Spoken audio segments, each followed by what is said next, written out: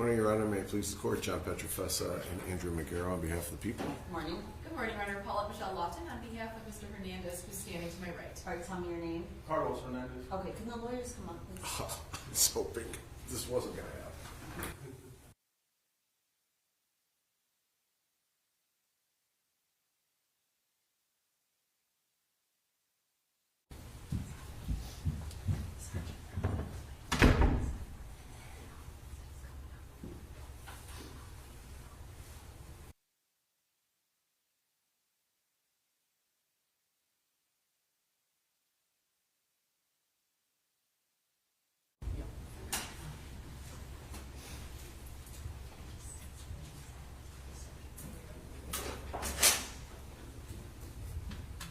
We're going to touch base at the next plate. Does that sound good? Certainly, Your Honor. Okay, thank you, Sergeant Brown. Okay, all right, let's bring in our jury.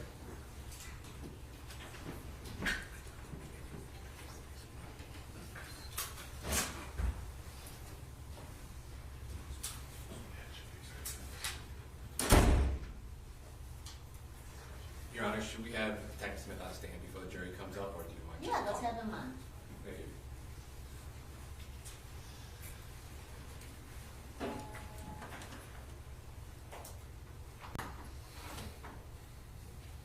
you have any more questions?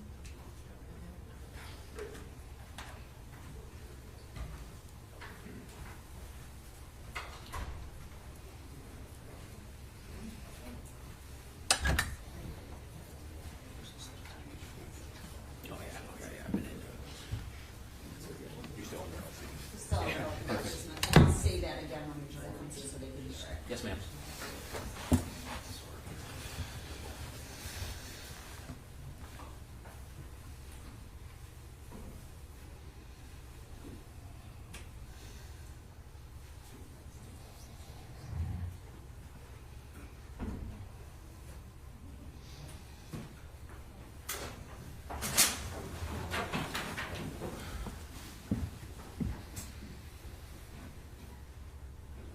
Sure, yeah. I wasn't told anything else, so you guys Okay. are getting lucky over here.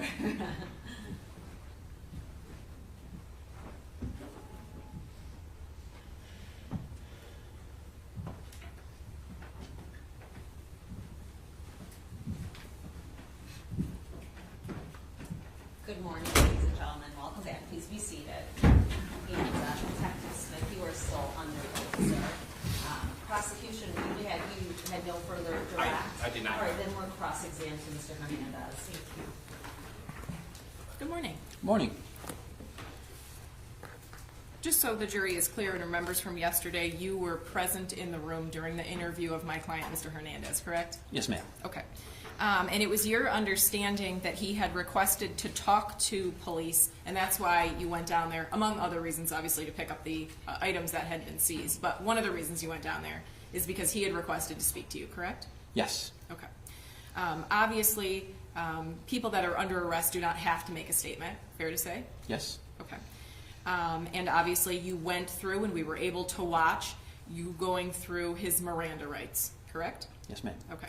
And in that Miranda statement, it says that anything he says could be used against him, fair to say? Yes, ma'am. And he wanted to still talk to you after understanding those rights, correct? Correct. Okay. Now, in one part of the video, I think actually in a few parts of the video, there was a statement that was made either by yourself or the other detective that was there that Yogi, or Mr. The co-defendant in this case, was scared of my client. Do you remember that? I do. Okay. And do you remember actually a statement was made, he was scared what you and your people can do to him and his family, correct? Yes, I do remember that. Okay. That was a lie, correct? I don't know. Okay. The co-defendant here was never, Mr. Zuazo was never interviewed, correct? I don't know. I didn't have anything to do with Mr. Zuazo. Okay. When you interview someone that you believe is a suspect, especially in a crime that involves violence, it's important to look at the person you're interviewing to see if there's any fresh wounds, correct? Yeah. None were noted, correct? Correct. Would you agree with me that that conversation was was pretty jovial until the question was posed of Mr. Hernandez, why not the wife? If you killed the husband, why did you leave the wife alive? Do you remember that line of questioning? I do, yes, ma'am. Okay. And you recall at that point in time, that is when my client's demeanor changed, and he repeatedly said it was not supposed to happen. Do you remember that? I do, yes, ma'am. I have nothing further. And you redirect? Yes, and Detective, you were under the impression during your investigation that the homicide in Rochester occurred on October 11th? Yes, And what day was it again that this interview was conducted down in Louisiana? October 17th. All right, so roughly a little over 6 days later? That is correct. I no further questions. You want any follow-up on that? No. Okay, all right, thank you, Detective. You may step down. And may this witness be excused? No, Judge. Judge, before we call the next witness, I think we need to have a break because Mr. McCarthy's not here yet. Okay, all right, ladies and gentlemen, so I'm going to send you back out to for a break. The break is going to require you to stay in your jury room. Okay, all right, I'll get you back as soon as I can. All right.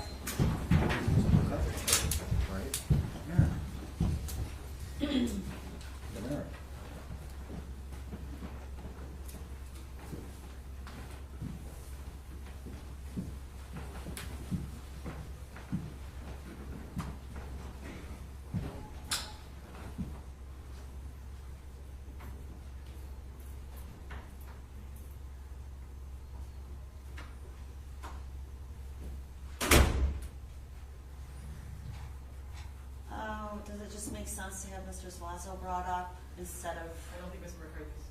Where's Mr. McCarthy? I'm sure Mr. McCarthy is very prompt. I'm sure he'll be here in the next 60 seconds. He knows to be here at 9. I agree to have Mr. Zuazo brought up. Makes the most sense. I can check the hallway for Mr. McCarthy. No. I can call Mr. McCarthy. What do you think? Greg, do you think it's okay to keep Mr. Hernandez here for right now? You good with that? Absolutely. Oh, all right. So why don't you just have a seat, Mr. Hernandez? We're going to try to get up Mr. Zuazo.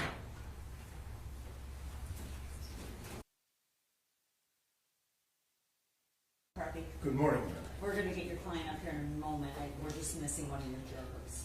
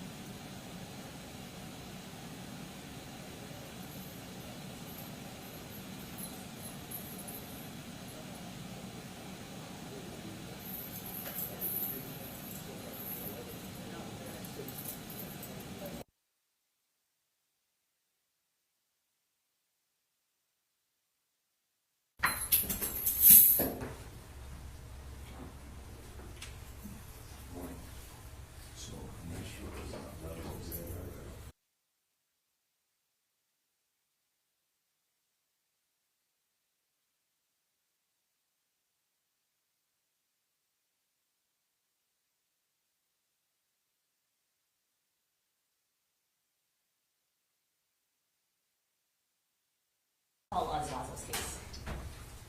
Calling the case of People versus Joshua Zuazo, case number 2024-291-950-FC. Good morning, Your Honor. John Petrofessa, Andrew McGarrett on behalf of the people. Good morning, Your Honor. Michael McCarthy, P30169, appearing on behalf of Mr. Joshua Zuazo. Mr. Zuazo is standing to my left of the council table. All right, tell me your name. Joshua Murray. Okay, all right, we're all here, and we've already put Mr. Hernandez's appearances on the record, Ms. Lofton. And so we are going to move forward with the people's next witness, and this is the medical examiner. Yes, Your Honor. It's Okay. Dr. Bryan. I've already shown Ms. Lofton the photographs, and they are limited photographs of the autopsy. She has no objection to them. How do you have a number, Mr. Petrofessa? Yeah, they're all the fours. My crazy system, 4 is the autopsy report, and then all the photographs for the autopsy report are 4A through, I believe, 4P. 4A through 4P.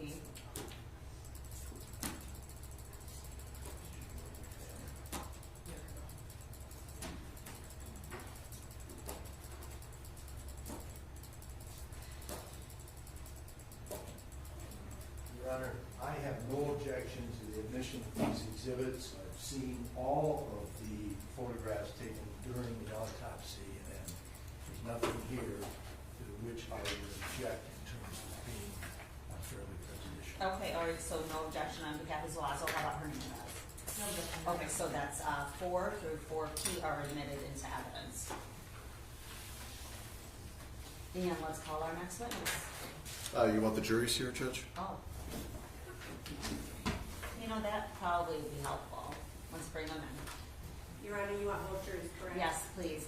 Remind me who was sitting out there at the end of the day, because, Well, at the end of the day, it was Miss Lofton's because of the other topic we were dealing with only with Miss Lofton. okay, so then that's jury. But I think they were in the audience part No, before playing that. the 1 hour video, my jury sat there at the end of the day. But I think they were in the audience otherwise, right? Yeah. Because this is gonna be a couple hours worth of testimony. Yeah, so I guess Miss Lofton's probably gets the chairs for the And that's first half. jury B. So B here, A there. All right.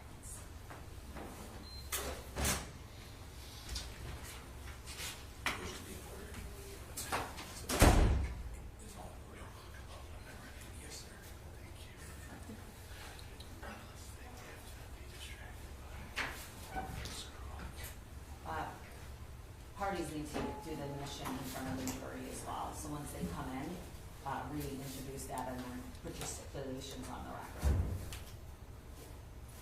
Yes, Judge. Just the photos. Yeah, because the jury should hear that. and you Yes, guys should Judge. be able to- Or no objection.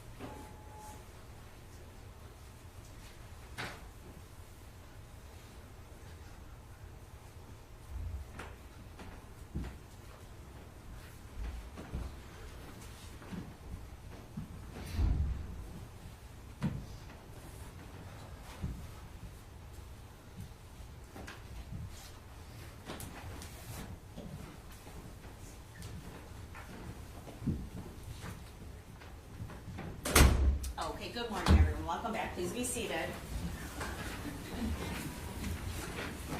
The next witness is Dr. Shauna Bryan. Yes, Your Honor. Okay, and then there was a movement by the parties, prosecution to admit 4A through 4P. Is that right? Yes, Judge. And there's no objection? There is no objection on behalf of Mr. Zuazo. No objection on behalf of Mr. Hernandez. All right, so 4 through 4P are admitted into evidence, and you may call your witness. Thank you. People call Dr. Bryan. And Your Honor, request permission to publish when we get to that exhibit for testimony. Is there any restrictions regarding the images being streamed? Or? Unfortunately, the juries are going to have to see this.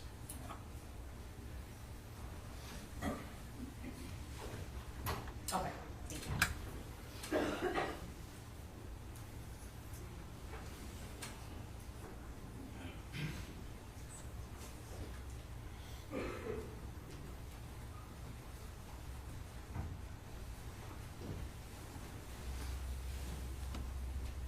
Good approach to be sworn in by the court. Good morning, Dr. Bryan. Good morning. Stay standing, raise your right hand, I'll get you sworn in. Do you swear from the testimony you're going to provide us the truth, the whole truth, nothing but the truth, so help you God? Yes, it is. All right, please be seated and then tell us your name. My name is Shauna Bryan. All right, your witness. Good morning, Doctor. Good morning. Can you tell us how you're currently employed? I am the Deputy Chief Medical Examiner for Oakland County. And how long have you been a medical examiner? For 6 years. Okay. And do you have a medical degree? Yes, I do. And you have enhanced medical training after your basic medical degree? And I don't mean basic as basic, because it's not, but after graduating medical school, you also had more training. Yes. And have you had specialized training as a pathologist? Yes, I have. And have you testified in criminal cases before? Yes, I have. A part of your duties as a medical examiner to document what you've seen in reports? Yes, it is. Is part of your duties as a medical examiner to photograph the injuries that you see so that they can be documented through photographs? Yes. And as a medical examiner, are you to determine a manner of death? Yes, I am. And can you tell the jury, when you determine a manner of death, what does that mean? The manner of death means how the death came to be about. And define that. What does that mean? Well, there's only 5 manners. So one would be homicide at the hands of another person. Suicide, your own hand. Natural, any form of natural disease like cancer, for example, heart disease. And then there's accident, which is unintentional, like a car accident. And then undetermined, when we can't assign or we don't know. Okay. And do you also determine a cause of death? Yes. And tell us what a cause of death is. The cause of death is the initial injury or disease that leads to death. Okay. And there's all different types of causes of death. Yes. Okay. You could have drowning as a cause of death. Yes. You could have a stab wound. Yes. You could have a gunshot. Yes, of course. And those things you document in your autopsy report. I do. Do you have an autopsy report that corresponds to this case? Yes, I do. I'm going to show you what's been marked as People's Exhibit number 4. It's an autopsy report for Hussein Murray, case number 246922, with the date of death of October 11th, 2024, and the date of your autopsy is October 12th, 2024. Do you recognize that?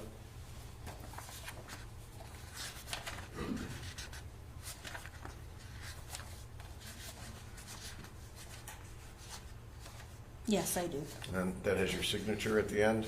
Yes. And there's attached diagram at the end of that? Yes, And also a toxicology report? that's correct. And those are all done in the ordinary course of your duties? Yes, they are. And when you do a toxicology, what is the toxicology report?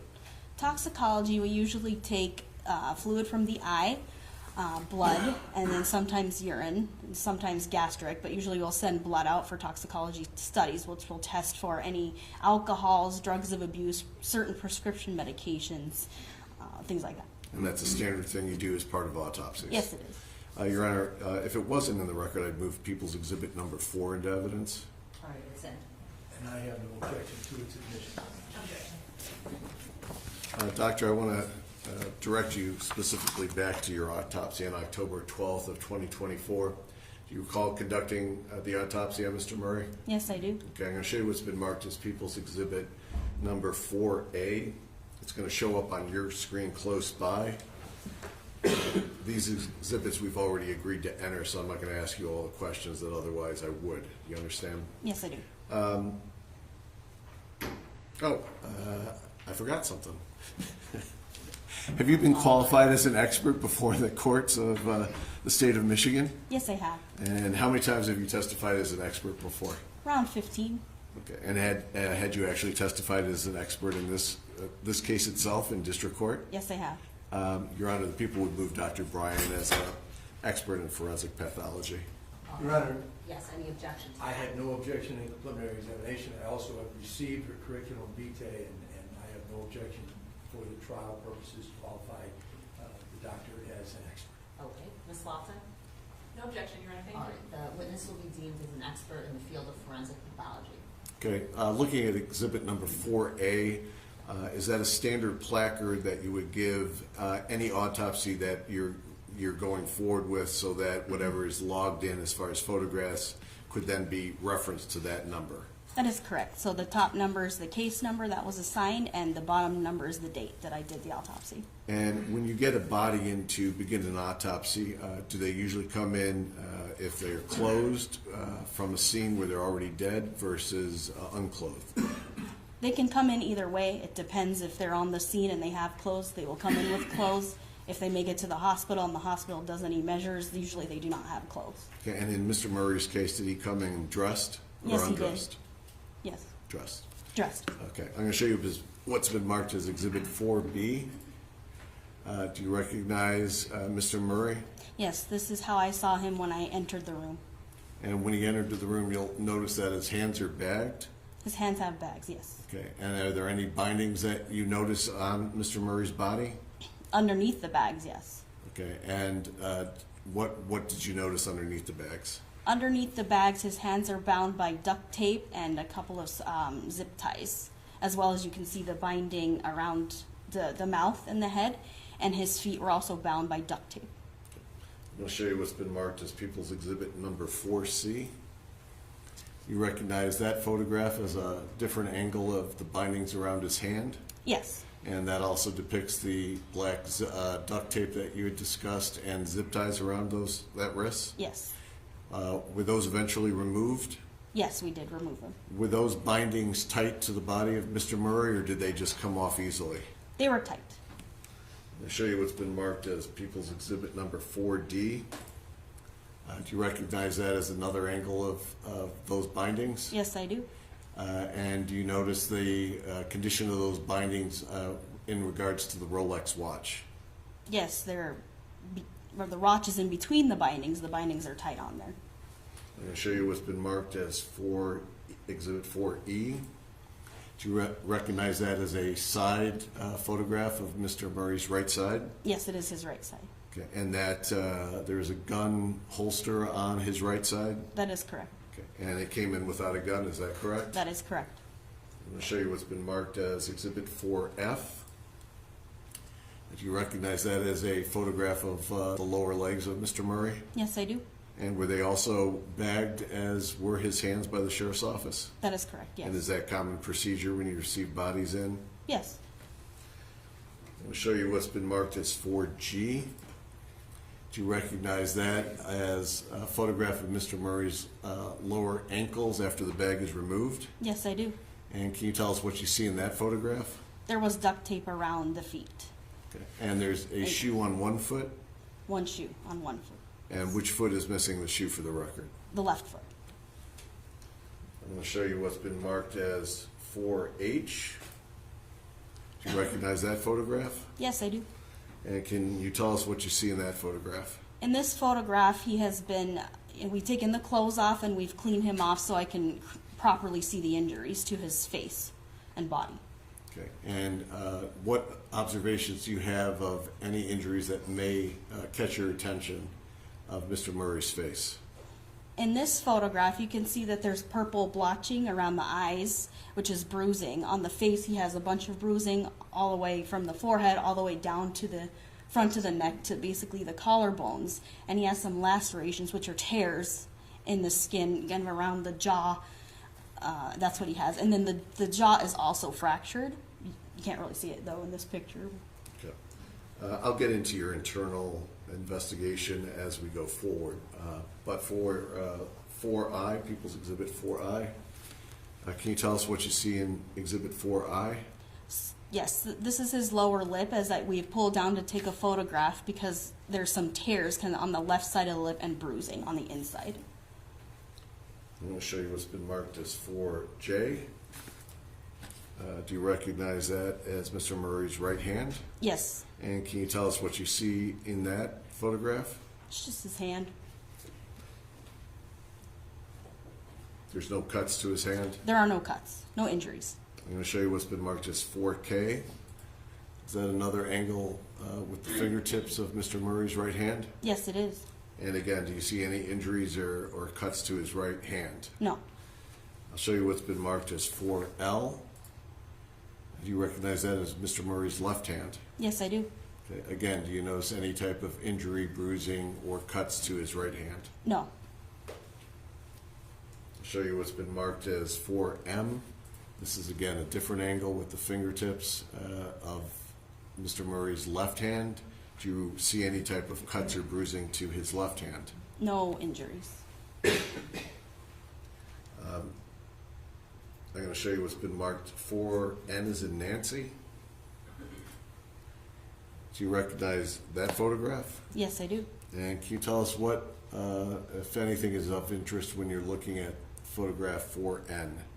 Yes, so this is the back of him. We rolled him over to take pictures of the back. You can see on the scalp kind of up toward the top of the picture, there is a laceration or a tear in his scalp there.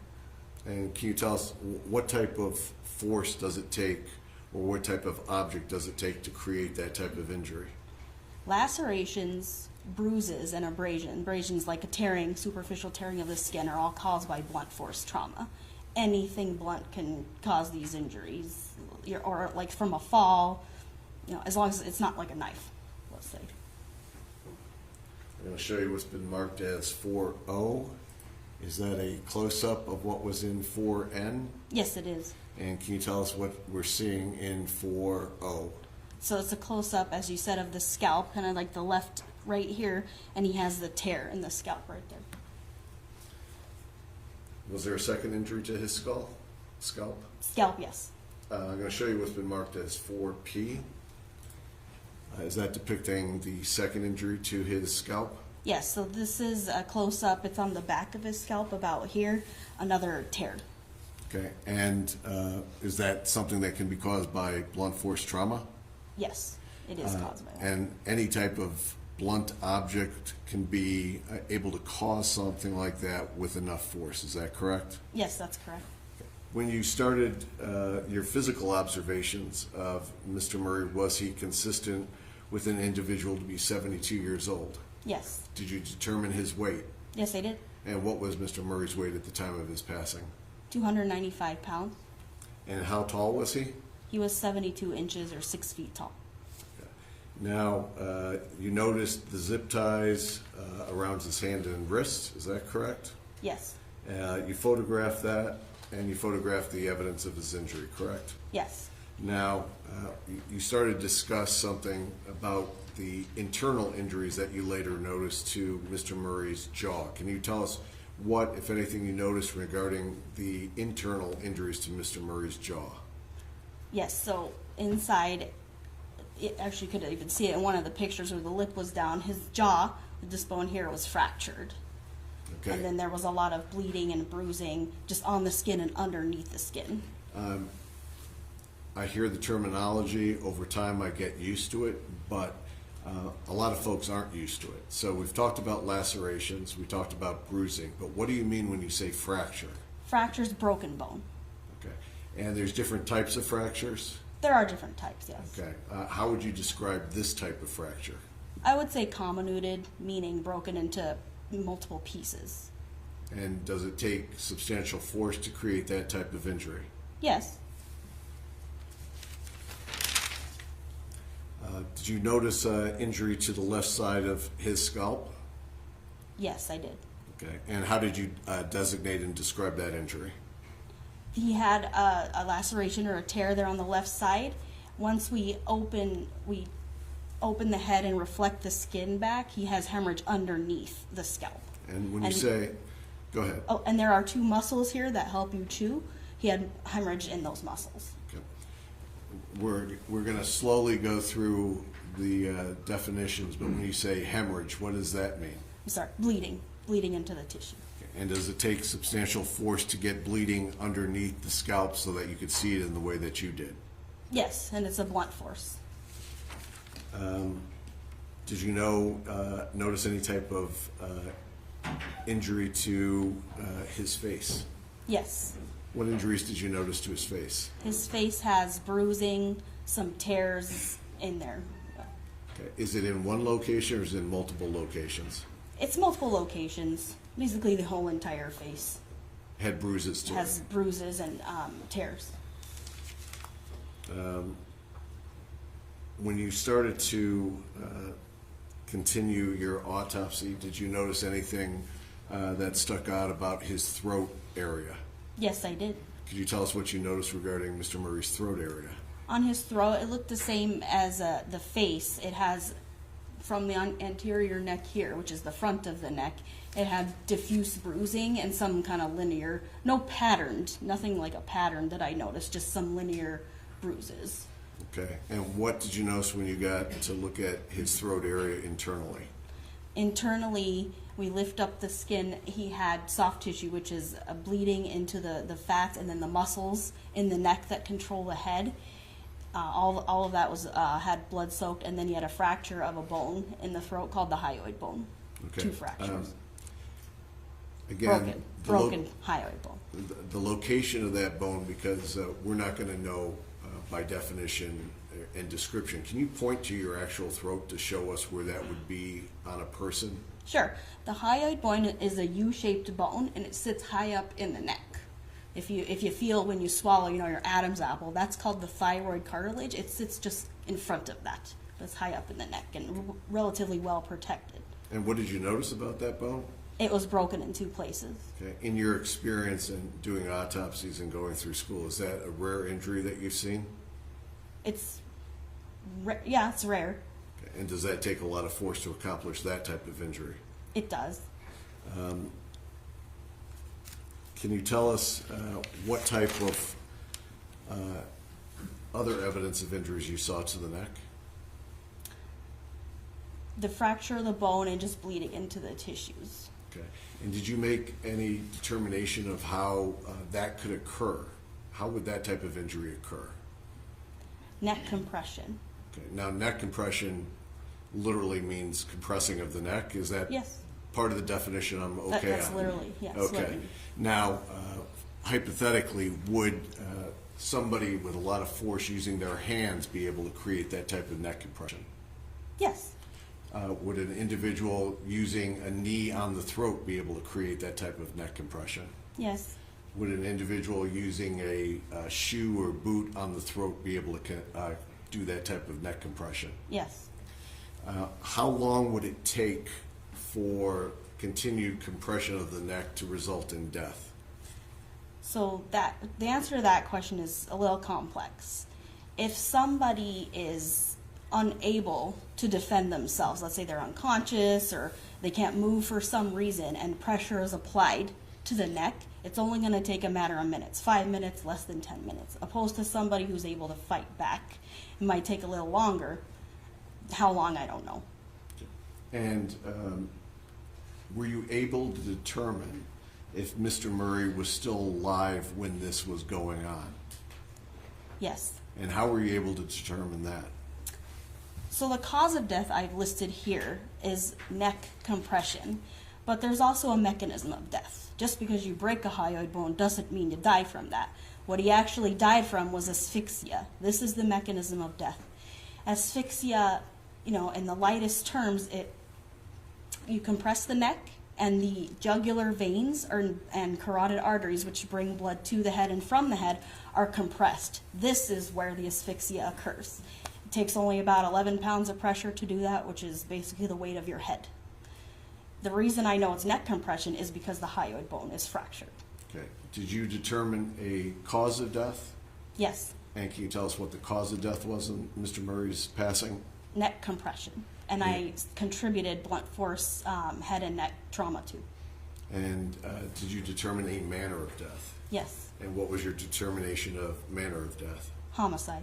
Okay. The injuries that you observed and the multiple injuries, was there anything about those injuries that indicated it could only have been caused by a single individual acting alone?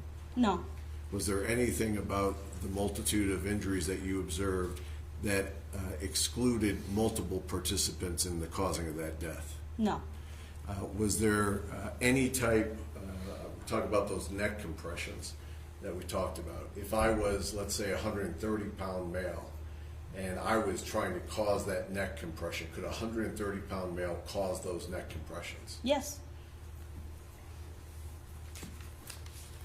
I don't have any other questions, Judge. Okay, thank you. Cross-exam Zuazo. Your Honor, may we approach? Come on up.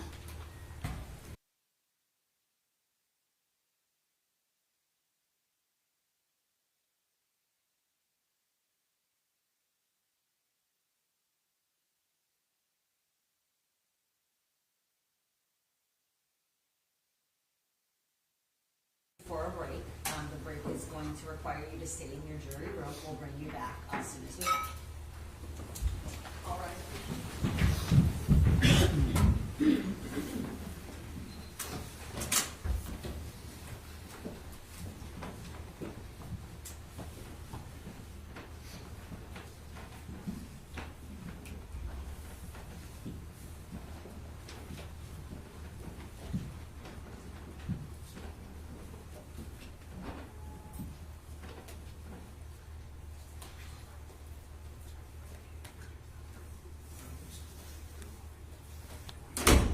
seated.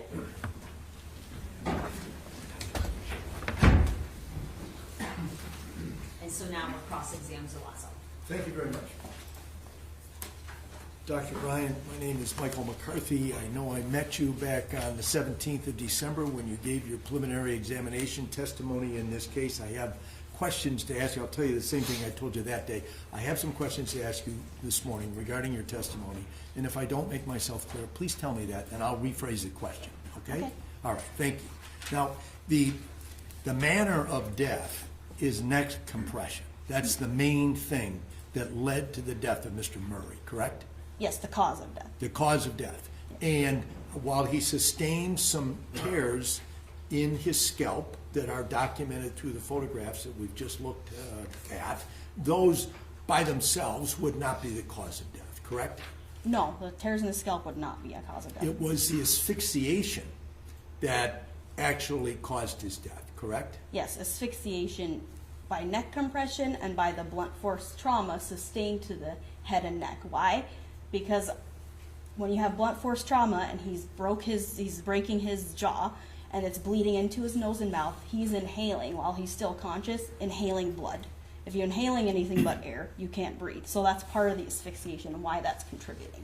And the way that you were able to make that determination is by examining Mr. Murray's lungs, correct? That's correct. And you found inside those lungs something that should not have been there, as well as all these other injuries, but blood in his lungs. That's correct, under the microscope. And that is the thing that led to the asphyxiation that ultimately caused his death. Yes, that's correct. Now, this hyoid bone, you've given a description of where it is, just at the top of your neck before you get up into your jaw area. Is that right? Yes, that's right. And you also talked about a fractured jaw. Those are two separate injuries, correct? This is correct. And now we have a jaw that, well, it's on both sides of our face, obviously. Was Mr. Murray's jaw fracture on one side or the other, or was it in the middle? It was on one side, I believe the right side, and I don't recall the other. It was multiple places. Not in the middle, though, but on the sides. Okay, so the jaw fracture is separate from the hyoid bone fracture, which was multiple, correct? This is hyoid? correct. And the Yes. jawbone was also multiple, correct? Yes. You said it took substantial force to create that injury, and also sustained compression in order to fracture the hyoid bone, correct? Yes. Now, because the jaw and the hyoid bone are in close proximity on the body to one another, would the same actions lead to both of those injuries, those fractures to the jaw as well as the fractures to the hyoid bone? So the jaw is more from a blunt force trauma, any kind of hitting with an object or kicking or punching. The hyoid bone being fractured is the neck compression, more specifically. Can you tell, after you conducted the autopsy or while you're conducting the autopsy, which of those injuries was sustained first? No. You can just look at the body, or all you're able to do is look at the body and note the injuries, correct? This is correct. All right. But you also said that as to the compression, the neck compression, it was over a sustained period of time, correct? This is correct. Now, on direct examination, Mr. Petrofessa asked you a question regarding whether a person of 130 pounds would be able to put that kind of pressure, that sustained pressure on the neck and cause the fracture of the hyoid bone. Remember that question? Yes, I do. And you said that's a possibility, Yes. correct? And that's all dependent upon somebody being unable to defend themselves, correct? Unable or not, somebody could do that. It just would take a longer time if somebody was able to defend themselves and, push somebody off of their neck. Because really you're compressing the blood vessels there and you're asphyxiating. Yes. And So that's why the time has to be sustained for the brain to just go anoxic, meaning oxygen is not being delivered, and for you to die. So a person who's got their hands bound is going to have a hard time, and their feet have a hard time fighting that off, correct? That Yes, they sustained might. compression. Yes. Now, would a person, I asked you this question at the preliminary examination, and I asked then, I formed the question in such a way, I asked if a person in excess of 300 pounds would be capable of providing the amount of sustained pressure, the compression, that led to the fracture of the hyoid bone, the 2 fractures that Mr. Murray sustained. Yes. Now, having more information, I'm going to ask you a similar but somewhat different question. Would a person, a man, weighing 450 pounds be capable of exerting the type of sustained pressure that is caused by that led to the death of Mr. Murray because of the fracture to his hyoid bone? What you're saying, if somebody that weight can sustain That the weight. injury? Yes. And 450 pounds is a substantial amount of weight, correct? Yes. And a person of that size could put that amount of pressure, or the required amount of pressure, to fracture the hyoid bone, correct? Yes, this is correct. Now, I know you said that a person that's 130 pounds could do the same thing, correct? Yes. All right, Okay. but you don't have any evidence about a person being 130 pounds doing that, correct? No, I would not know who did it, what they Sure. look like, or what they weighed. And when a person sustains that type of injury, I know you said there was internal bleeding, but I noted from the autopsy photographs that Mr. Murray, unfortunately and tragically, had quite a bit of external bleeding around the head, correct? Yes, he did. And that blood flowing, coming from his body when he was alive, correct? Yes. Rather than being dead, correct? Yes. Because when, and I know you understand this, and I just want to make certain that the jury understands it, when a person dies and their heart stops beating, then blood does not emanate freely or flow from the body, correct? Yes, this is correct. It's Maybe more- maybe it will, but just a little bit, not as much as he had.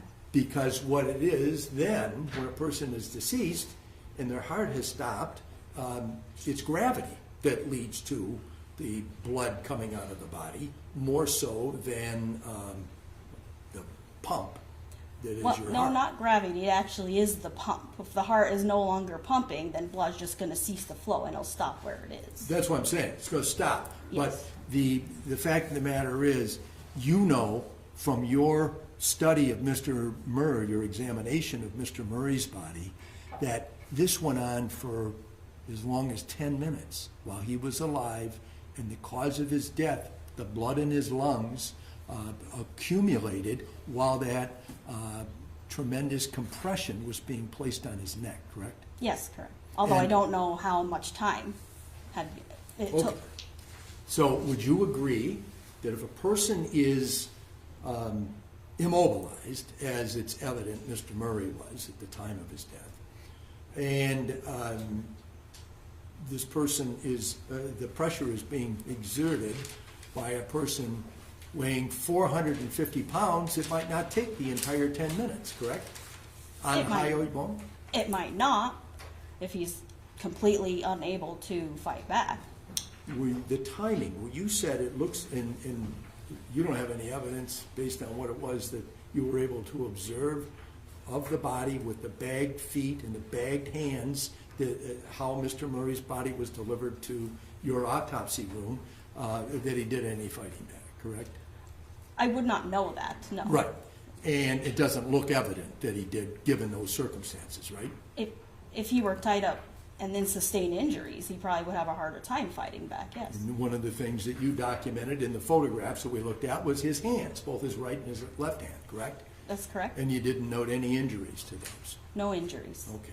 So that means nobody's in a fist fight, or he wasn't in a fist fight. Correct. I mean, it doesn't look that way doesn't in appear terms that. of what you're able to observe during the autopsy, correct? That's correct. So then, this 10 minutes that you talked about, is that, I mean, obviously you weren't there, so you don't know as an eyewitness, but 10 minutes is an approximation. It could have been a shorter period of time? It could have been shorter, it could have been longer. Okay. Is there I know you measured or I don't know that, tell the jury, did you measure the amount of blood that was in each of Mr. Murray's lungs?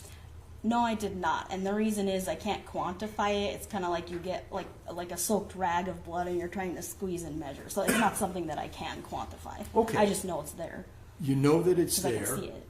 And would you consider what you were able to see and know for a fact was indeed blood in each lung? Was it a minimal amount? Was it a medium amount? Was it a substantial amount? What measurement would you use just because of the way based on your experience as an expert, you were able to observe? It was a moderate amount, and this is the reason it contributes, moderate to severe. If it was minimal, I probably wouldn't contribute it, but it's more than that.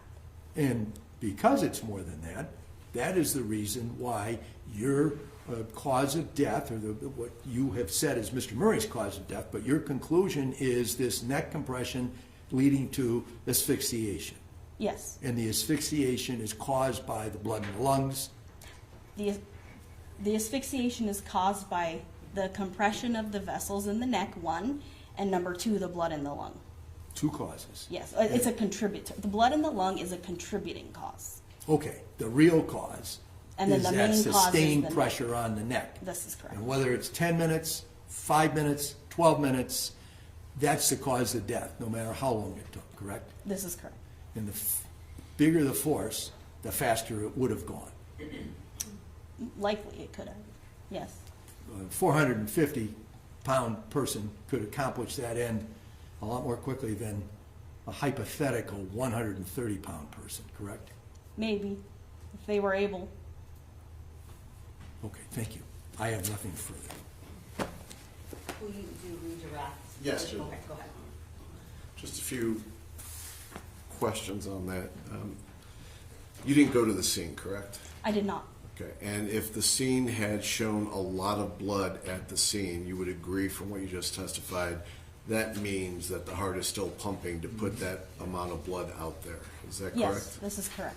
The blood isn't flowing at the scene until his heart stops. Would you agree with that? It is not flowing, or? It wouldn't continue to flow This is until he correct. passes, correct? That's correct. Okay. Now, there was some testimony earlier that you said he was conscious during this period because you have the blood inside his lungs, right? Right. And Mr. McCarthy asked about him being immobile, I think, at some point in his cross-examination.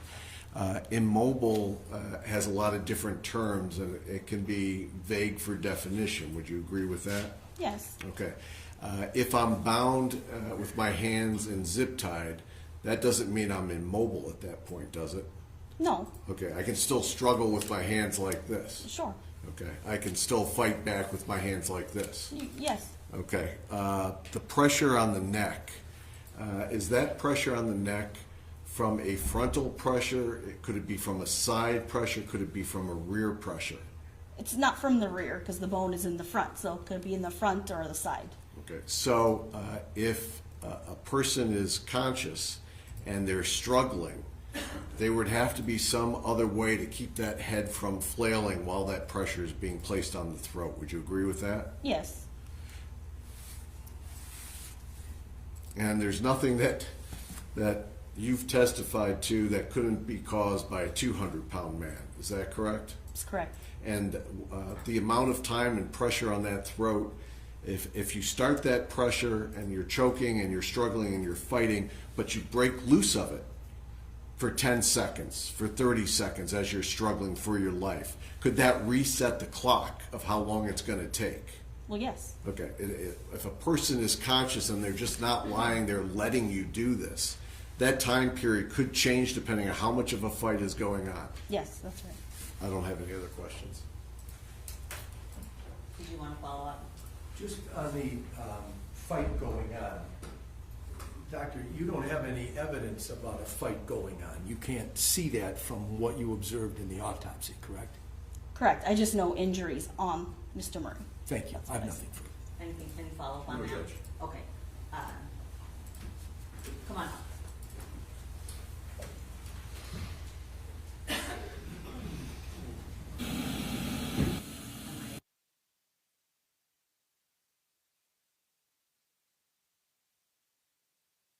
give you a break. So you're gonna go back to your jury room. The break is gonna require that you stay in your jury room. All right, for the jury, please.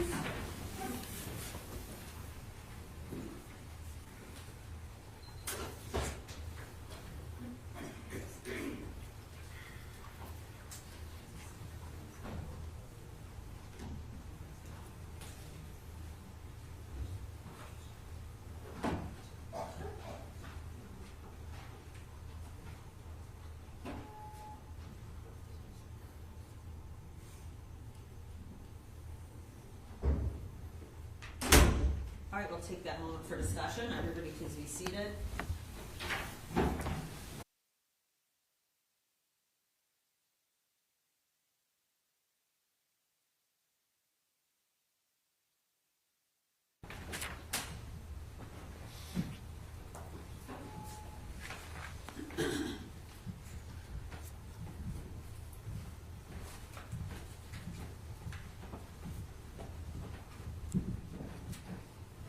Please be seated.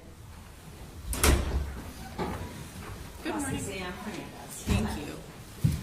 All right, so I want to go over a couple of things that I noted in your report. So under evidence of injuries, which is on page 3 of the report, you have a section that you labeled blunt force injuries. Is that correct? Yes, it is. Okay. And blunt force, as we talked about a little bit previously, but I'd like to make sure the jury understands, blunt force means that the person that you're examining was hit with something, correct? Something blunt, yes. Okay. Which could be a fist, could be an object, correct? This is correct. All right.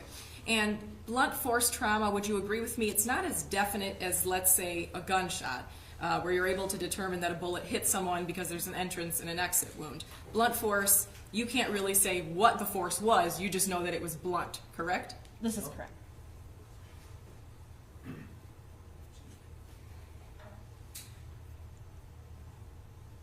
Now, unless there is evidence of like a bite wound or a ligature mark or an imprint of a boot, again, you're not able to determine exactly what the cause of the injury was, correct? That's correct.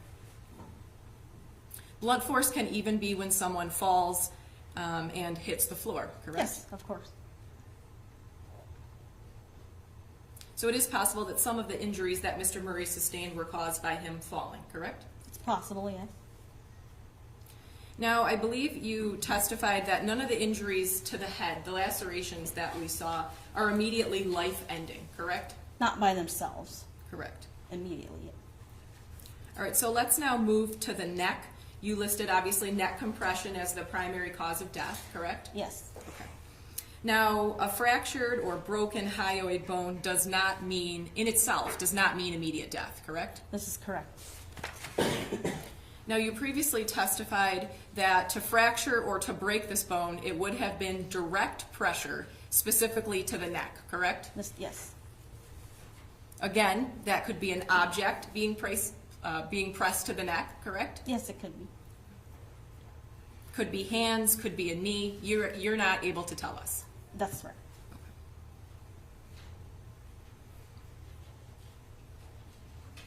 Now, is it fair to say that it's not actually the amount of force, it's actually the location of force that's most important for any type of injury to that area?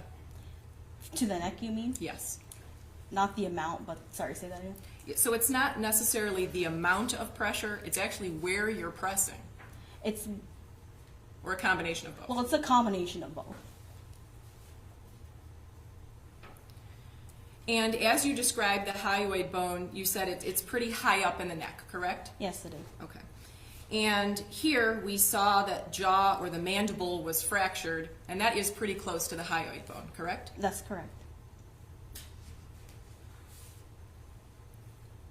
Here you did not observe any type of ligature marks, like as if something like a rope or something had been tied around the neck, correct? That's correct. You did not notice any finger marks either, correct? That's correct. Now I want to spend a little bit of time going over the rest of your report. You spent a good amount of time on the cardiovascular system, is that correct? Yes. Okay. And you noted that he had 3 bypass grafts in his main coronary arteries, correct? Yes, I did.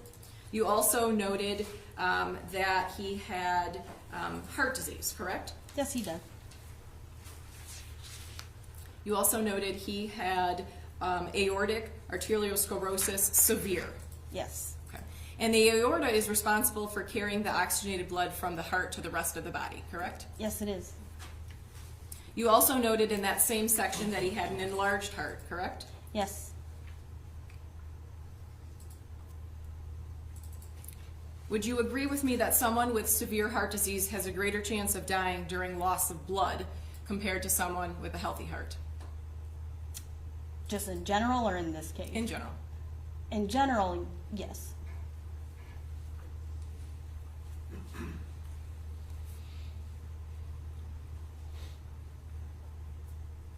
Now, you testified that when someone's heart actually stops, the blood would stop coming out of the body. Is that correct? Yes, or very minimally it would come out. Okay.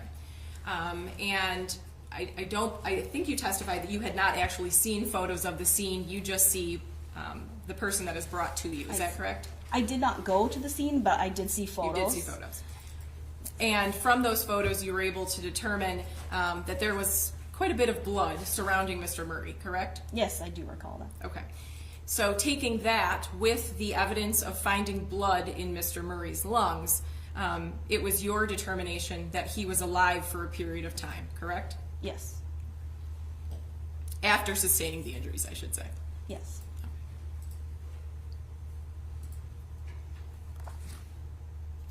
You also testified that the injuries to the neck, which ultimately led to Mr. Murray's death, when Mr. Petrofessa asked you, could have been done by a 150-pound man, correct? Yes, they could have.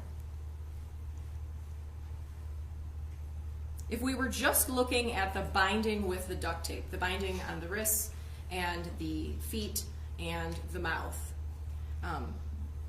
that would have not caused death without any other injuries, correct? Correct. I have nothing further. Redirect. Just briefly. We're in agreement that Mr. Murray didn't die of a heart attack, is that correct? That's correct. Okay, and we're also in agreement that he was conscious during this attack up Yeah. until his heart stopped? Up until he asphyxiated, or lack of oxygen to the brain. Yes. And there was a lot of blood at the scene? Yes, as I recall. And you've already noted that Mr. Murray was almost 300 pounds, Yes. and he was 6 foot tall? Yes, he was. If Mr. Murray, when he was bound, wasn't just laying with his hands down at his side, not fighting back, then somebody would have direct access to that throat area, correct? Yes. But if he's fighting, if he's struggling, at that point in time it would be very difficult because you're also dealing with the person that's struggling and fighting as you're doing that. Is that correct? Yes, it would make it more difficult. And once a neck compression starts to that throat, if somebody was to break that pressure as it was going on, even for 20, 30 seconds as they're struggling around, would that reset the clock of how you have to start again to inflict that injury to stop? Yes, it would. No other questions, Judge? You want to follow up? No. Okay, all right. Come on up, lawyers, please.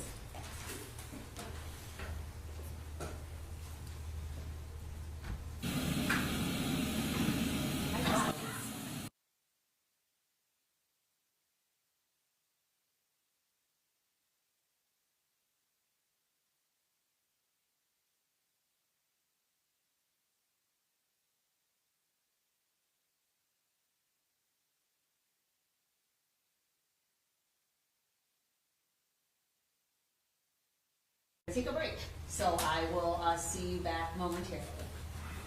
All right.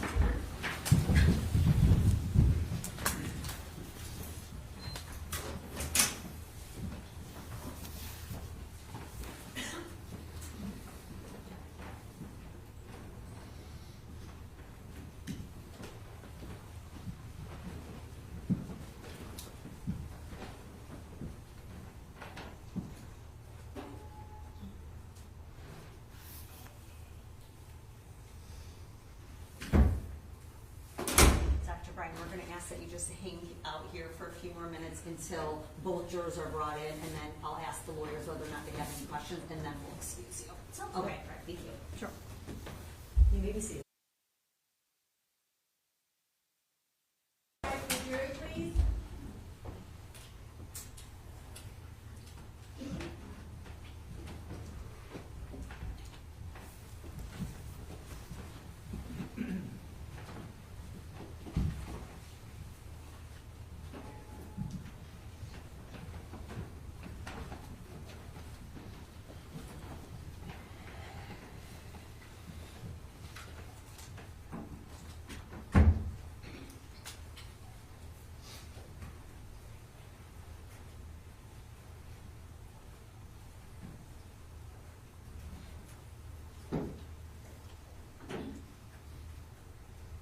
be seated. Any other questions for Dr. Bryan? No, Your Honor. All right, Dr. Bryan, you may step down. In no objection excusing Dr. Bryan? No objection, Your Honor. All right, you are excused. Thank you for your patience.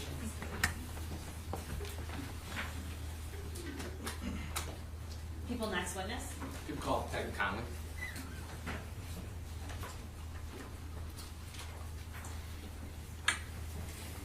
Good morning. This is the raise your right hand. You swear affirm the testimony you're going to provide is the truth, the whole truth, nothing but the truth, so help you God. I do, Your All right, thank you. Please be seated and tell us your name. Detective Jordan Conley. Your witness. Yeah. And Detective, can you spell your first name and your last name for us, please? Jordanconley. And Detective Conley, where are you employed? With the Oakland County Sheriff's Office. And what's your current title? I'm a detective out of the Rochester Hills substation. And how long have you been a detective? Just under 6 years. Okay. And prior to being a detective, were you what were your duties? I worked road patrol in Rochester Hills. Okay. And how many years total do you have of law enforcement experience? 17. 17 years? Okay. And are you the officer in charge in this case that you've been here for all week? Yes, I am. Okay. And what does it mean to be an officer in charge? You're assigned the case. You obviously, in a case of this magnitude, there's a lot more moving parts. On a normal case, you would do the full investigation yourself, all the way through delivering it to the prosecutor for review of charges. Obviously, in this matter, there's a lot more moving parts, a lot more detectives, and other people were involved. So, usually, I was a point of contact. As detectives did jobs, they would report back to me or our command, who would then relay the information to me about what was obtained, what was found, information that I needed to be aware of in the case. As well as Detective Packmeyer, we'd heard earlier, he was assisting OIC in this matter. Once the evidence was collected and information was collected, it was submitted to the prosecutor's office, and we saw the case through all the way till we sit here today. And how are you assigned to be an OIC in a case?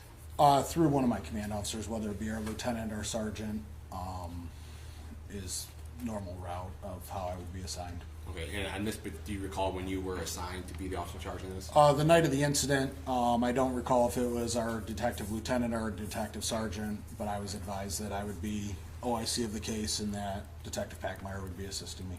So would it be fair to say it's just luck of the draw at that point if you're working that day, things like that?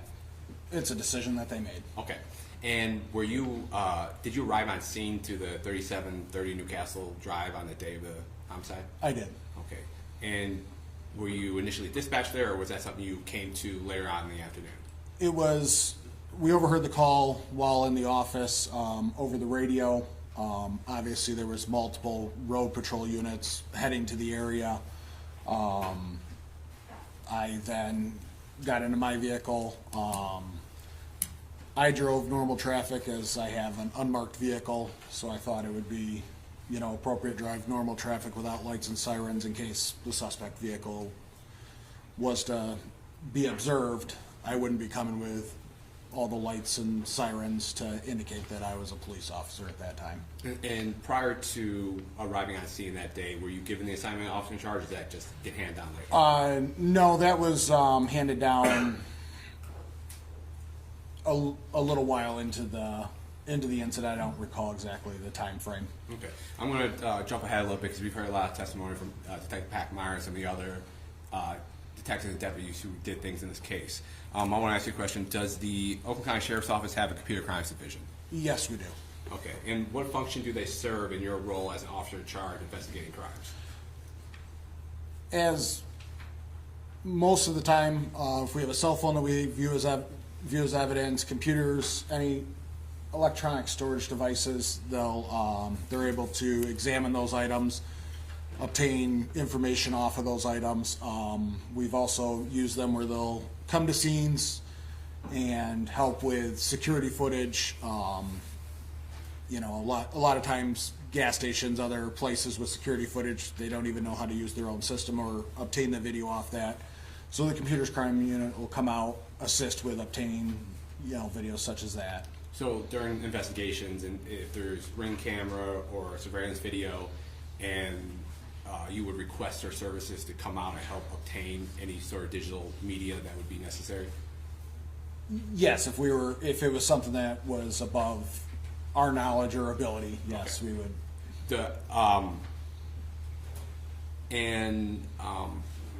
Do you usually give them cell phones to examine or extract data from during your investigations? Yes, it's very, very common in investigations. Everybody has cell phones on them. Everybody uses cell phones. Cell phone examinations very common in multiple investigations that I've completed. Okay. And once you give them a cell phone, what do they give back to you?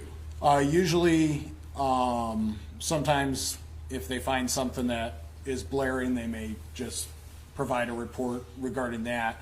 Most of the time, we'll provide a USB, which has a program called Cellbrite on it. It essentially dumps all the information from the phone into that program. It's an exact, from what my understanding, it's an exact copy of what's on that phone, whether it's stored on the phone, recently deleted, some of that is still stored on the phone. It's a copy of what was on the phone, and you use this program to view through the items that were taken off of the phone at that time. I want to follow up on a question that you said. Sometimes if something's blaring, they'll send it over to you. Is that what you testified to? Yes, sometimes they do go through some things if you tell them that there's something very specific that you're looking for. And if they notice that item, they will contact you and send that item over to you. So that was the next question. Sometimes, because the computer crimes aren't necessary, they're not the officer in charge, sometimes they don't go on scene. Do you give the cell phone examiner or the detectives at the Oakland County Sheriff's Office certain parameters that you may be looking for in your investigation to speed it up? It depends on the investigation. Obviously, if it's a child sexually abusive material case, you would indicate to them that that's something that you're looking for in this device, and obviously if they see images such as that, they would give you the heads up and indicate to you pretty quickly that that information is available. So it'd be fair to say if you don't give them the certain parameters or certain things to look for, they just then give you an image or a copy of that particular cell phone in that Cellbrite software. That is correct. I would receive a USB or hard drive and would have to go through all the contents of the phone myself. And you were mentioning this Cellbrite. Is this a report mechanism or software that they then give you and you can review? To be honest with you, I'm not. It's an application that comes on the USB, and that's how the information is viewed through that program. So outside of how the software works or anything like that, that's not an area where you're on. I don't have much knowledge beyond. That's the program that's on there, and that's what's used to view the contents of the phone. So another question is, so is that Cellbrite program they give you, does that allow you to help search easier, things like that? It's just a report. Yes, it has different tabs such as instant messages, chats, photos, videos. There's multiple different tabs that it breaks down the information into to make it a little bit easier to search. If you're looking for certain pictures, you can click on the photo and begin to go through the data that's in the images or photos. I forget how it's actually titled on the tabs. Okay. But it's just an easily presentable thing for you to read and look at and search for information. Yes. Okay. And your knowledge and experience in your years in the Detective Bureau, do you know how many Cellbrite reports that you've gone through? I couldn't even make a guess at this point. Probably 50 plus at least. Okay. And as part of being the officer charged in this particular case that you're here for today, were you tasked with authoring and obtaining search warrants of cell phones? Yes, I was. Okay. In this matter, did you obtain a search warrant for defendant Joshua Zuazo? Yes, I did. Okay. And do you recall when you were able to obtain the search warrant? I believe that search warrant was obtained on October 14th, following him being taken into custody. Okay. And so you drafted a search warrant for the cell phone. How did you know that cell phone that you were getting a search warrant for belonged to the defendant? It was removed from him when he was taken into custody. Okay. And after obtaining a search warrant for the phone, what did you do with this phone? At that time, one of the computer crimes detectives, Detective Boyce, was actually at our office at the time. The cell phone was handed to me by the transporting deputy. Deputy Bander. I then took it, handed it to Detective Boyce from the Computer Crimes Unit, who put it into a sealed bag and transported it to the Computer Crimes, their office, once I had obtained the search warrant and handed him a copy of the search warrant. Okay. And once you gave that phone, or Detective Boyce took this phone, did you eventually get returned a Cellbrite extraction of the defendant's cell phone? I did. Okay. And when you were given this Cellbrite report of his phone, did you review that Cellbrite report? I did. And did it include text messages that you reviewed? It did. Okay. And this particular report, did you review text messages from Mr. Zuazo and Mr. Hernandez? I did. Okay. And how were you able to determine that was communications between Defendant Hernandez and Defendant Zuazo? Through the investigation, obviously on the Cellbrite report, for that particular phone, it indicates the cell phone number, indicates who the owner is and what the owner number is. And through the text message conversations, both phone numbers are listed, who it's to, who it's from, and I recognize the other number as the phone number for Mr. Hernandez, specifically that he used when purchasing the signs, as we heard yesterday. And you personally reviewed those messages? I did. Okay, give me 1 second. And of course, the computer.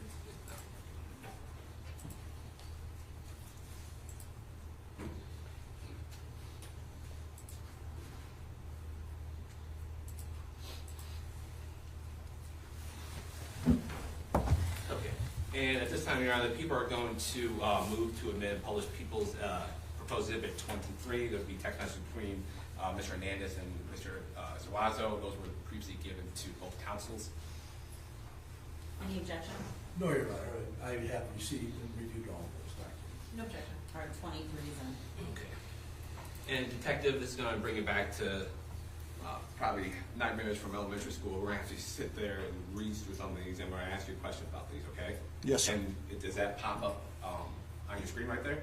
Oh, yes, it did. Okay, and this is a copy, or this is what a Cellbrite report would look like, an extraction report. Is that fair to say?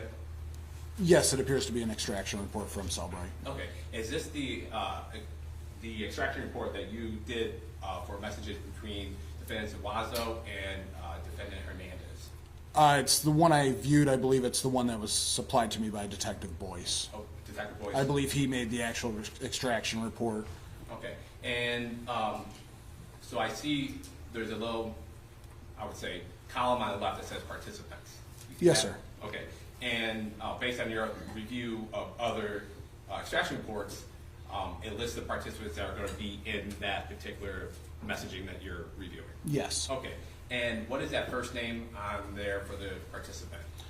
Joshua Zuazo _ Zuazo 07 at iCloud.com. Okay, and the way that's presented as the first name, is that the device where this particular messaging or report is extracted from? I'm not sure what order they would actually, Okay. the Cellbrite actually puts that in. Okay, and you see the second one, it says, it's SOSO. And who do you know that to be based on your investigation of this? Based on the phone number and through the investigation, that's the phone number used by Carlos Hernandez. So the SOSO is Carlos Hernandez's phone number? Yes, sir. Okay, and that other participant is going to be, that phone number, who is that associated with? I believe that's the actual device, the phone number that's for the device of Joshua Zuazo. Now, do you mind if I sit down so I can easily scroll through here? Sure. Okay.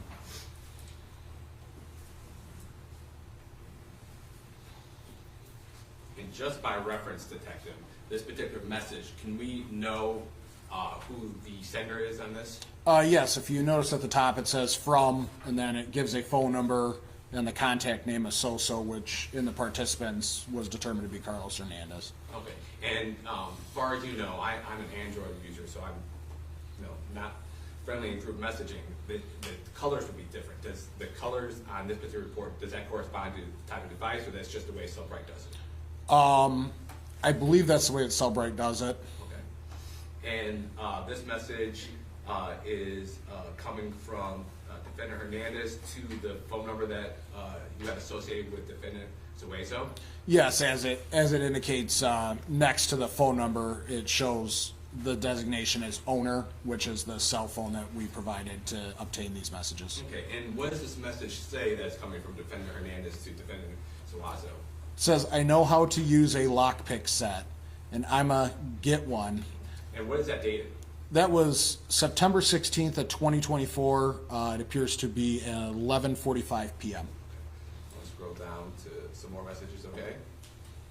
And would this be the same person sending it and the same person receiving it, and this next set of messages in the top left?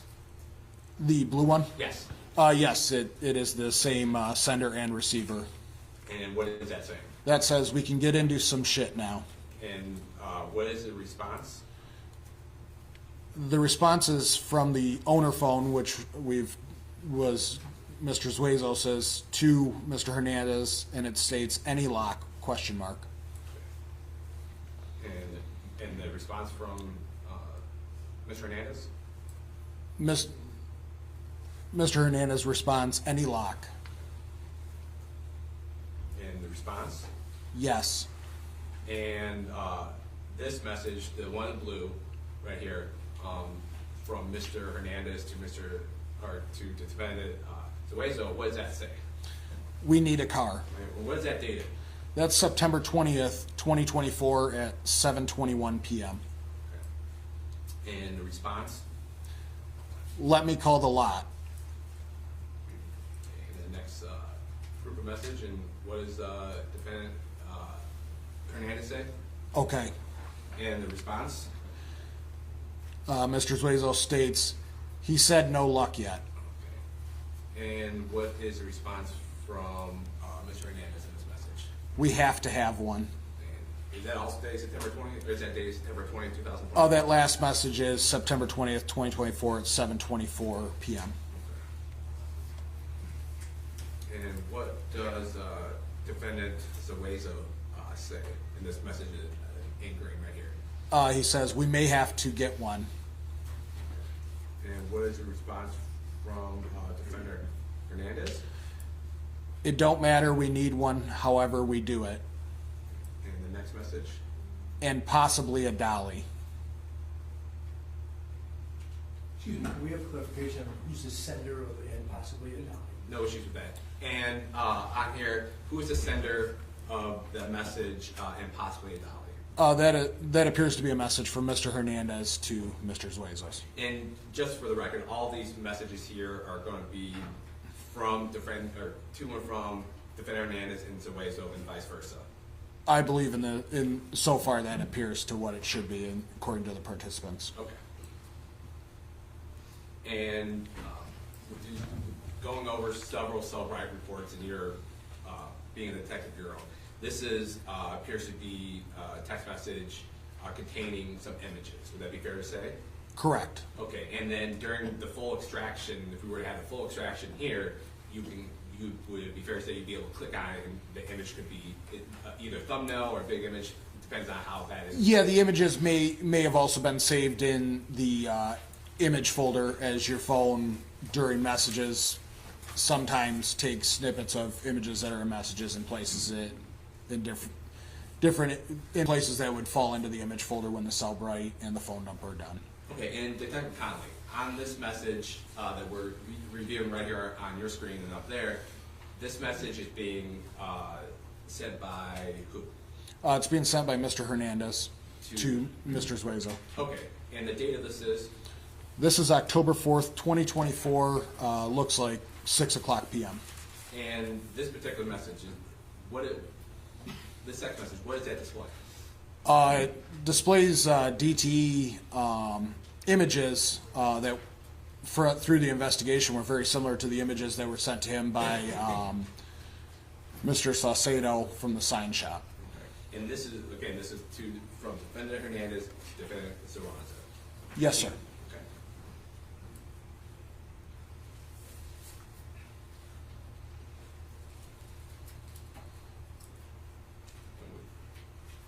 And then these up here, I'm not going to have you read out loud since they're not relevant.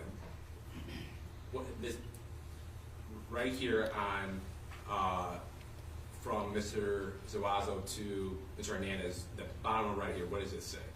Says Sam might be fired. No vehicle to work in.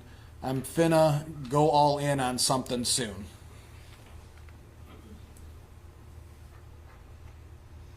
And this message right here on the top, who's sending this? Mr. Hernandez to Mr. Zuazo. And what does that say? I promise you, bro, what we planning gonna be it. Okay, and when was that sent?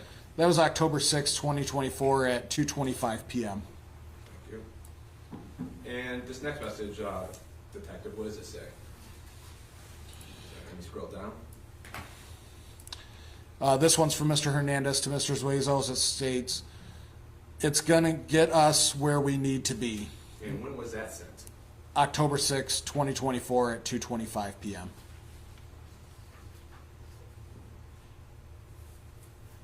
Okay, what's the date of this message on the top right here?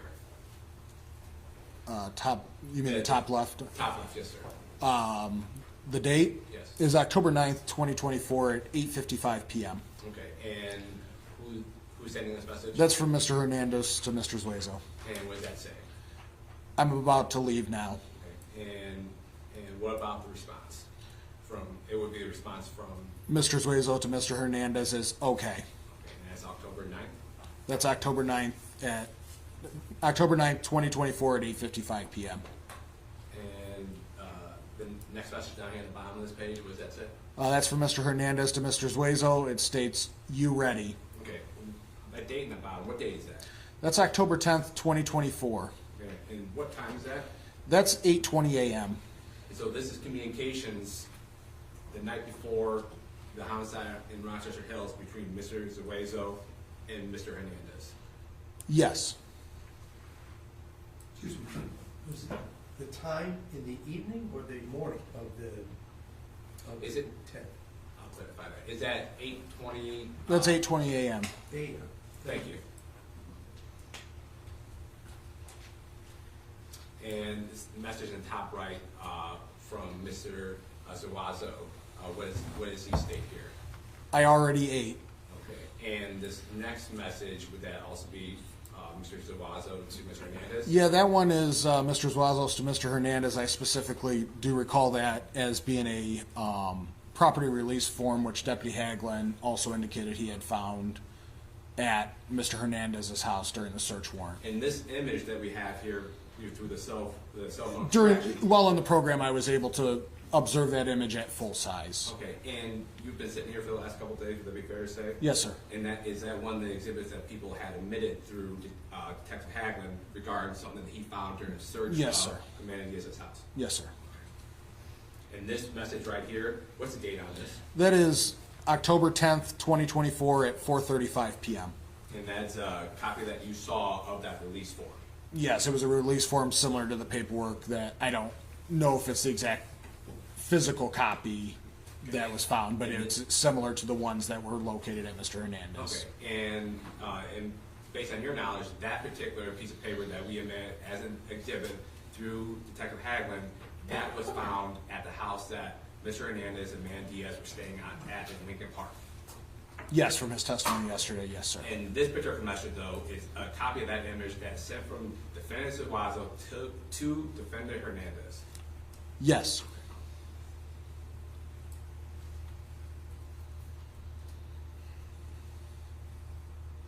And this message right here in the top left in the blue, can you? That's from Mr. Hernandez to Mr. Zuazo. It states, what is this? And that's on October 10th, 2024 at 4:55 p.m. And this next message in the green, what is this? Mr. Zuazo to Mr. Hernandez states, waiver of damages. That's October 10th, 2024, 4:58 p.m. And this next message in blue? Mr. Hernandez states to Mr. Zuazo, that's for a landlord, though. Read it. That's October 10th, 2024, 4:58 p.m. And this one in the top right, can you read that for us? Mr. Zuazo's to Mr. Hernandez. I get that. Just giving you an idea in case they refuse. Something else to sign. October 12th, or October 10th, 2024, 5:01 p.m. And the next message? Mr. Hernandez writes to Mr. Zuazo, the light's working, October 10th, 2024, 5:47 p.m. And then next message over here. Mr. Zuazo states to Mr. Hernandez, the baby has my phone, so just call it back to back and he'll give it to me, October 10th, 2024, 6:02 p.m. And the next message that we have here. Mr. Hernandez states to Mr. Zuazo, okay, October 10th, 2024, 6:02 p.m. And based on your reading of Cellbrite reports, I see that it says message deleted reason. Do you know what that is? I don't have exact knowledge of that. As my understanding of Cellbrite and the way phones store data is, sometimes you think you deleted something and your phone actually stores it in a separate location that can be extracted for some time, but I can't exactly testify to the fact of where these messages were located in the phone. Okay, thank you. And the next message? Mr. Zuazo states to Mr. Hernandez, or beep, October 10th, 2024, 6:02 p.m. And the next message? Mr. Zuazo states to Mr. Hernandez, both, October 10th, 2024, 6:02 p.m. Okay. And before I go down to the next message, based on your investigation, was there people who came to the Murray's residence on October 10th? Yes. Do you recall about what time that was? I believe it was somewhere, I believe I was after 9 o'clock, before 10 o'clock, somewhere in that area. I would have to actually review the ring footage to see the actual timestamp of their exact. But these messages between defendants, this would be before the time that the DTE workers or the people who were dressed up as that came to that residence in Rochester Hills. These last messages that Yes, were sir. just read, yes, that is prior to that time period. Okay. And this next message, what's the date and time on that? The date and time on that is October 10th, 2024 at 11:05 p.m. And who's sending this message? That's Mr. Hernandez to Mr. Zuazo. And what does that say? States home, bro. And what about this next message, detective? That's Mr. Zuazo to Mr. Hernandez. Good shit. That's October 10th, 2024 at 11:06 p.m. And as the officer in charge, would that be after the time? Do you remember if this is after the time that the ring video that we reviewed on October 10th at the Rochester Hills? Yes, that's after the time period. And this next message, detective, what time is this at? Date and time? That one is October 10th, 2024 at 11:06 p.m. And what does that say? It appears to be a time. It's from Mr. Zuazo to Mr. Hernandez and states 8:45. And the next message? Mr. Hernandez to Mr. Zuazo, okay, and that's on October 10th, 2024 at 11:06 p.m. And Detective Connolly, this next message right here in the middle, what time is that? The date and time on that one? Yes, sir. That one is October 10th, 2024 at 11:20 p.m. And who is this message from and to? That's from Mr. Hernandez to Mr. Zuazo. It states, am I picking you up at 8:45 or you want to be out there by 8:45? And that's from Defendant Hernandez to Defendant Zuazo. Yes. And this next message, Detective, what does that say? That's from Mr. Zuazo to Mr. Hernandez. That says, be here at 8:45. And what's the date and time on that? That one is October 11th, 2024. That's at 2:35 a.m. This next message right at the top in the blue. Can you, the date and time of that, please? That is October 11th, 2024, 8:47 a.m. And who is that to? That's from Mr. Hernandez to Mr. Zuazo, and that says, on my way. And this next message right here in the green, Detective. That's from Mr. Zuazo to Mr. Hernandez, says, I'm up, and that is on October 11th, 2024 at 8:47 a.m. And the next message, sir? From Mr. Hernandez to Mr. Zuazo, says, okay, and that's October 11th, 2024 at 8:48 a.m. And October 11th, 2024, that's the date of the death of Mr. Murray. Yes, sir. And while you were sitting here in the courtroom and while you reviewed all the evidence as officer in charge, were you aware of that Lowe's surveillance video that was admitted as an exhibit? Yes, sir. Okay. And this date and timestamp, was that before that Lowe's home video date and timestamp? Yes. And also, as part of your investigation, did you obtain a cell phone that belonged to Amanda Diaz? That was obtained by Cato Parish and transported back up here when Detective Wendell Smith and Detective Weidman went down and picked up the property. Okay, and as part as the officer in charge, did you author or request a search warrant for that phone? That one I believe Detective Weidman did because there was some logistics where we weren't sure when we were going to be able to get the property. So he had initially authored one for Cato Parish to do a search of the phone. Then a secondary one was authored when it was determined that we were going to be bringing it back in a timely manner. And was that phone searched pursuant to a valid search warrant here in Michigan? Yes. Okay. And did you give the cell phone in the same course and manner that you gave Defendant Zuazo's phone over to the Oakland County? That one came in a little bit different because in the they arrived back from Louisiana after driving for hours in the middle of the night, so detectives logged all the property into our property room. Those items were later picked up from the property room and transported over to the computer crimes unit by us. Was a full cell phone extraction done of Mrs. Diaz's cell phone? Yes. Okay. And did you review that cell property report of Amanda Diaz? I did. Okay. And did you go through that phone and review messages between Mr. Hernandez and Mrs. Diaz? I did. Your Honor, at this time, the people are going to move and admit people's proposed exhibit number 22 at this time, Your Honor. I have no objection, Your Honor. Nope, it's in. And Detective, we're going to kind of have to do the same thing, okay? Yes, sir.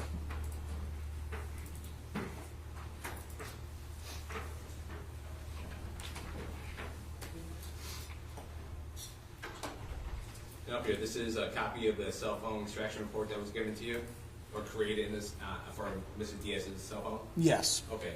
And who are the participants in this particular cell phone extraction that we're going to go through? The first one is a contact of and it is the phone number for Carlos Hernandez. And that's the same cell phone number that we were just reviewing messages between the defendants? Yes, sir. Okay. And who is this other participant here? The other one is the owner phone, which was the phone known to be Amanda Hernandez's, or Amanda Diaz, which was taken in or seized while in Cato Parish.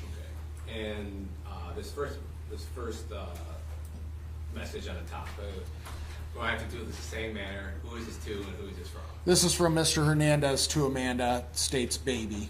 Okay. And then the next one? That's from Amanda to Mr. Hernandez, states yes, my love.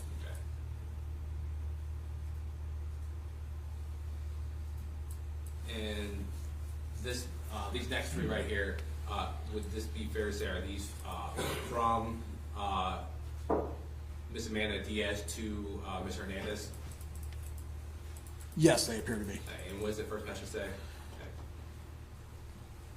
States, but I got a free Jackson. And then the next one? Guess what? Okay. And this next one, can you give me the date and time on this one right here? That is October 1st, 2024 at 1:46 p.m. And who is that from? That's from Amanda to Mr. Hernandez. And what does that message say? The badges were delivered. And the next message? You account still negative, and that's from Amanda to Mr. Hernandez on October 1st, 2024 at 1:50 p.m.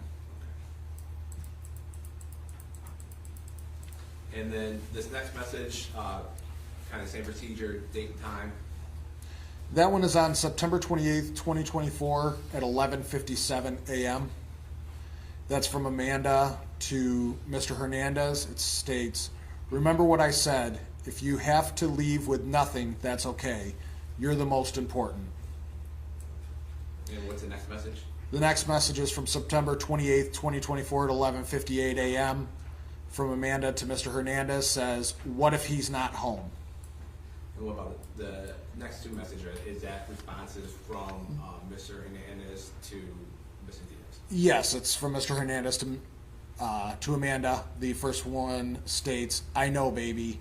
The second one states, "He will be." Okay.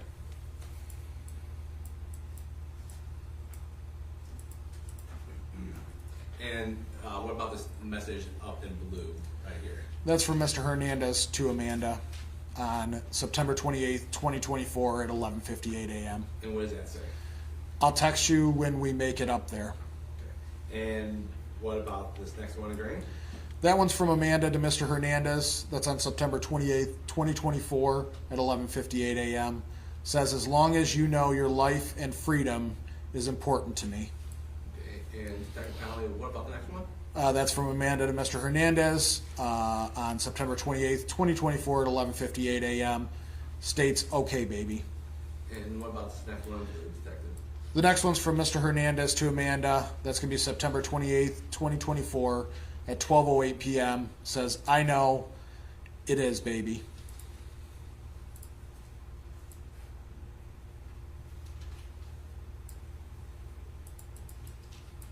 And can you read this next message? The next one's from Amanda to Mr. Hernandez. That's on September 28th, 2024 at 12:29 p.m. Says, "I'm gonna have to buy a hoodie. This weather ain't it." And the next message is not a response. And then what about this next message, the date and time? That one is on September 28th, 2024 at 12:44 p.m. from Amanda to Mr. Hernandez. States, "Turn your phone off when you're out there, just in case." Okay. And what's the next message? The next one's from Amanda to Mr. Hernandez. That's on September 28th, 2024 at 12:45 p.m. States, "Or you think you don't need to."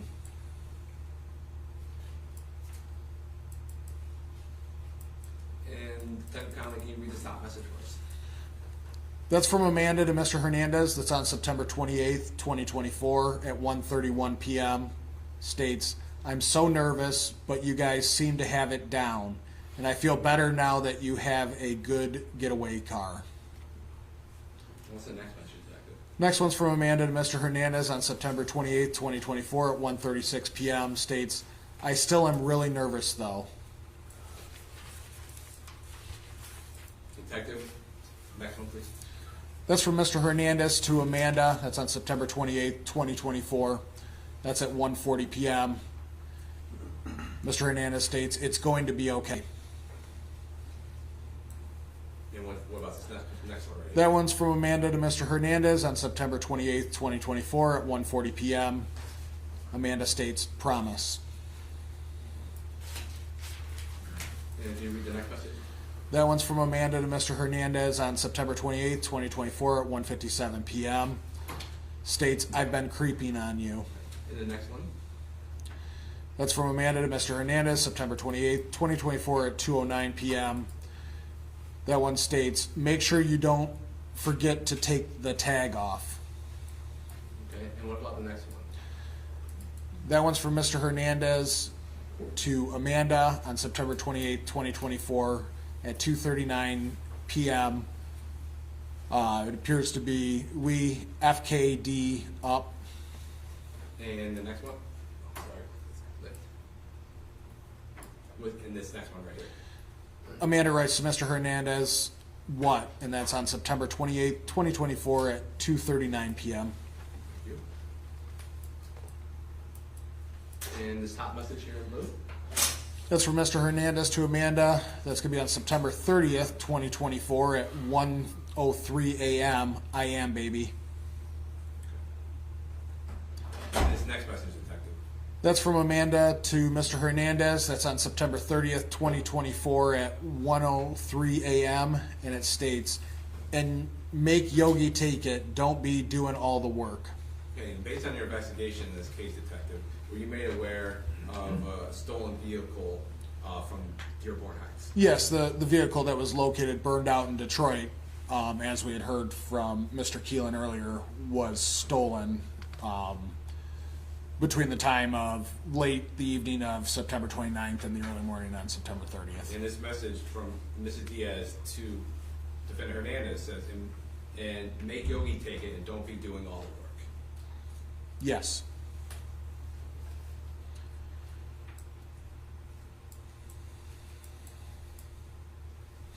And Detective, can you read this text message right here in the middle?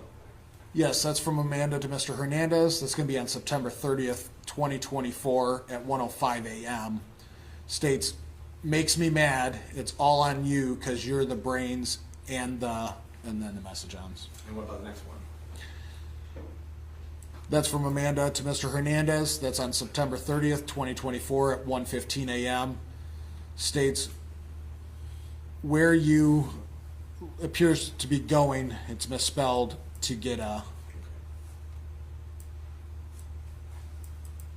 And this next message up here in the top right? It's from Amanda to Mr. Hernandez on September 30th, 2024 at 1:18 a.m. States, okay, just be careful. I'll be in the living room. And the next message, Detective? That's from Mr. Hernandez to Amanda on September 30th, 2024 at 1:18 a.m. Says, okay, I love you. And the next message and the right here in the green? That's from Amanda to Mr. Hernandez. That's on September 30th, 2024 at 1:18 a.m. States, I love you more, husband. Hey, Detective, do you read that last message right here in the bottom right here? That one is from Amanda to Mr. Hernandez. That's on September 30th, 2024 at 1:42 a.m. That message states, I know you not gonna take a actual DTE car. Thank you.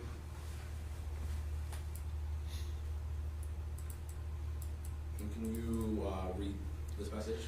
That's from Amanda to Mr. Hernandez. That's on September 30th, 2024 at 2:05 a.m. States, you good, baby? Question mark. And what about the next one?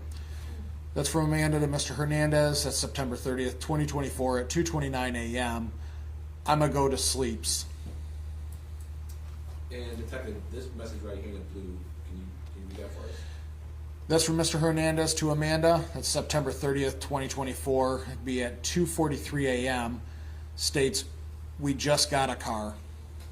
And this time that's stamped here on September 30th, does that correspond with the reporting from the Dearborn Heights police report that you guys were?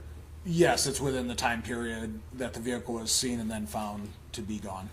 And he says, we just got a car. Yes. And this next message right here in the green?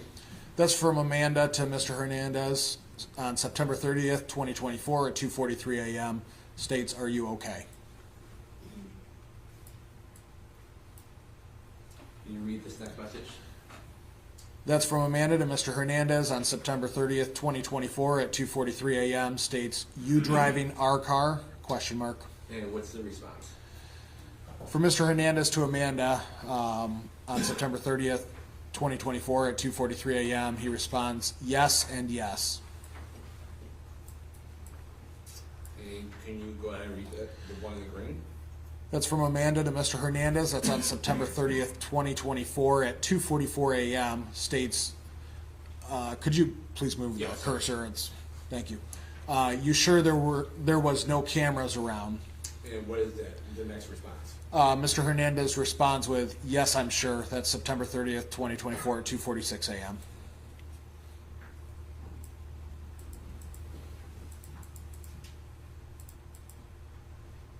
And these next messages, these are just these are just messages from Ms. Diaz to Mrs. Hernandez, or to Mr. Hernandez. They appear to be. And were these particular messages just about mundane marriage things? Yes, appear to be. Okay. And this message here in the blue, can you read that? That's from Mr. Hernandez to Amanda. That's on September 30th at 2024 at 3:07 a.m. States, about to take Yogi home now.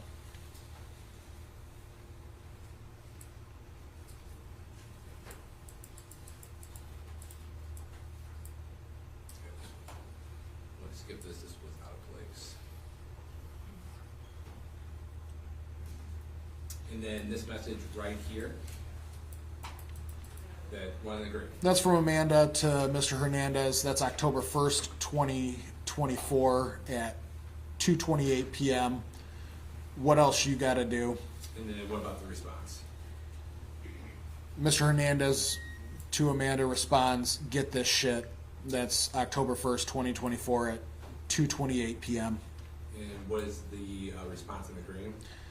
Amanda states to Mr. Hernandez, "What shit?" That's October 1st, 2024, 2:29 And this p.m. next message down here in the blue was, what is that? That's from Mr. Hernandez to Amanda, states the signs. That's October 1st, 2024 at 2:29 p.m.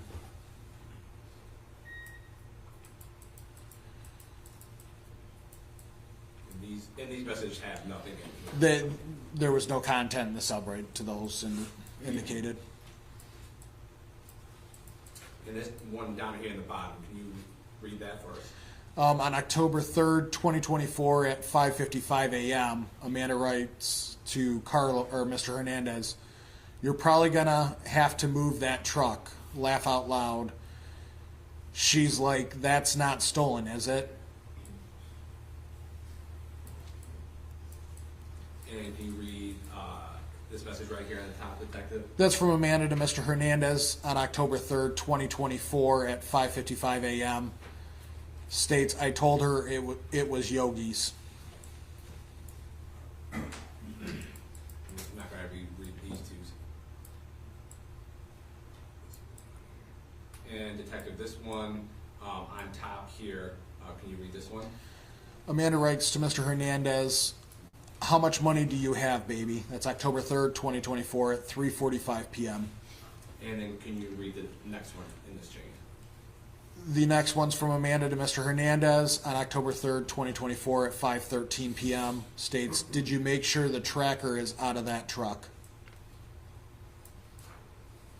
And then can you read these next two messages and give us a date and time?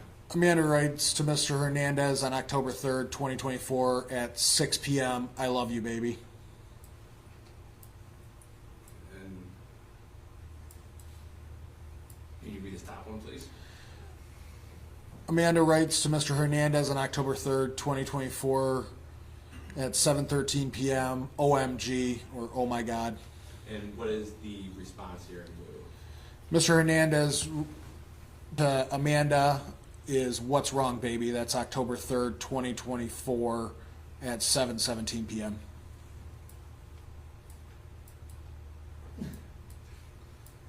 And then what's right, this one right here, date and time, can you read this for us?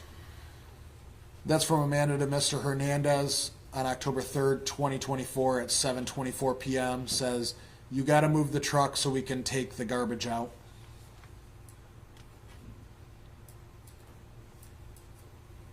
And then this message on top. Amanda writes to Mr. Hernandez, "What do you need it for again?" October 4th, 2024 at 6:26 p.m. And then the next message that's down there, Detective.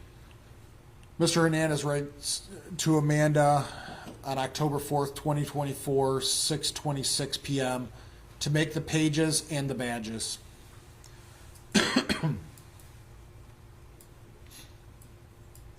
And then the response from Mrs. Diaz. Amanda to Mr. Hernandez, "Okay, October 4th, 2024 at 6:26 p.m. Thank you. And then this one on top here. That's Amanda to Mr. Hernandez. That's October 6th, 2024, 8:53 p.m. States, "I'm worried." And then what is the response here in blue? Mr. Hernandez to Amanda, "About what?" October 6th, 2024 at 8:53 p.m. And what about the response in green? Amanda states to Mr. Hernandez, "Our house," October 6th, 2024 at 8:53 p.m. And of course, the next question I'm going to ask you, what about the blue one at the bottom? That's from Mr. Hernandez to Amanda, states, "It's okay," October 6th, 2024 at 8:53 p.m. And the top one, sir? Amanda to Mr. Hernandez, "You sure?" October 6th, 2024 at 8:53 p.m. And what about this response in blue? That's Mr. Hernandez to Amanda, "Trust me, it's okay," October 6th, 2024 8:53 p.m.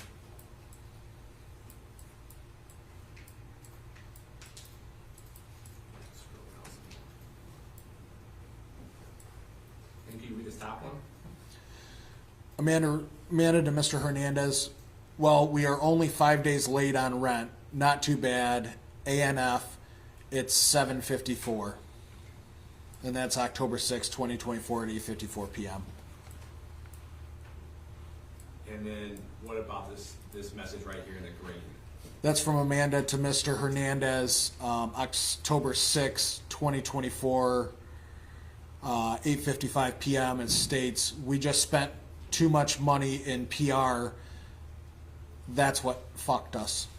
And what about this message here in blue down the bottom? That one's from Mr. Hernandez to Amanda, states, yeah, but it will be okay. Them things will be ready tomorrow, and then we can go do that. That's October 6, 2024 at 8:56 p.m.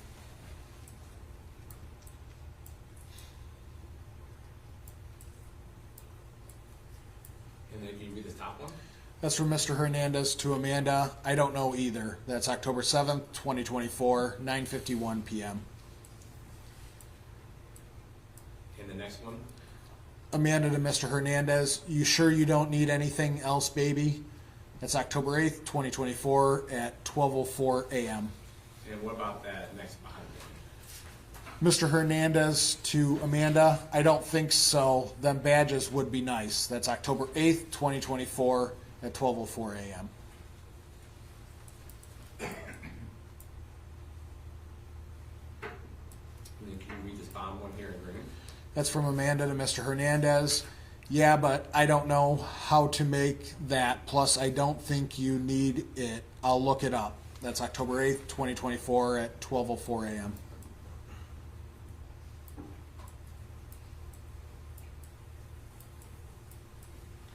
And then right here, this message right here in green, the middle, the one is dated October 8, 2024. When you were reviewing the cell phone, did you make any notes of this particular text message? Do you recall? I believe that was a link due to the computer that we have to use to usually view the Cellbrite program. It's not connected to the internet because a lot of times cell phone dumps are used for incidents with child sexually abusive material. So I'm not able to click on that link, but I do recall there being photos inside the phone that showed ID badges. Okay, and can you just read off what that? That's from Amanda to Carlos. The information in the message states custom ID badge, personalized employee photo identification card, customized plastic ID card for office worker, doctor, nurse, student / no punch hole. And that's on October 8th, 2024 at 12:06 a.m.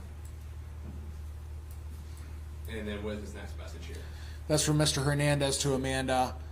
Says something like that with no pictures. October 8th, 2024 at 12:06 a.m.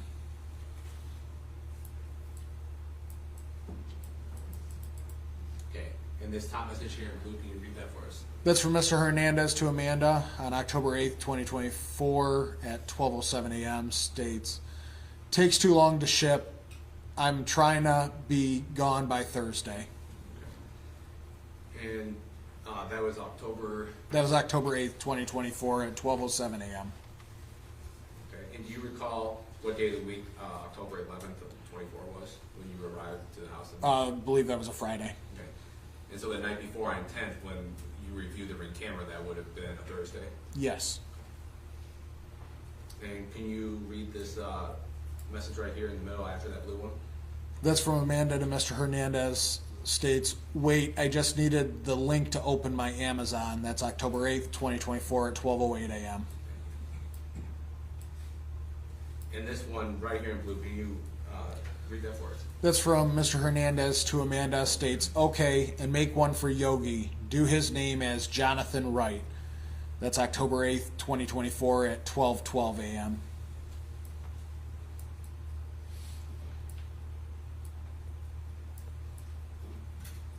And then what about this one here in blue?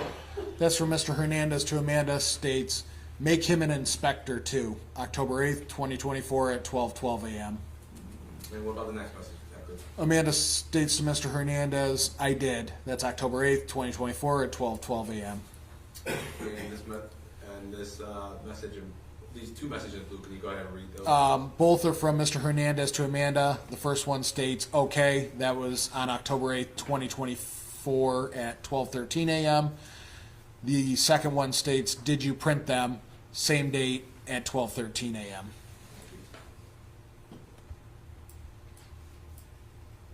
Can you read the top message and the other blue one underneath that as well? That's from Mr. Hernandez to Amanda. It states, it's BS. That's October 8th, 2024 at 1:10 a.m. And what about the next one right here? That's from Mr. Hernandez to Amanda. States, but we will be leaving soon. October 8th, 2024 at 1:10 a.m. Okay, and can you read this one, the green that's right here in the middle? That's from Amanda to Mr. Hernandez. States, I know, baby, but I don't want you rushing this. I don't want anything happening to you. October 8th, 2024, 1:11 a.m. And what about this message in the blue at the bottom? That's from Mr. Hernandez to Amanda. States, it's going to be okay. October 8th, 2024 at 1:12 a.m. And detective, this top one in the blue, can you read that for us? It's from Mr. Hernandez to Amanda. States, I hope we get enough money to buy a house. October 8th, 2024, 1:14 a.m. What about this next message in green right here? That's from Amanda to Mr. Hernandez. Me too, baby. Our own home. October 8th, 2024 at 1:15 a.m. What about this next one here in green? On the same date and time, she also writes no rent, and that's Amanda to Mr. Hernandez. And what about the response? Mr. Hernandez, on the same date and time, from Mr. Hernandez to Amanda, yes.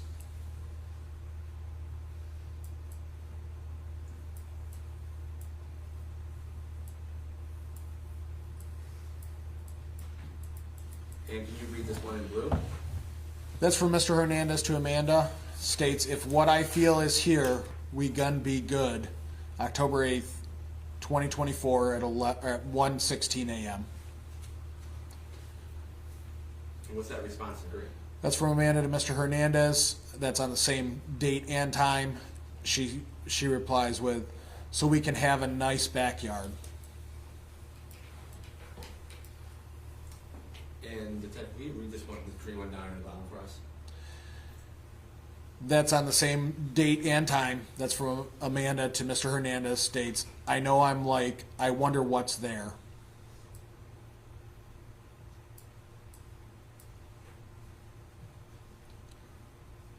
And then, read those. What's this down here, this blue one? Can you give us a, read that, give us a date time of that? That's from Mr. Hernandez to Amanda. That's on October 9th, 2024 at 9:17 p.m. States, okay, just pulled up to Yogi's. And then what about this message here in green? That's from Amanda to Mr. Hernandez. States, okay, baby, don't be long. You need to do the truck and sleeps. That's October 9th, 2024 at 9:17 p.m. And can you read the one in blue? That's Mr. Hernandez to Amanda on October 9th, 2024 at 9:18 p.m. States, I know. And what is the response in green? Amanda responds on the same date and time, be safe. And what about the message in blue? That's from Mr. Hernandez to Amanda, states, always am. That's October 9th, 2024 at 9:19 p.m.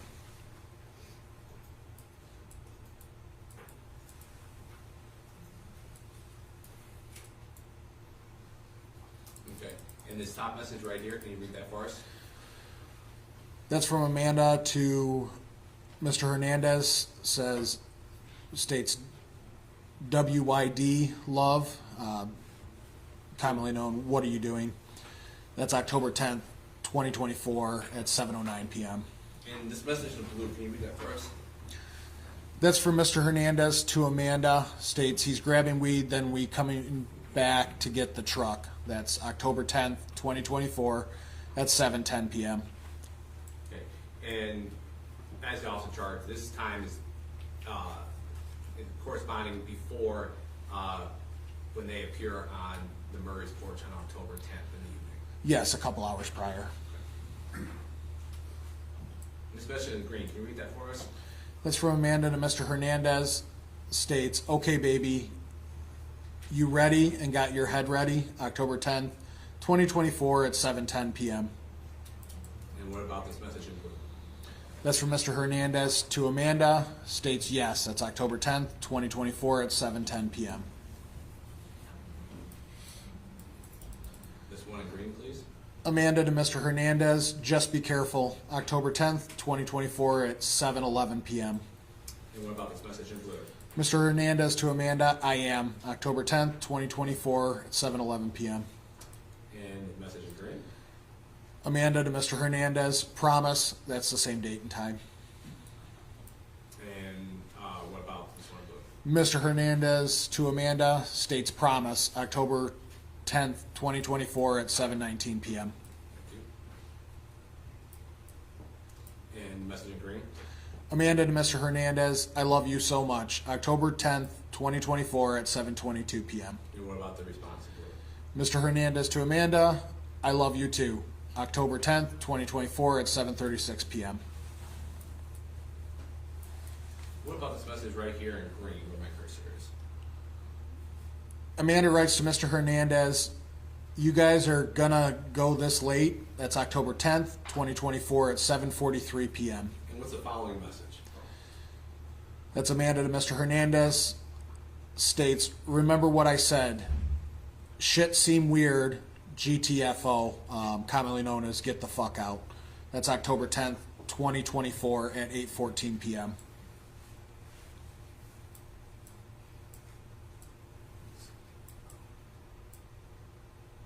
And then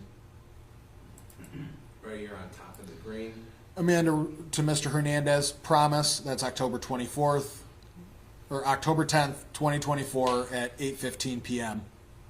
And that this message was after that last message we sent that if it looks weird, get out of there. Yes. Okay. And what about this response in blue?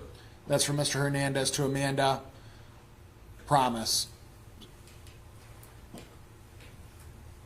And what is the response from Mrs. Hernandez? Amanda to Mr. Hernandez, I love you always. That's on October 10th, 2024 at 8:16 p.m.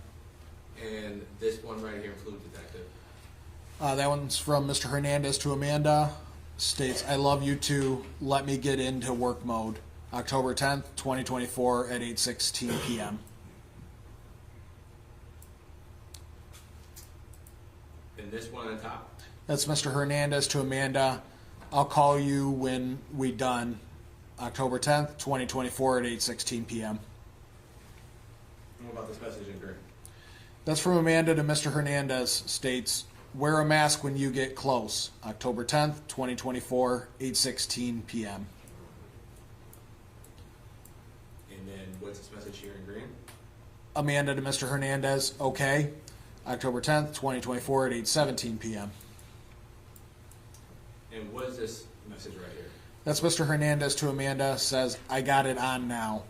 October 10th, 2024 at 8:18 p.m. And again, is this message, this communications before the Ring video camera that Yes, it appears to be a little bit prior to that.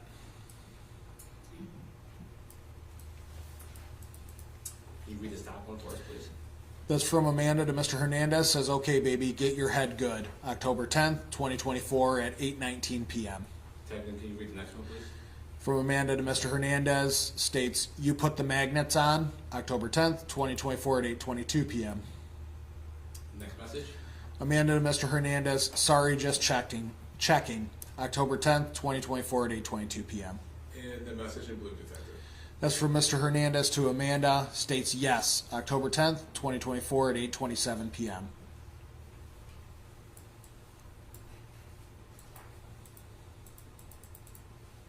Can you read this top message right here? It's from Amanda to Mr. Hernandez, says I love you too. October 10th, 2024 at 8:28 p.m. And what about this bottom message down here? This one in blue. That's from Mr. Hernandez to Amanda, states 216 Greendale, October 10th, 2024 at 8:41 p.m. In this message, there's no list of city. Is that fair to say? Correct. Okay. And during your investigation, did the Greendale address become of significance to you? Yes, it was in the general area of where the vehicle was burned. Also, we had obtained video from, I believe the address was 90 Greendale in Highland Park. Okay. And this next message right here in green, can you read that for us? That's from Amanda to Mr. Hernandez. That states, "That's where I go get the food." That's October 10th, 2024 at 8:41 p.m. And the next message, sir. Mr. Hernandez to Amanda, yes, October 10th, 2024 at 8:41 p.m. And can you read this top one for us? It's from Amanda to Mr. Hernandez, states okay. It's October 10th, 2024 at 8:42 p.m. And what's the next message say? That's from Amanda to Mr. Hernandez, states, "Are you done?" That's October 10th, 2024 at 9:28 p.m. And this message in blue? That's Mr. Hernandez to Amanda, states no. That's October 10th, 2024 at 9:29 p.m. And the next one, sir. That's from Amanda to Mr. Hernandez, states, "What happened?" October 10th, 2024 at 9:29 p.m. And would this date and time correspond to after the two people who appeared on the Murray's doorstep left on the... I believe that's slightly after or right in the time frame. I would have to view the video to see the actual timestamp. And what does this top message say? That's from Mr. Hernandez to Amanda, states, "I'll tell you when we get there." And when is that date? October 10th, 2024 at 9:29 p.m. And the next message? That's Amanda to Mr. Hernandez, "You need me to pick you up." That's October 10th, 2024 at 9:29 p.m. And what about this next one? That's from Mr. Hernandez to Amanda, states, "Yes, we did good though." That's October 10th, 2024, 9:29 p.m. And the next message, Detective? Amanda to Mr. Hernandez, "Okay, should I leave?" That's October 10th, 2024 at 9:30 p.m.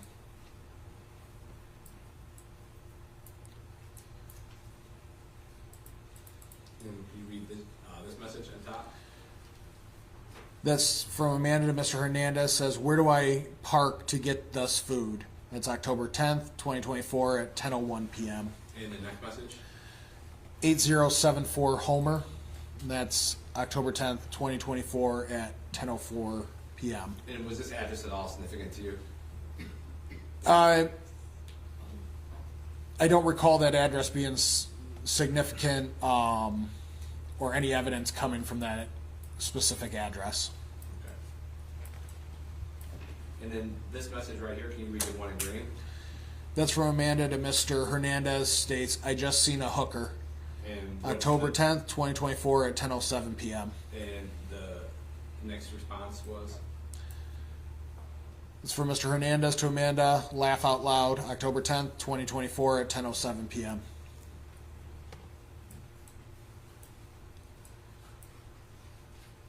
And then can you, That's Amanda to Mr. Hernandez. Be there in 12 minutes, October 10th, 2024, 10:07 p.m. and, Then- and that would have been after the October 10th Yes. video. Okay. And this next message, can you read that in green? That's from Amanda to Mr. Hernandez. Wait, don't leave yet. And that's October 11th, 2024 at 9:02 a.m. And the next message? That's Mr. Hernandez to Amanda. I already left. October 11th, 2024 at 9:16 a.m. And this message in green right here, Detective. That's Amanda to Mr. Hernandez. That was before I came upstairs. Laugh out loud. October 11th, 2024, 9:17 a.m. And can you read the top one? Amanda to Mr. Hernandez. I know. Hello. LMAO, which is commonly known as laugh my ass off. I saw you leave, silly. October 11th, 2024 at 9:17 a.m. And what about this message in blue? That's Mr. Hernandez to Amanda. States, put the hard hats on the porch, please. October 11th, 2024 at 9:17 a.m. And what about this message in green? That's Amanda to Mr. Hernandez. Okay. October 11th, 2024 at 9:17 a.m. And the next message? It's Amanda to Mr. Hernandez. Where are you parking the Jeep? That's October 11th, 2024, 9:17 a.m. And what's the message in blue? Mr. Hernandez to Amanda at the house, October 11th, 2024, 9:18 a.m. And this message in green? Amanda to Mr. Hernandez, Warren, that's October 11th, 2024, 9:18 a.m. And what about the message in blue? Mr. Hernandez to Amanda, at your mom's. You're gonna have to come get us, October 11th, 2024, 9:18 a.m. And then next message? Amanda to Mr. Hernandez, oh, okay, October 11th, 2024, 9:18 a.m. And the top message? Amanda to Mr. Hernandez, I was confused, October 11th, 2024, 9:18 a.m. And the message in blue? Mr. Hernandez to Amanda, okay, October 11th, 2024, 9:19 a.m. And the message in green right below?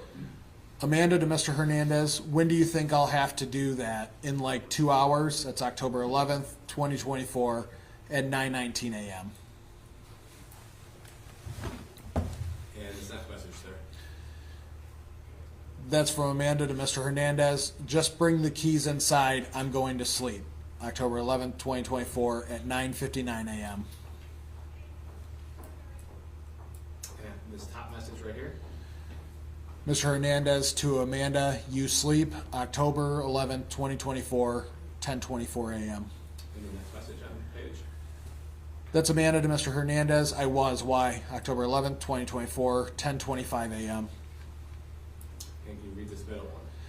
That's Amanda to Mr. Hernandez, here, October 11th, 2024, at 12:08 p.m. Okay, Detective, what's the date and time stamp on this bottom message right here? That is October 11th, 2024, at 3:43 p.m. And what was this a link to? This, reading the link, it's from Amanda to Mr. Hernandez. It's from WXYZ, which would, I believe, be Channel 7. And it's a link to a headline that states, suspects posing as workers, murder man, duct tape woman at home in Rochester Hills. Can you read that top message? Amanda to Mr. Hernandez, what do you want to do? October 11th, 2024, at 3:57 p.m. And the next message? That's Mr. Hernandez to Amanda, we need to leave. October 11th, 2024, at 3:57 p.m. And can you read the next one, please?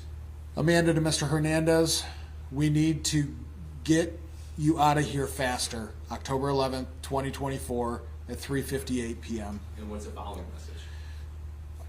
That's the same date and time, and states, we don't have the money to do it.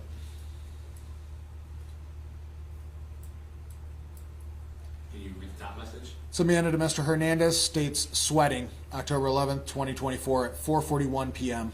And the next message? Amanda to Mr. Hernandez, WYA, commonly known as where you at. That's October 11th, 2024, at 4:42 p.m. And what's this message in blue? It's Mr. Hernandez to Amanda, driving, October 11th, 2024, at 4:42 p.m. And what about this message in green right here? Amanda to Mr. Hernandez, coming here, October 11th, 2024, at 4:42 p.m. And this message on top in blue? That's Mr. Hernandez to Amanda, states, I'll talk to you when I get home. That's October 11th, 2024, at 4:43 p.m. And what about the message in green? It's Amanda to Mr. Hernandez, are we still leaving tomorrow or what? That's October 11th, 2024, at 4:43 p.m. And this message following one? That's Amanda to Mr. Hernandez, call me FT audio, that's FaceTime audio, October 11th, 2024, 5:06 p.m. And then your review of cell bright extraction reports, when it says FaceTime audio, what does that mean? No, that's a text message she's requesting. FT usually normally stands for FaceTime, as FaceTime audio to make the phone call. Thank you. And then this message down here at the bottom. Mrs. Amanda, or that's Amanda to Mr. Hernandez. Don't get the plate just in case. October 11th, 2024 at 5:14 p.m. And then what about the top message? Amanda to Mr. Hernandez, what if there are cameras you can't see? October 11th, 2024 at 5:14 p.m. And what about the next one? That's from Amanda to Mr. Hernandez. States, put gas in so it don't look like you drove far. That's October 11th, 2024 at 5:23 p.m. And the message in blue? Mr. Hernandez to Amanda, I am. October 11th, 2024, 5:34 p.m. And the next one? Amanda to Mr. Hernandez, I'm done. October 11th, 2024 at 5:46 p.m. And the top one? Amanda to Mr. Hernandez, I'm so sad, baby. I'm so sad. October 11th, 2024, that's 8:39 p.m. And the next one? That's Mr. Hernandez to Amanda, it's going to be okay. October 11th, 2024 at 8:40 p.m. And then October 11, 2024, about 8:40 p.m. That was after the homicide at Newcastle. Yes.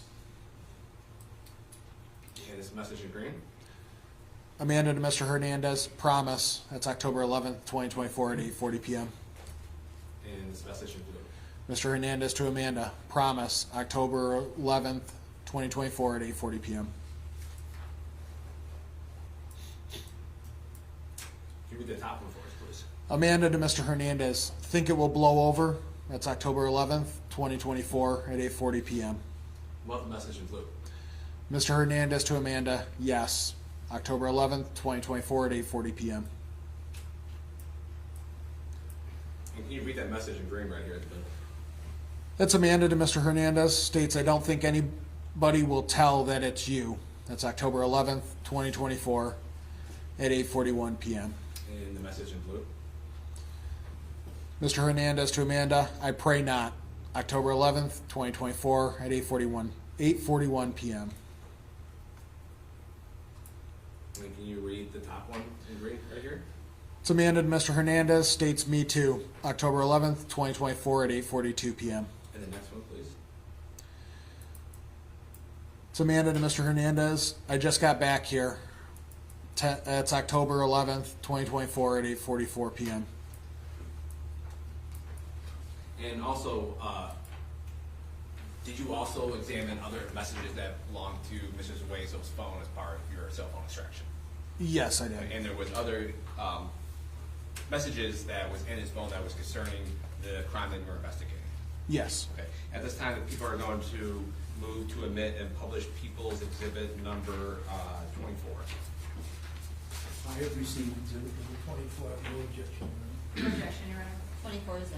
And we're going to do it the same way. It's not going to be as many, but we'll read some of those messages, okay? And this is a copy, fair to say, it's a copy of the self-pride extraction form that you were probably given from Detective Boyce. Yes. Okay. And up here is Joshua Zuazo's email address. I apologize. I believe this one I actually extracted You myself. actually extracted? Yes. Okay. And so up here on top is participants Joshua Zuazo and someone by the name of SD in that particular phone. That is correct.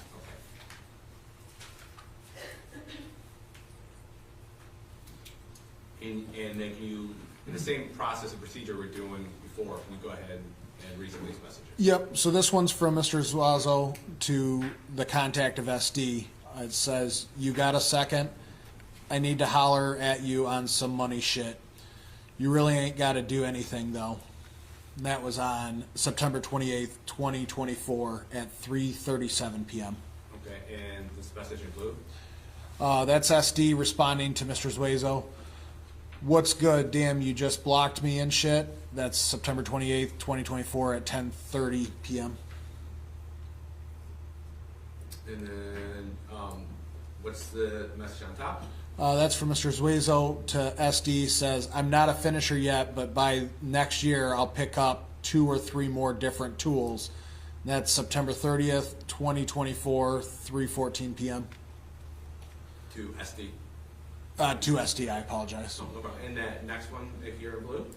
That's from SD to Mr. Zuazo. Says, yeah, I used to do hard surface with DTE That's September 30th, 2024, 3:15 p.m. And then this next message. Immediately following, SD writes DTE. That's September 30th, 2024 at 3:15 p.m. And then this message in blue on top. That's from SD to Zuazo, says, I got all the stickers for you and the DTE helmet and a vest for you guys. That's October 1st, 2024 at 10:49 a.m. And this message here in green. That's from Mr. Zuazo to SD, states bet. That's October 1st, 2024, 10:49 a.m.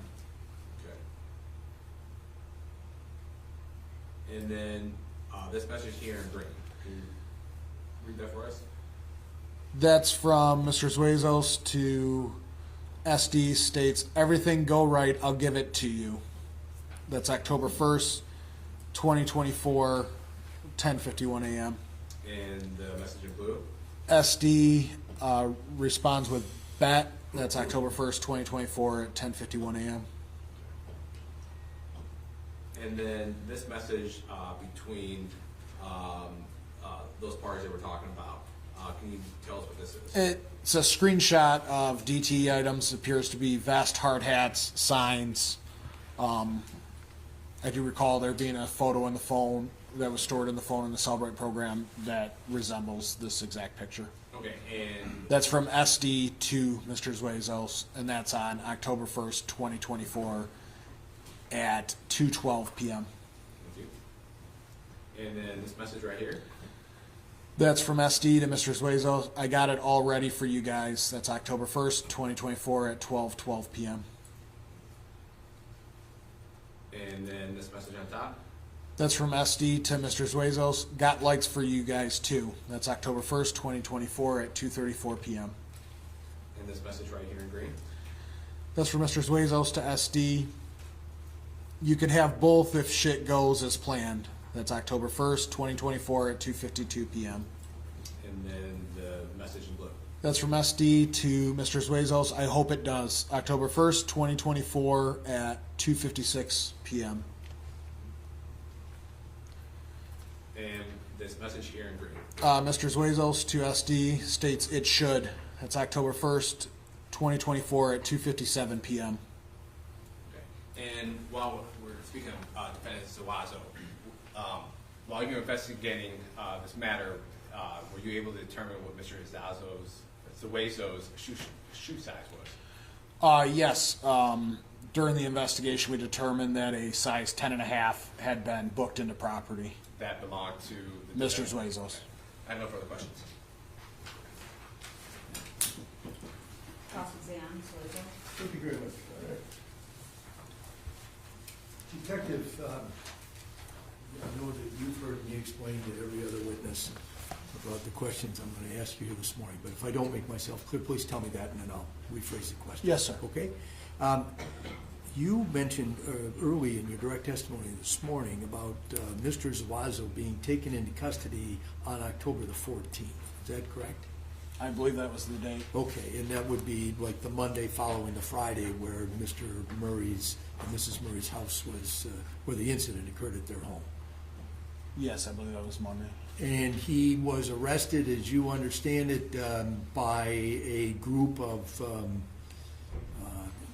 fugitive apprehension team members. Yes, I believe so. And that's a combination of Oakland County Sheriff's deputies and also associated with the United States Marshal Service. Is that correct? I believe so, sir. And were you present for that? I was not, sir. But you received a report that Mr. Zuazo was arrested on that date by that team, correct? Yes, sir. And the place where he was arrested was in Plymouth, Michigan. Is that correct? I do not know the exact location of where the arrest was made. I believe it was Plymouth, but I'm not 100% sure on that. The place, regardless of the address, was a job site where a house was being built. Is that Yes, correct? I believe it was taken into custody there. And there were a number of people that were working at that job site on that day, one of whom was Mr. Zuazo, correct? Yes, sir. And so then he was taken into custody. And no one knows, I assume, that the rest of those people went back to work, but they didn't go to jail or they weren't taken into custody, correct? Correct. And this happened in Michigan, while you don't know the address, somewhere in southeastern Michigan, correct? Yes, I believe so. And there wasn't any doubt about Mr. Zuazo being at work, correct?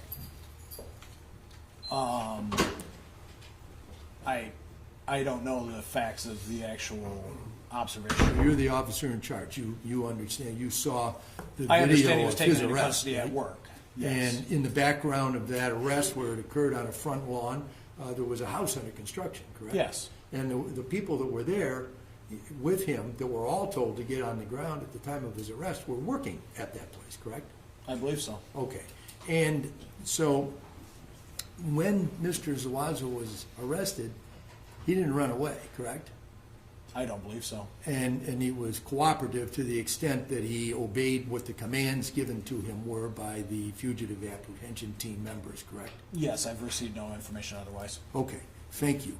And as I said, or I asked before, that happened in Michigan, not in Louisiana, correct? Yes, it was in the state of Michigan, sir. And so now we've seen a number of text messages back and forth between Mr. Zuazo and a person named SD. Did you ever determine who SD was? We still have been unable to determine. The phone number has come back to multiple different sources. It appears to possibly be some sort of pay-as-you-go phone, which doesn't always have a history associated with it. That's a lot different than the situation with Amanda Diaz and the phone that she had and used with her husband during Yes, sir. the weeks leading up to Yes, sir. October 11th, correct? And then would you agree that there are many more text messages that were exchanged between the husband and wife, Amanda Diaz, or the wife and husband, Amanda Diaz and Carlos Hernandez, than the ones that were exchanged between Mr. Zuazo and Mr. Hernandez? Yes. Thank you. I don't have any further questions. Any redirect based on Zuazo's cross? No, Your Honor. No. Okay. All right. And so jury A, yes. Okay. We are going to take a break, jury A. It's not quite lunchtime yet for you, but it will be shortly. All right. So just stay in your jury room. All right, the jury, please.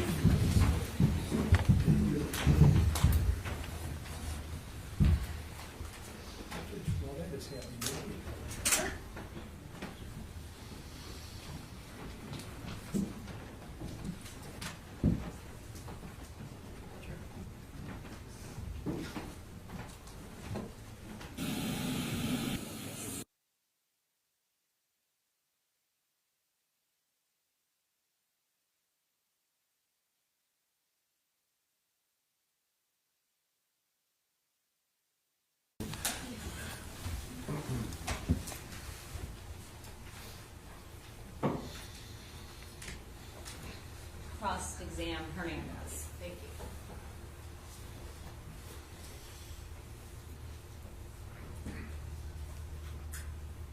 Good morning for the next 10 minutes. Good morning. All right, so as you stated, you are the officer in charge. You've had an opportunity to review all of the discovery that was provided in this case, correct? Yes, ma'am. Okay. And you are aware that Mrs. Murray made a 911 call less than 10 minutes after the Ring camera shows the two individuals leaving. Is that correct? I would have to compare I know the call was received around 11:47 a.m. That's what I have as well. Alrighty. You also were able to watch previously and then yesterday in court the interview of Mr. Hernandez, correct? Yes, ma'am. Okay.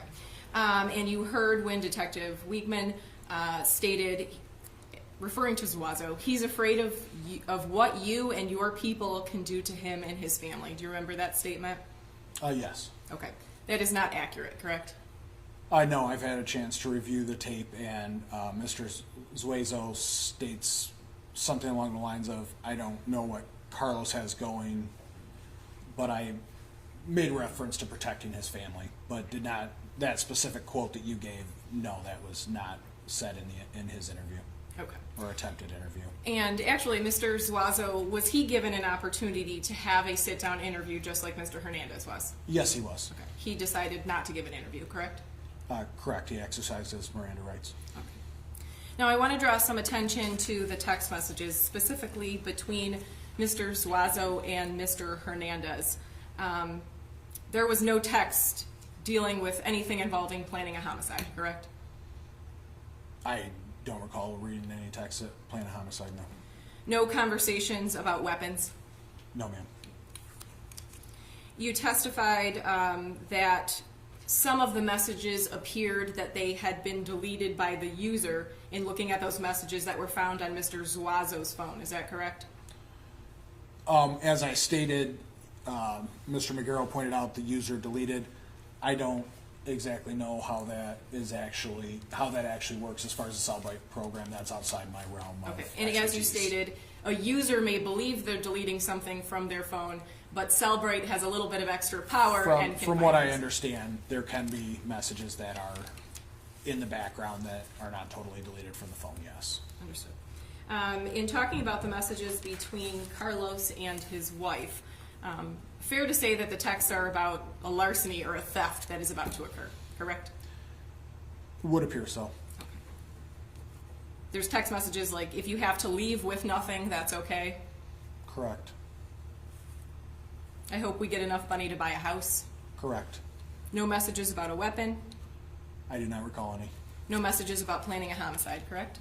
I do not recall any. I don't have anything further. We need to wrap. Nothing, Your Honor. Okay, let's bring in our other jury. Witness can step down, Judge. No, because we'll wait till the jury comes in.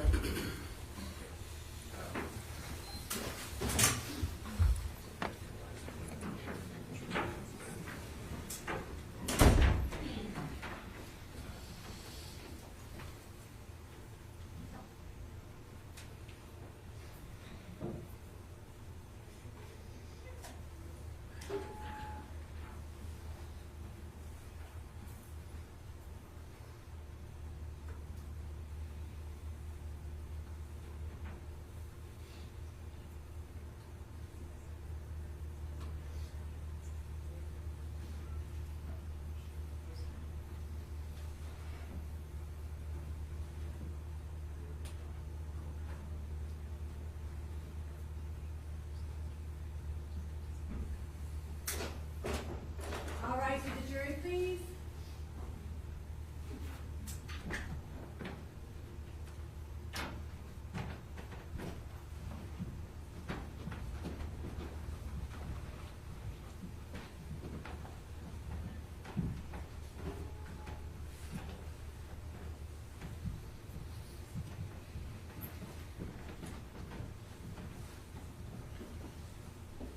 Please be seated. Any further questions for the detective? No, Your Honor. None by myself. All right, you may step down, detective. Thank you, Your Honor. People, next witness. Your Honor, at this time, the people of the state of Michigan rest. Okay, all right. What I'm going to do now is, you guys are getting your steps in, okay, if nothing else, all right? We're gonna take a break, and it's not yet lunch, okay? So take a break, go back to your jury rooms. All right, to the jury, please.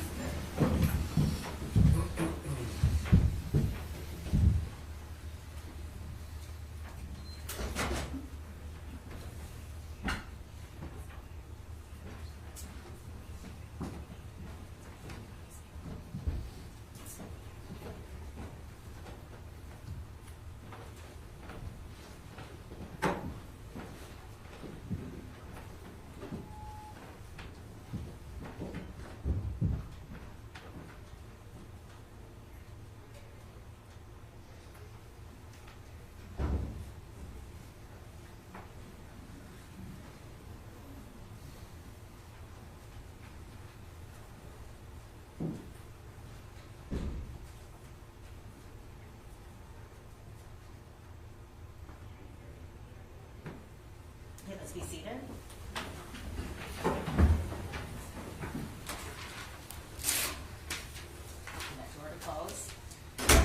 motions for directed verdict? Your Honor, I have a motion to Go ahead. present on behalf of defendant Joshua Zuazo. Your Honor, Mr. Zuazo is charged with first-degree felony murder in count 1, and in count 2, unlawful imprisonment of Hussein Murray, and in count 3, unlawful imprisonment of Linda Murray. Your Honor, the first thing that I would like to address is the unlawful imprisonment of Linda Murray, because it's evident from the testimony that she gave that the person who bound her up and had her unlawfully imprisoned was the co-defendant, Mr. Hernandez. She never said anything about Mr. Zuazo apprehending her in any way. And furthermore, she testified that it was Mr. Hernandez who slapped her or smacked her or punched her when she didn't give the answers that he would have liked to have heard regarding where the money, the jewelry, and where the valuable property in the house was located. That seems to be a very clear case of unlawful imprisonment brought against Mr. Hernandez, but certainly not against Mr. Zuazo. And then, when we talk about the unlawful imprisonment of Mr. Murray, there's no evidence to say exactly who did all of that, but the person who was seen in the videos from the two different hardware stores, Home Depot and Lowe's, that's paying to buy these items that shows up on these receipts is evidently, there is clearly in evidence, Mr. Hernandez, who was taking money out of his pocket, and he's paying for all that. Who else is there? The second person has got either a bottle of Coke or a bottle of some sort of water, this Gatorade water, something like that. He's not a participant in making any purchase. So those items that were used on Mr. Murray as well as on Mrs. Murray were purchased by the co-defendant, Mr. Hernandez. And so I'm asking for a directed verdict as to both of those counts, and then going directly to the first primary count, first-degree felony murder. I submit that there hasn't been enough evidence presented that would make Mr. Zuazo even be present in the place, in spite of the fact that Ms. Murray did identify Mr. Zuazo as having been present that day, because we have two other witnesses who testified, police officers who spoke with her soon after this event took place. That was Detective Hagelin on Friday, the 11th of October, and then Detective Wiegman, who testified yesterday, about 3 at least interviews he had with her. She didn't give a specific identification, and she didn't give the specifics about this, even the person. The only characteristic she gave about the second participant in the robbery was a person of average build, and that was it. Not 6 foot tall, nothing specific like that, even though that's what she testified to. So that raises the issue of identification. I know I'm going to be receiving an instruction on identification for the jury, but I'm asking here in this motion for a directed verdict that that charge be dismissed, directed verdict of acquittal as well, because of the lack of identification evidence presented during the people's case in chief. I understand that the standard is that you have to view the evidence in the light most favorable to the prosecution. People versus Hampton and all of his progeny stand for that proposition, and I certainly am aware of it, and I'm submitting on behalf of Mr. Zuazo that people haven't met that burden, and it is for that reason I'm asking for him to receive a directed verdict of acquittal on all 3 counts. Thank you. All right, thank you, Mr. McCarthy. Ms. Faulkner, are you joining in? Your Honor, but only as to count 1. So I'm asking for a directed verdict only as to the felony murder count. Obviously, as Mr. McCarthy just stated, you're to view the evidence in the light most favorable to the prosecution. But when we look at the elements of first-degree felony murder, obviously the second prong there is the mindset that Mr. Hernandez had at the time. I do not believe that there was any testimony, and that none can be inferred from the testimony that was provided. So I do believe, even in viewing the light most favorable to the prosecution, that count 1 as to felony murder should be a directed verdict.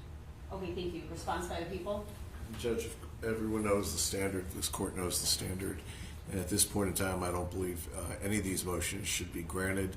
The case should go forward to the jury. These are jury issues at this point in time regarding Mr. McCarthy's issue regarding his client, whether or not he was involved with Mrs. Murray's captivity up in the first story. I think, one, there's aiding and abetting, which would indicate that. Two, the defendant's DNA is on those duct tape rolls, as is the other defendants. Both duct tape that is down in the basement is found down there.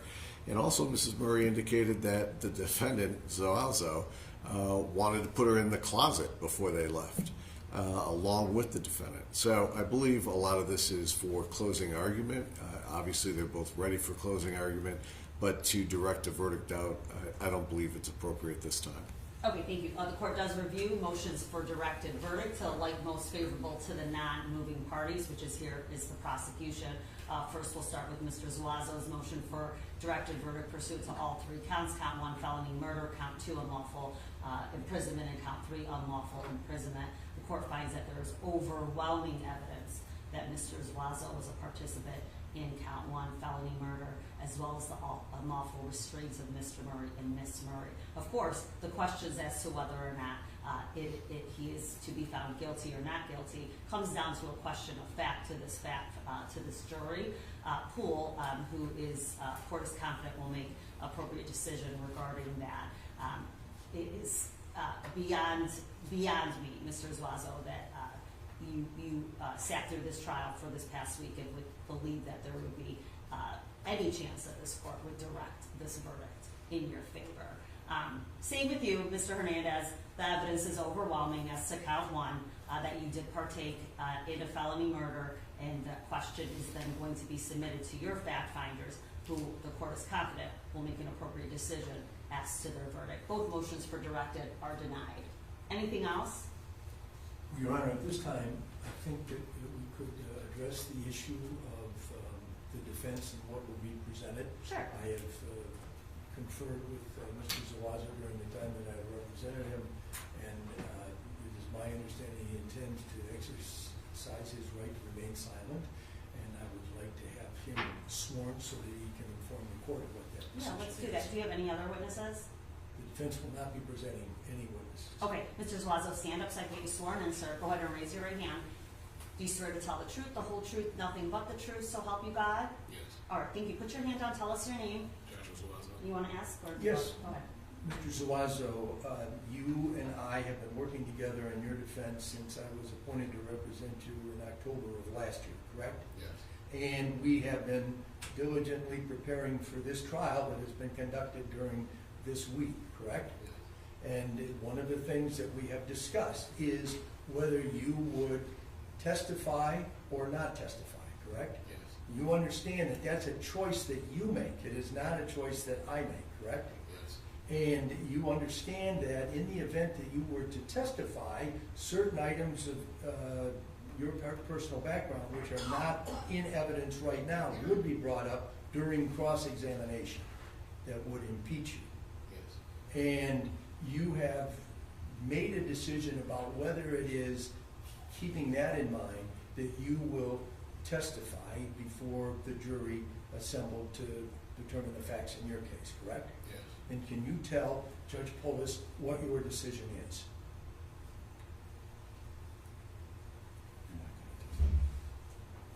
No, Your Honor, I'm not going to testify. Okay. All right. And you need to understand then you have an absolute right to remain silent. You have a constitutional right to remain silent. And you do also have a constitutional right to testify on your own behalf in your trial. Now that you've made the decision not to testify, be confident that this court will read an instruction to your jury that states the fact that you did not testify cannot be used against you in this trial. Okay? And at any time you change your mind, I think we're going to likely take a break between now and when we come back potentially for your closing. If there's any point in time where you change your mind, let your lawyer know. Okay? Yes. Okay. All right. Ms. Lofton? Yes. All right, I'll get Mr. Hernandez sworn in.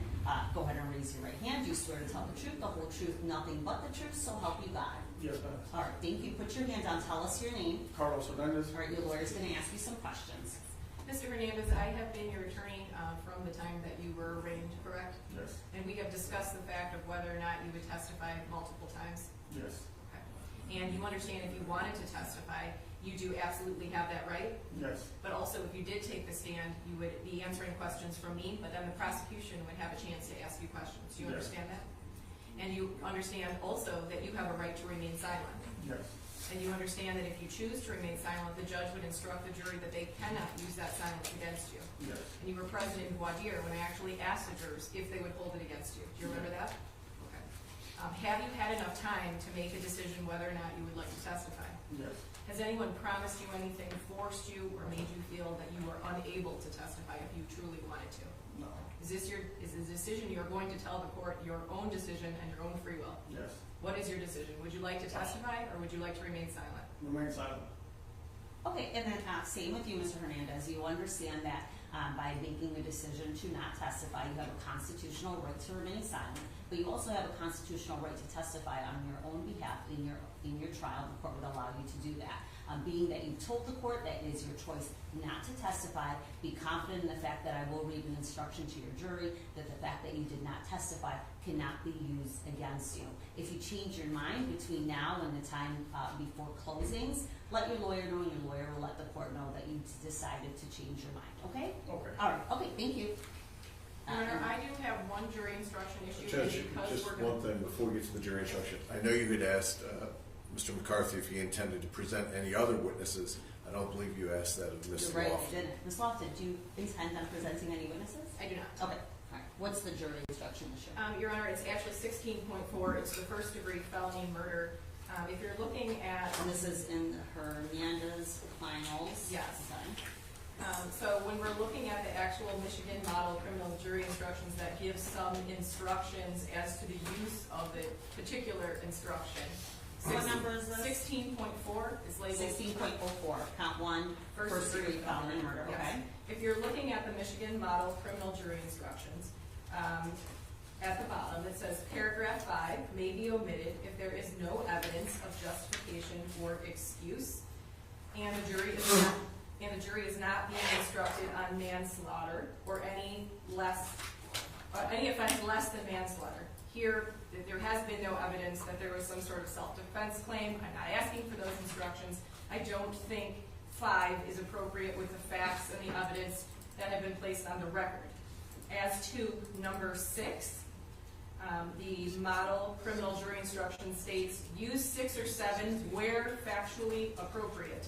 6 states, to establish an attempt, the prosecutor must prove beyond a reasonable doubt, and then it goes to detail that. There has been no attempt established.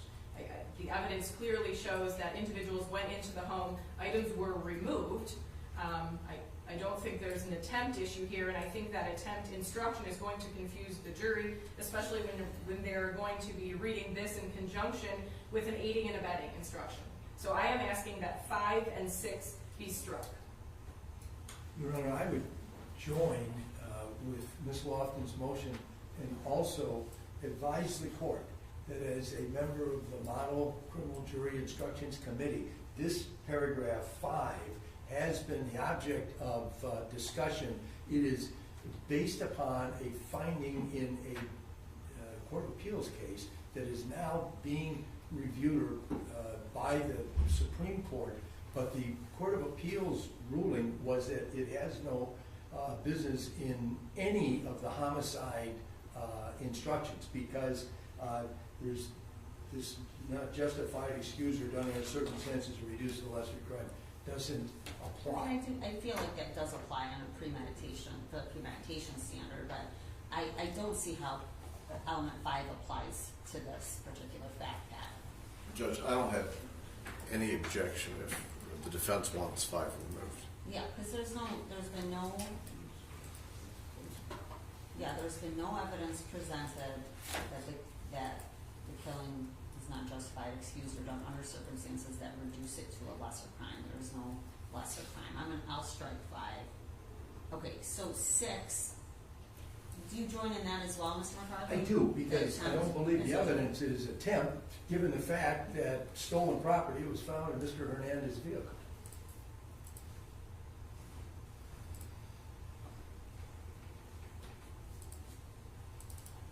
In order to qualify as an attempt action must go beyond mere preparation to the point where the crime would have been completed if it hadn't been interrupted by outside circumstances. There is no evidence that suggests that anything interrupted this crime. Well, I would believe to argue that if what some of the things Mr. McCarthy has indicated to the court about identification, it's going to be that those things interrupted his client from appearing at the scene. So that part... Wait, say that again? I don't think Mr. McCarthy, from what we've talked about, is going to agree that his client was there for this. So something interrupted his client from showing up to the scene to participate in this. I also don't know if there's going to be an argument that, well, at some point my defendant, whichever one we're talking about, decided to leave and not participate in it. So I think that should be left in there, quite frankly. To leave during the larceny or to leave during the murder, or both? Well, it would be, since it's not a premeditated murder, there's not a preparation for the murder, but there is preparation for the larceny. And that preparation, as we've seen through the text messages, there's preparation for that larceny by him. And it's not that you can't prepare to do a larceny that then turns into a felony murder. So he's preparing for a larceny. So I think that instruction should stay in there. Well, Hang on 1 second, I'm just going to read it to myself again.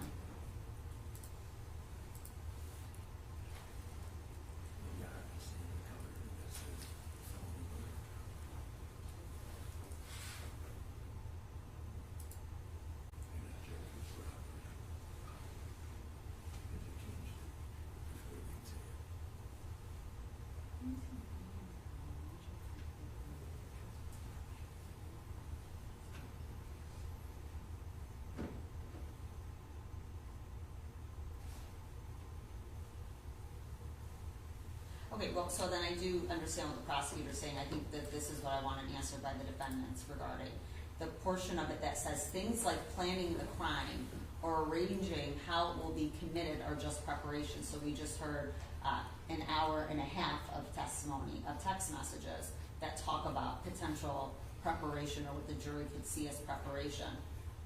This specific instruction says that doesn't qualify as an attempt. So the fact that those messages are going on in and of themselves is not preparation of a larceny. For it to qualify as an attempt, there has to be an action that goes beyond this preparation to the point where the crime has been completed. So if you, Mr. McCarthy, get up and argue and say, and I don't know if you're going to, and I guess we can take it under advisement until that point, but if you get up and argue to the jury to say, yes, my client was in those messages, they got him there, however, he never showed up to the house that day, that would indicate that there was potentially an attempt or mere preparation, which would be your argument. You are correct in the sense that this is mere preparation. All those things that happened before October the 11th are indeed preparation. Whoever's doing them, whatever that preparation was, is a question of fact for the jury to decide. So you want this instruction? No, I don't. I don't think that that should be in there because this isn't an attempt. This crime was completed by someone. My whole point here is that it isn't, and this is what the argument's going to be, it's not Mr. Zuazo. And I think that paragraph 6 should not be included as a part of the instruction, the same as I argued about paragraph 5 being out. And I think that last half, and that was the thing that I was focused on, the things like planning a crime. One can plan something and not carry it out and not be a part of it, and that doesn't make them guilty of a crime, even if somebody else did it. If you're going to argue aiding and abetting, that's a different thing, and if you can establish that somehow or another the actual actor was being told to or put out there by another person who's the aider and abetter, that's a different circumstance, but that's not what we have here. Factually, okay, so I'll based on just the you in a record. second. So I understand that point.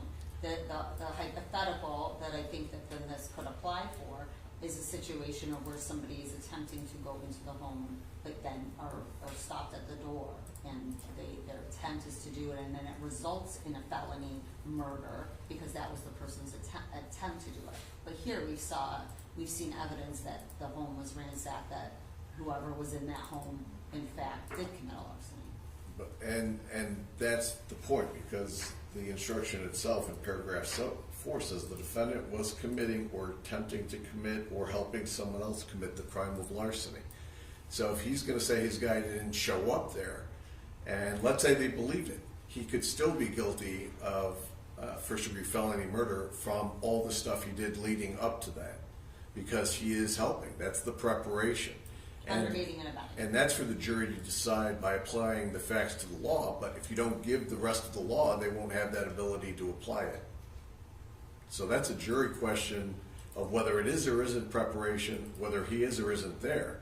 So he could still not be there, and yet be guilty of first-degree felony murder. But I guess why are you believing that an attempt instruction applies at all? Because the next element here says the defendant must have been either committing or helping someone else commit the crime of larceny. Yes. So that could apply to both. Regarding Mr. Zuazo, he is helping someone else commit the crime of larceny from everything we just saw in the text messages. So 7 is good. Well, I don't think we were even talking about 7. But I'm saying 7 is what really describes, I think, the element or the instruction that the jury should focus on. Judge, let me say this, Sure. okay? My first concern in this case is protecting the record, okay? My theory is not going to be that he abandoned it. My theory is he was going to be there. If the court wants to strike 6, I'm fine with it. If I don't want that to be an issue on appeal, that we're worrying about something that I'm not even going to argue in closing that he abandoned it, I'm going to say he's there. That's not.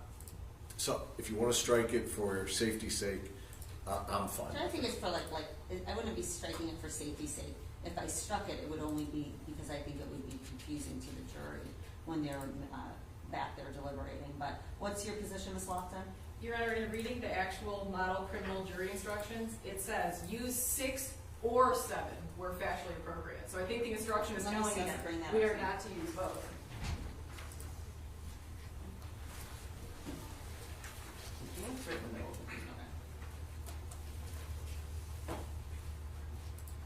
And I agree with the court. I think 7 is very appropriate.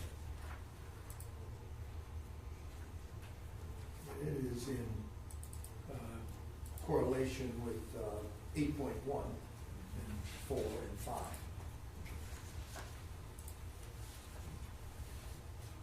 So the user note says paragraph 5 may be omitted if there's no evidence of justification or excuse, and we've done that. And then it states 4. Third, that when the defendant did the act that caused the death of Hussein Murray, the defendant was committing or attempting to commit or helping someone else commit the crime of larceny. For the crime of larceny, the prosecutor must prove the following elements. The defendant took someone else's property. The property was taken without consent. There was some movement of the property. It doesn't matter whether the defendant actually kept the property or whether the property was taken off the premises. For that, at the time the property was taken, the defendant intended to permanently deprive the owner of the property. So that goes into explanation as to the removal of any properties, essentially the mindset versus what is actually taken out of the home in this factual scenario. And then it says use 6 or 7 are factually appropriate. The court is going to find that 7 is more factually appropriate and that the defendant must have either been committing or helping someone else commit the crime of larceny. To help means to perform acts or give encouragement before or during the commission of the crime that aids or assists in the commission. At the time of giving aid or encouragement, the defendant must have intended the commission of the larceny. And if this is on review to the higher courts, the court is referencing criminal jury instruction 16.4, first degree felony murder out of chapter 16 homicide out of the Michigan Model Criminal Jury Instructions. Okay, all right, anything else? Only just to make sure I've got it right, number 5 is being eliminated as well. Yeah, 5 Thank is you. struck and 6 is going to be struck, so. And 7 will be renumbered as 5. And 7 will be renumbered as 5. So if we can do that to get the final instructions up to date for the jury. Judge, let me ask you on that. We'll do it. Okay. Yeah, at this point we'll do it if there's any changes. What else? I believe that's it. Okay. And that's it for me. So as well. now it's 12:20. And then we go back to our cheat sheet of whenever we were gonna do everything. So we need to bring back both jurors right now because you guys are gonna rest. Is that right? Yes, Your Counsels? Okay, and then we're gonna break for lunch for everybody, I think, at Yes, this sir. point. Okay, all right, let's do that.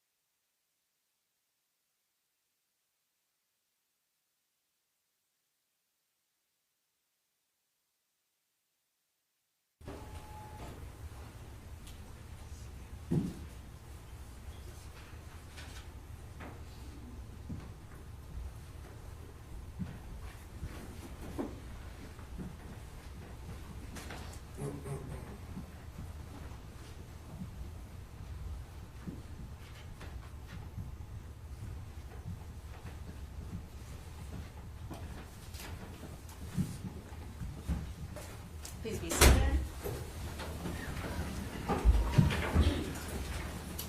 Mr. McCarthy, any witnesses on behalf of Defendant Zuazo? No, Your Honor, the defense rests. Thank you. Ms. Lofton, on behalf of Mr. Hernandez? Your Honor, we have no witnesses, defense rests. All right, ladies and gentlemen. So at this point, what we're going to do is give a lunch break. It's just almost 12:30. One group of you is going to get a longer lunch break than the other because we're going to try to resume back with closing arguments, kind of like we had done with openings. Those were done at separate times. That's what's going to happen with closings. All right. So I can only anticipate how long I think it's going to be. So please bear with me. I will make sure to let staff let you know if it's going to be longer than that. But because we all need to take a break right now, I am going to allow jury B, that's you guys, to go to lunch now for, it is 12:30, let's say, to be back in your jury room for an hour and a half. All right, so be back in your jury room at 2, okay? So 2 p.m. for jury B. And then jury A, does 30 or 45 minutes sound okay for a break? Is that good? Long enough for a lunch? Okay. So then it's 12:30. Let's say be back in your jury room by 1:15. Okay? All right, thank you. All right, jury, please.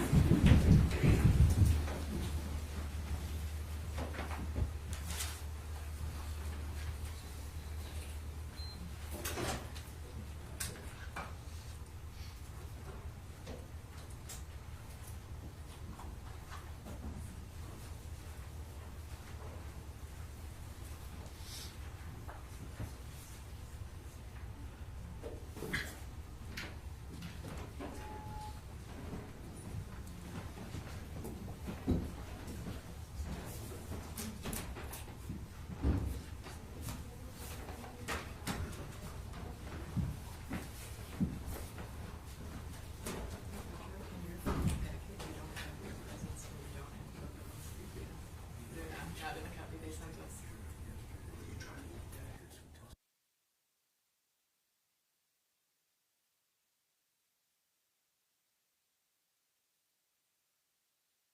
Can you guys be back by 1? Oh, yes, sir. Okay, I'm, all right. Okay. my client and myself will not be present during the closing or instructions. Of You the don't want to defendant. do that We do then? not. Okay, so then we'll call for Mr. Hernandez after closings are done for Mr. Zuazo. Sounds good. Okay, all right. Well, let me see if the All other right. one's. The last set of You may be seated.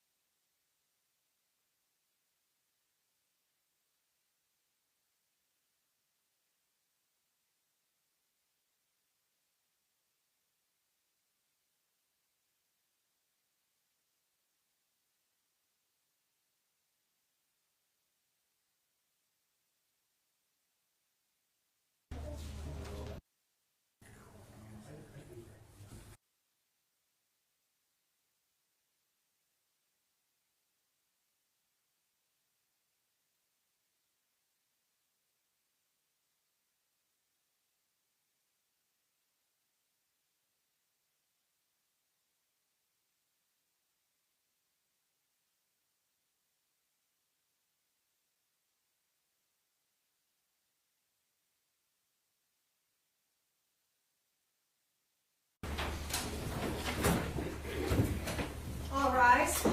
Oakland County Circuit Court is now in session. The Honorable Yessie Cole is presiding. Good afternoon, everyone. Thank you. Please be seated. Calling People versus Joshua Zuazo, case number 2024-291950 FC. John Petrofess and Andrew McGarrett on behalf of the people. Good afternoon, Your Honor. Michael McCarthy, P30169, appearing on behalf of and with Joshua Zuazo. Mr. Zuazo is standing next to me and to my left at the table. All right, sir, tell me your name. Joshua Zuazo. Okay, we're ready for closings? Yes, Your Honor. And we've gone through instructions and everyone's satisfied with the packet that's Yes, sitting Your there Honor. on The attorneys bench? thank your staff for helping during the lunchtime break. Oh, they'll appreciate that. And I They were running join around. Yeah, okay. That is right. Thank you, I appreciate that. So I believe all your jurors are, Mr. Zuazo's jurors are back, so we will bring them in, get right into it, and then instruct them.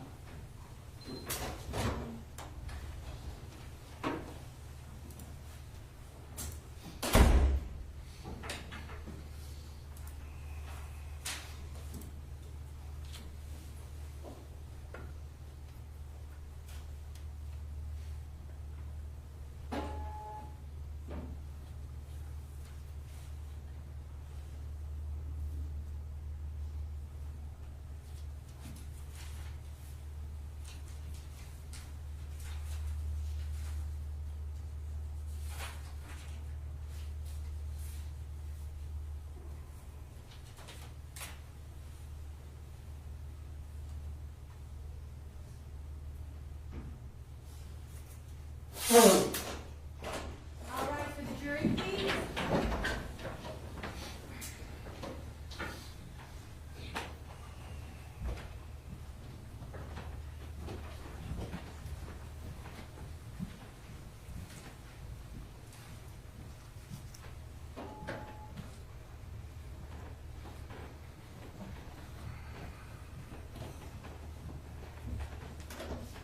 Please be seated.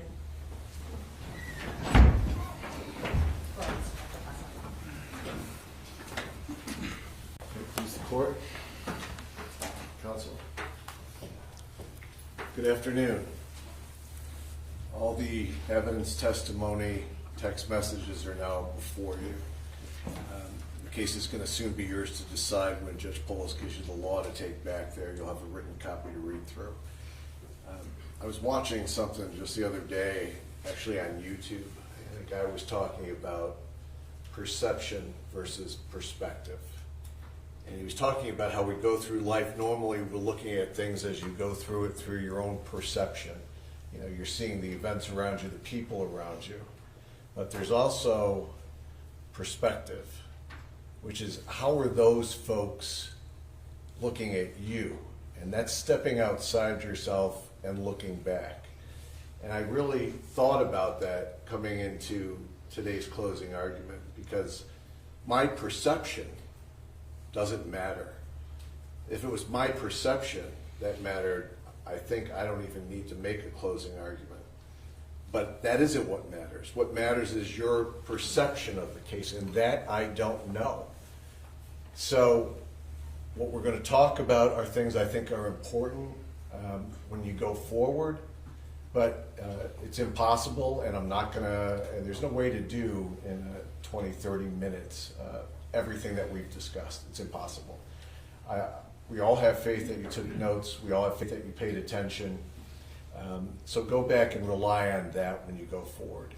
Now, we talked from the start about what this case is about and what this case isn't about. And from the start in jury selection, what we said is this is first-degree murder, but it's not first-degree premeditated murder. And we discussed that from the beginning. And Judge Polis will instruct you on what this is, which is first-degree felony murder. And that means, and the people have never said anything different, nor has law enforcement, that this was an intentional killing when they showed up on the doorstep on October 11th of 2024. And the judge will instruct you on the law, which is now before all the attorneys.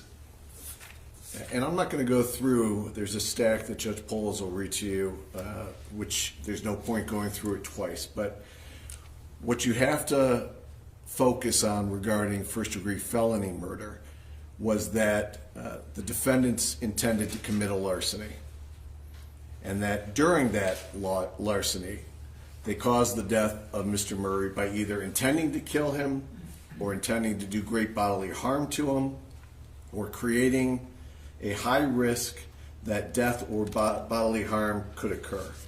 And then the judge is going to instruct you about aiding and abetting, which we also talked about. And it'll say anyone who intentionally assists someone in committing a crime is as guilty as the person who directly commits it. Now, I believe the facts have shown there were 3 people in that basement. Okay, and Mr. Murray is not able to talk about what happened in that basement. But I think the facts have shown throughout this, and I think the text messages tied everything in together even more, that from before, during, and after, these defendants had planned to commit a larceny at Mr. Murray's house. And each of them played different roles and different parts, but each of those parts were going together for that same mission, for lack of a better term. And you'll hear and you've heard that defendant Hernandez started a year before with his contact with Mr. Murray. He had personal contact at his pawn shop in Hamtramck a year before, October of 2023, where he was engaged in making pawns with Mr. Murray's shop. And then you heard, and you have the records, that in February of 2024, Mr. Hernandez appears again. And when he appears again, not only does he take some things out of pawn, but he asks to speak with Mr. Murray face to face. And Mr. Murray came over, shook his hand, looked him in the eye, and talked to the co-defendant Hernandez. And the other interesting part of that, because there are little bits that maybe don't seem that important, and maybe they're not, that's for you to decide. But what is Hernandez in there looking at? He's in there looking at Rolexes. What does Mr. Murray wear? He wears a Rolex. What does Mr. Murray have on him? He has jewelry.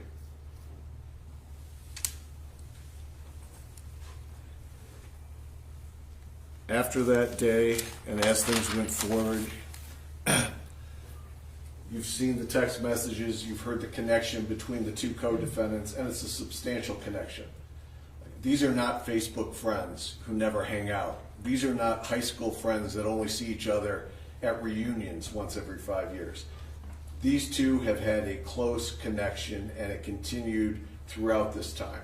And I think there's proof of that through witnesses and through the text messages.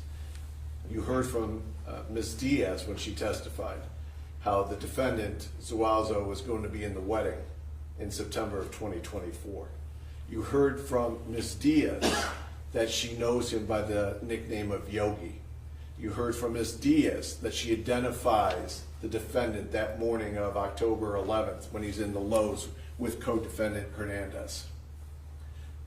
You've heard as the testimony, the text, everything else is played out. You have lots of videos to show that they put their plan in place to physically start making it happen probably about 20 days before the murder. And you hear that through the text and through their actions. You start seeing the text that you now have today about we need a car between Hernandez and this defendant. And they go back and forth about getting a car. Why do they need a car? Well, they need a car because they want to get away with it, first of all. And they're going to do that by disguising the vehicle that they drive and then disguising themselves. They're going to disguise that vehicle after they steal it, and you've heard testimony from the victim of that theft about his car being left out and it gone, which coincides exactly with the text that you have now. You also saw a text that indicate that you need to disguise it with DTE materials. And you saw not just Hernandez walking in on video into that store to order up those signs for the sign of the car, but you saw this defendant text messaging his buddy, whether it's a male or female buddy, I don't know, but the buddy to get DTE products to disguise themselves. They go a step further, and that's to get rid of the plate, which was a very distinguished plate on the back of that truck, that POCO plate. And they got a DTE plate stolen from a DTE vehicle to make it even more unlikely that they're going to get caught if that vehicle is identified or if it shows up on a flock camera. Like everyone here now knows, is taking pictures of a lot of plates. Well, it would have come back with a DTE plate. And that disguise, as you heard, was so effective on October 11th that even Miss Niehaus, as she's walking her dog, and she said, my attention's drawn to that vehicle, first by the sound of it, then it just seemed to be slow rolling through the neighborhood. And she said, I finally looked up and I saw it was marked as DTE. And I said, oh, it's DTE coming through to do something. And she was no longer concerned about the vehicle. Well, that's what these defendants intended. Now, you have the videos, you have the purchases at Home Depot, at Lowe's. They were getting the things that they were planning to use when they were going to get into Mr. and Mrs. Murray's house. They wanted duct tape, they wanted zip ties, they were disguising themselves as workers with different things that they purchased also at those stores. They were ready, but there was one thing that they could not buy at any hardware store for that day. And that was the will to do what was necessary. That will to go into that house and do what was necessary, you can't purchase that at a store. That came from in here. They were ready to go. And on that October 10th, when they drove there, it was this time of year, it is dark. You've got all the text before and after. And as they drive there, 40-minute, 45-minute drive, no one gets out of the vehicle. No one talks themselves out of doing what they're about to do. They're ready. They're planning, and as you saw through the text, Mr. Hernandez wants to buy a house. Mr. Zuazo is talking about needing a big score. And they had this impression that inside that house was going to be their big score. As they get to the house, and as you've heard, they approach the house, Mr. Hernandez in front, posing as DTE workers with Mr. Zuazo right behind him. And that does not, is captured on Ring video. There's the knock on the door, which catches everybody's attention inside. Mrs. Murray said she gets it on her Ring video from her phone, and Sam is already downstairs and heads towards the door. She's upstairs, and she's paying attention. So Sam opens the door. Defendant Hernandez with the co-defendant right behind him. They're trying to talk their way into the house. Mrs. Murray says, it's a little late to be doing a gas check. And then she says, Sam, do you have your gun on you? And she said, I said it loud so it could be heard. Mr. Murray doesn't want to let him in, isn't going to let him in, and doesn't let him in. Mr. Hernandez says, we'll be back tomorrow. So they leave that night, and then they have a 40-minute drive back to where they came from. Did anybody decide not to go forward with this the next day? No, there was a different type of discussion. And there's unanswered questions that we talked about in jury selection. Some of those unanswered questions don't matter, okay? It only matters if it goes to what we need to prove in these elements. One of the unanswered questions is, why didn't they force their way in? Okay, well, they didn't force their way in is what happened. But if you remember the positioning, Sam is downstairs. He is not a small man. He's 6 foot tall. He's 300 pounds. Hernandez is in the doorway, okay? And it's been told that he's armed. Could they have gotten to Sam before he pulled his gun? Could they gotten to Sam before he backed up and pulled his gun? I don't know. But what I do know is if they had come in that house, they could not have gotten to Mrs. Murray upstairs on that balcony before she called 911. There was no way they were getting to her before that call was placed. So they leave to regroup, and they regroup. They don't cancel it. They don't say there's Ring cameras, I'm not going to do it. They don't say the guy is 6 foot and 300 pounds, he may be a problem. No, instead they revise the plan. The plan doesn't get canceled. How do they revise the plan? Well, now they go first thing in the morning to Lowe's to get the 18-inch zip ties. So they're upping what they expect they're going to need to subdue Mr. Murray. The duct tape no longer is enough. They need zip ties, and those are the same length zip ties that the detectives described that is in the bloody scene in the basement. They have the drive back. No one gets out of the car. They both arrive. And as they arrive this time, when they're at the front door, which is captured on the Ring video, they're able to trick Mr. Murray into opening that door. Mr. Murray goes to the door, as you've heard. He lets them in, as you've heard, and Mrs. Murray is there watching this. She says it sounded like Mr. Hernandez was going to go outside, but he didn't. And you also heard that defendant Zuazo starts lingering around where the dryer is, which is a gas dryer. So they start going downstairs, and what's important to note is the little pieces of things, which you have, I'm sure you have. So Sam goes down the stairs first. Who's following Sam? This defendant, not Hernandez. The first one to go downstairs behind Sam is this defendant. The first defendant who's going to encounter Mr. Murray is this defendant, and Hernandez goes down behind him. The door is closed. And you know some of what happens next. We don't know all of what happens next because Mr. Murray isn't here to tell us. What you hear next is defendant Hernandez comes up and he immediately confronts Mrs. Murray, who's right there. She doesn't hear anything for that 10 or 15 minutes. No screams, no shouts, no commotion.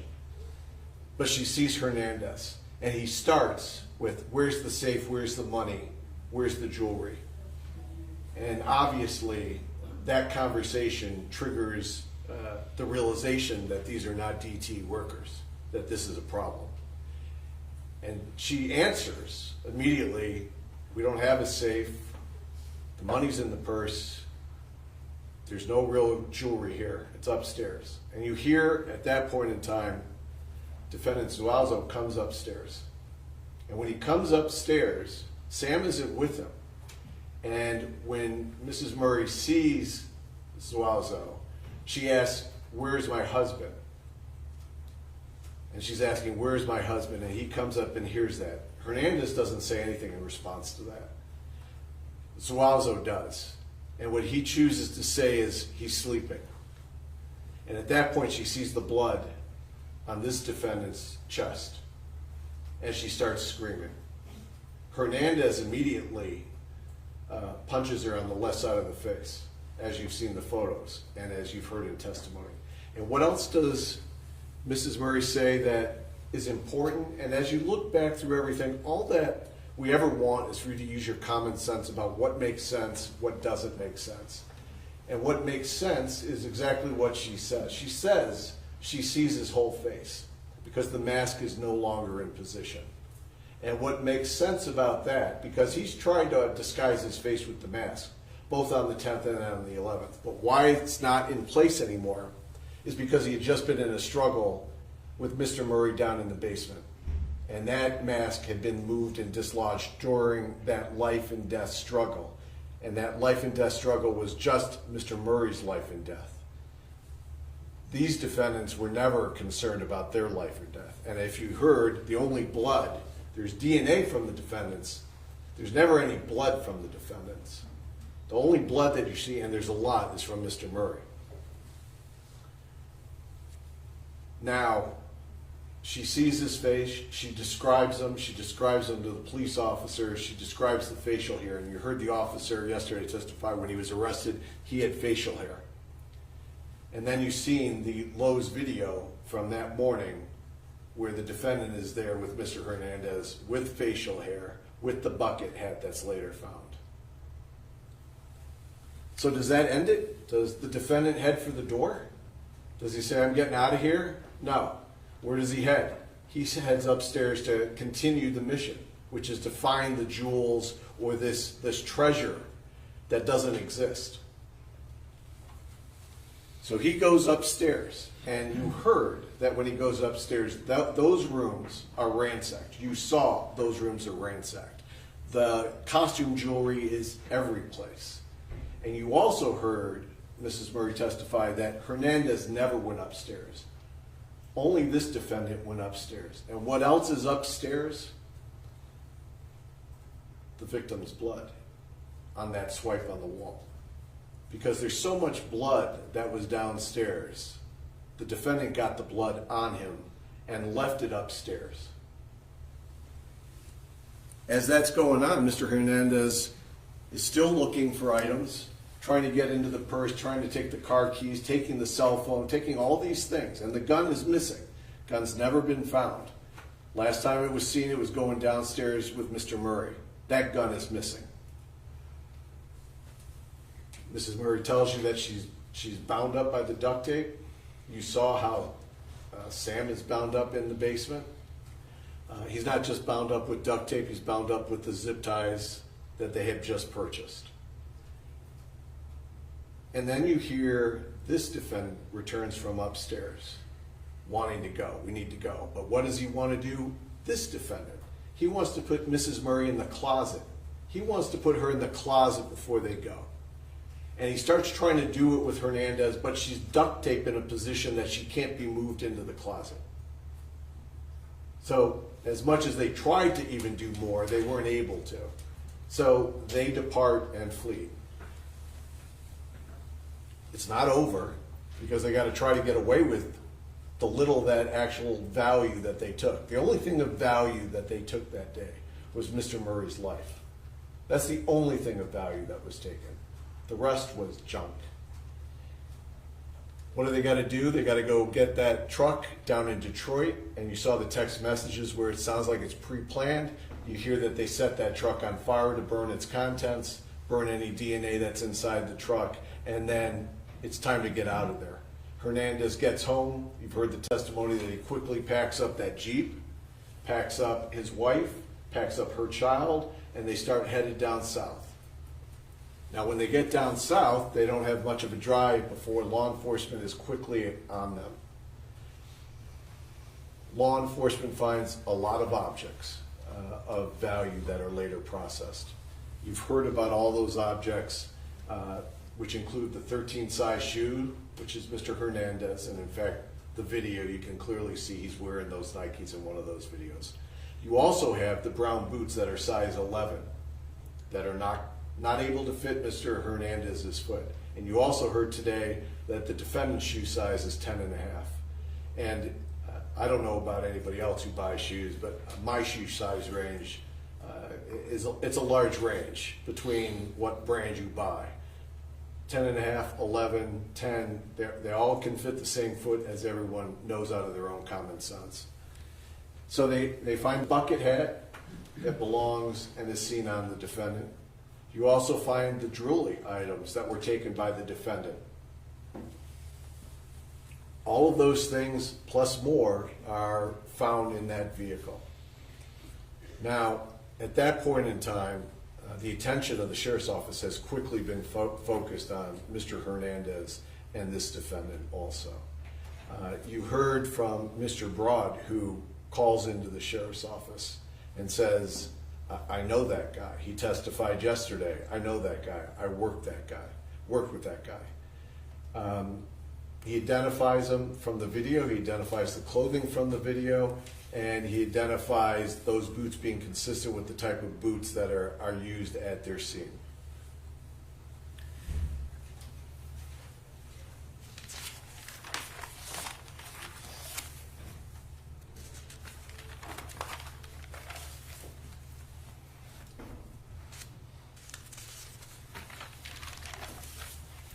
So then you hear more gruesome details today from the medical examiner about the manner that Mr. Murray was killed. Those photos show a lot of light about what happened in that basement. It was a brutal beating, a multiple hit beating, a beating that could certainly have occurred with two people, regardless of their size. But when we talked about the Rolex, it's important when I think about things about how did it physically transpire. He has 2 strikes to the back of his head from a blunt object, consistent with a gun, consistent with a lot of other objects that could cause that type of injury. Okay, so Sam goes down. They ask for the safe, maybe. He's not giving an answer, maybe. He says, I don't have anything, maybe. But you know that conversation occurs. It occurs upstairs, and they don't like that answer either. So Sam is struck and he's bleeding. But he's not quitting. You heard Mrs. Murray talk about he's a strong man. You've heard he's a big man. And he's not unconscious, because if he's unconscious, how could I say that? I wasn't there. Well, because it doesn't make sense with the rest of the facts in the case. If he's unconscious, you don't have to bind him up like that. You don't have to duct tape him. You don't have to duct tape his mouth. You don't have to zip tie him. This is a struggle at a minimum with Mr. Murray and the 2 defendants. And what else do you hear? That as much as Mr. Hernandez loves Rolexes, as much as the only thing of financial value in that whole scene that day was probably that Rolex, what happens during this struggle? This struggle occurs to the point where he's duct taped and zip tied where you can't even get to the Rolex. If he was unconscious, if he wasn't there, the first thing that comes off is the Rolex. Maybe they try to get the ring off, but the thing of value is that Rolex. Can't even get to it. But they don't care because they're in a struggle with him.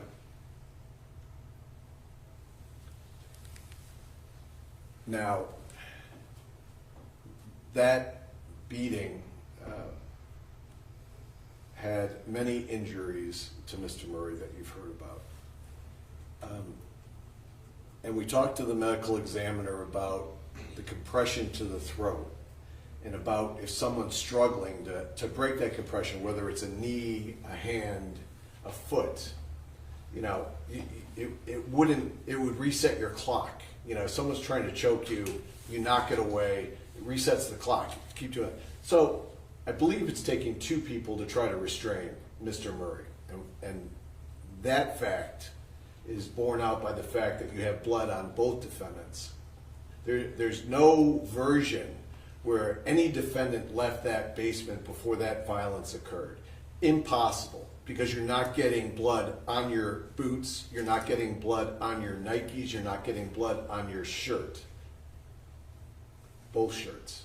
Because the t-shirt Mr. Hernandez has tested also has the DNA on the blood. So that battle is going on down there. And, I try to think about it like just normal life, okay? I have a brother 4 years younger, okay? So growing up as kids, when we would roughhouse, wrestle, things like that, there was a point in time where I could get both of his wrists in one hand, and I could put him down with one hand and hold him in place. And then I had one hand free. That stopped when we were about 12 years old. I could no longer control him with one hand. There was no way one person was controlling Mr. Murray all by themselves. To both tie him up, keep him in a position, do all that, that doesn't seem to me to be reasonable. I think Mr. McCarthy is going to say a few things at this point. Give him your direct, full attention like you have throughout this trial, and then I'll have a few minutes afterwards to address what he says. Thank you. Mr. McCarthy? Thank you.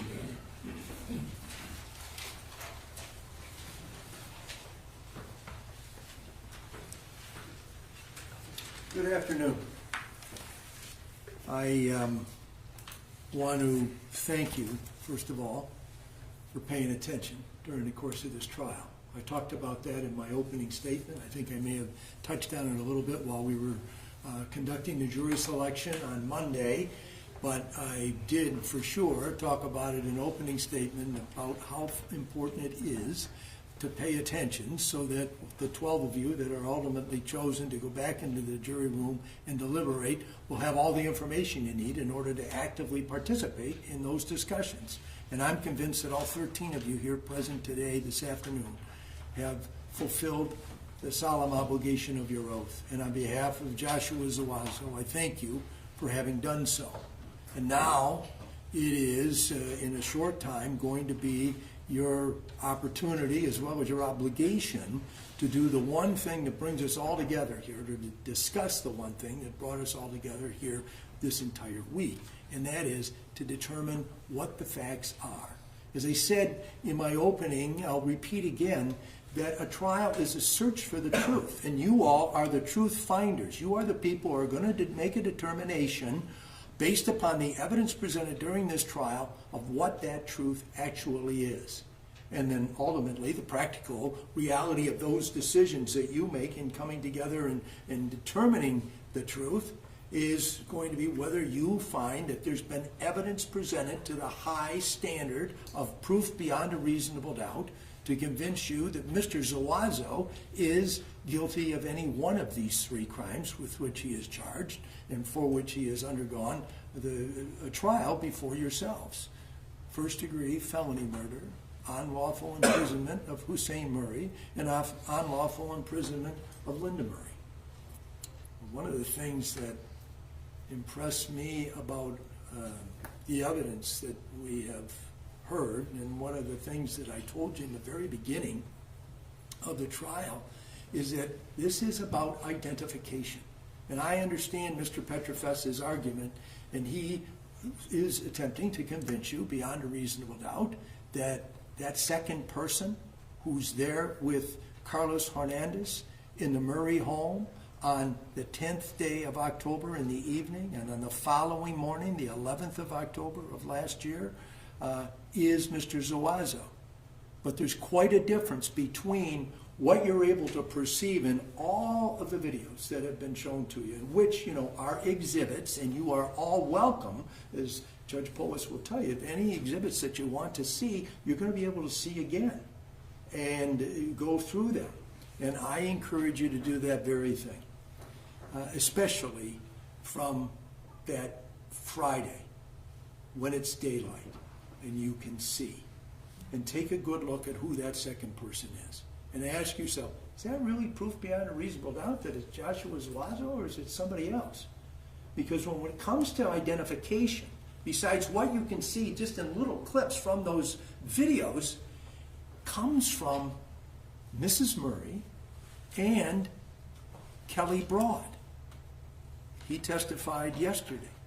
I believe it was yesterday. It might have been Wednesday. But whichever day it was, he testified during the trial, and he is the person who used to be Mr. Zuazo's supervisor, 2 levels up from him, but some sort of a boss at the St. Mary Cement Company. And I don't know about you, but I had a little difficulty following what he was saying. I know he was here for a reason. First of all, he was subpoenaed, so he's obligated to be here. But he was here to make sure that who he says had threatened him when he fired him got convicted in this crime. He says that he knows it's Mr. Zuazo because in the video he is wearing Wolverine steel-toed boots given to him by St. Mary Cement Company. And he's wearing safety glasses. Prescription, he says, given to Mr. Zuazo by St. Mary Cement Company. So the thing that I ask you to do is scrutinize what he had to say. And the reason I say that is because in the instruction that the judge is going to give to you a second time, she's already given this to you once before the evidence presentation began, is about witnesses and sizing up the witnesses and making a determination about who do you believe. And one of those things that she's going to repeat is words to this effect about, does the witness try to actually answer the questions, or does the witness argue with the lawyer? And I would add this, does the witness ask the question presented? Now, I've been doing this job of representing people in trial and conducting litigation in civil matters as well as criminal matters for 45 years. And so I consider myself pretty capable of keeping people on point and getting them to answer the question that I put before him. Ask yourself in your memory how many times I had to repeat a question and ask him to answer the question that I put to him. Was he honestly trying to answer the lawyer's questions, or was he arguing with the lawyer? And this is a huge piece of evidence that is presented specifically to fill in some gaps about who that second person is and make it be Joshua Zuazo. I submit to you that Kelly Broad was not honestly trying to answer the questions. He was here with an agenda. He claims that Mr. Zuazo threatened his life, but he never reported that to the police. And he says that he can tell that these are Wolverine boots. The fact is, when I asked him the question, I said, well, all you can see is down at the bottom. The person who's wearing those shoes is wearing long pants. How can you tell all these things? Well, he just knows that that's true. Well, if that's so true, and the people's theory about Mr. Zuazo's presence at that place, the home of the Murrays, then how come there aren't some brown Wolverine steel-toed boots in Mr. Zuazo's house when it is subjected to a thorough search? Why aren't those steel-toed Wolverine boots that Mr. Broad is so certain were present in that video in the Jeep that is racing from Michigan to Texas and is stopped in Louisiana? Those are Timberline boots. And there's no evidence that those are Mr. Zuazo's boots.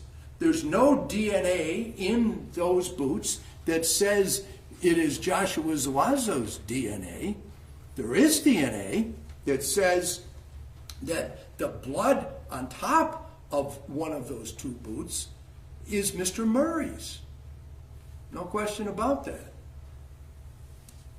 Who is to say, what evidence is there that is reliable that it's Joshua Zuazo whose feet were in that boot?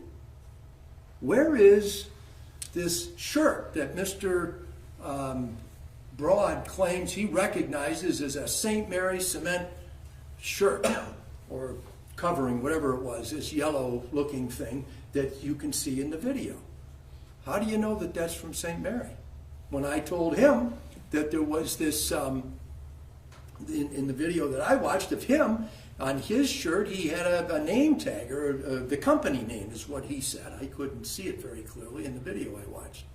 But he explained, yeah, he says that's St. Mary Cement Company says that on this green patch. And then he adds in, well, of course, those can be easily removed. Okay, well, There wasn't one of those on that shirt, and he claims there's this thing on the shirt, though, that says fire repellent. I think was the two words, FP or FR, and so there would be some kind of safety shirt that the St. Mary people have. He claims he can see that in that video. I encourage you to take a good look at that and see whether that's what you see. Or is what you see a name tag holder, a clip of some sort, something like all of you have for your jury badges, up there on that shirt that this second person was wearing, and not some initials from the St. Mary's Cement Company, but just the clip to hold on to the fake DTE Energy tag. Question of fact for you to decide. Then we have the fact that the other person making an identification of Mr. Zuazo is Mrs. Murray. She's a compelling witness. And who among us would ever want to be in her shoes? And this was without question, and she honestly answered this for me when I cross-examined her a couple of days ago. The terrible, traumatic situation, an experience that she's never had before, of course, and is living with to this day, and cannot get it out of her mind, and thinks about it all the time, and certainly has it on the forefront of her mind because she had to come here and give this testimony. And she's here present and has been throughout the time that has passed since the time she gave her testimony.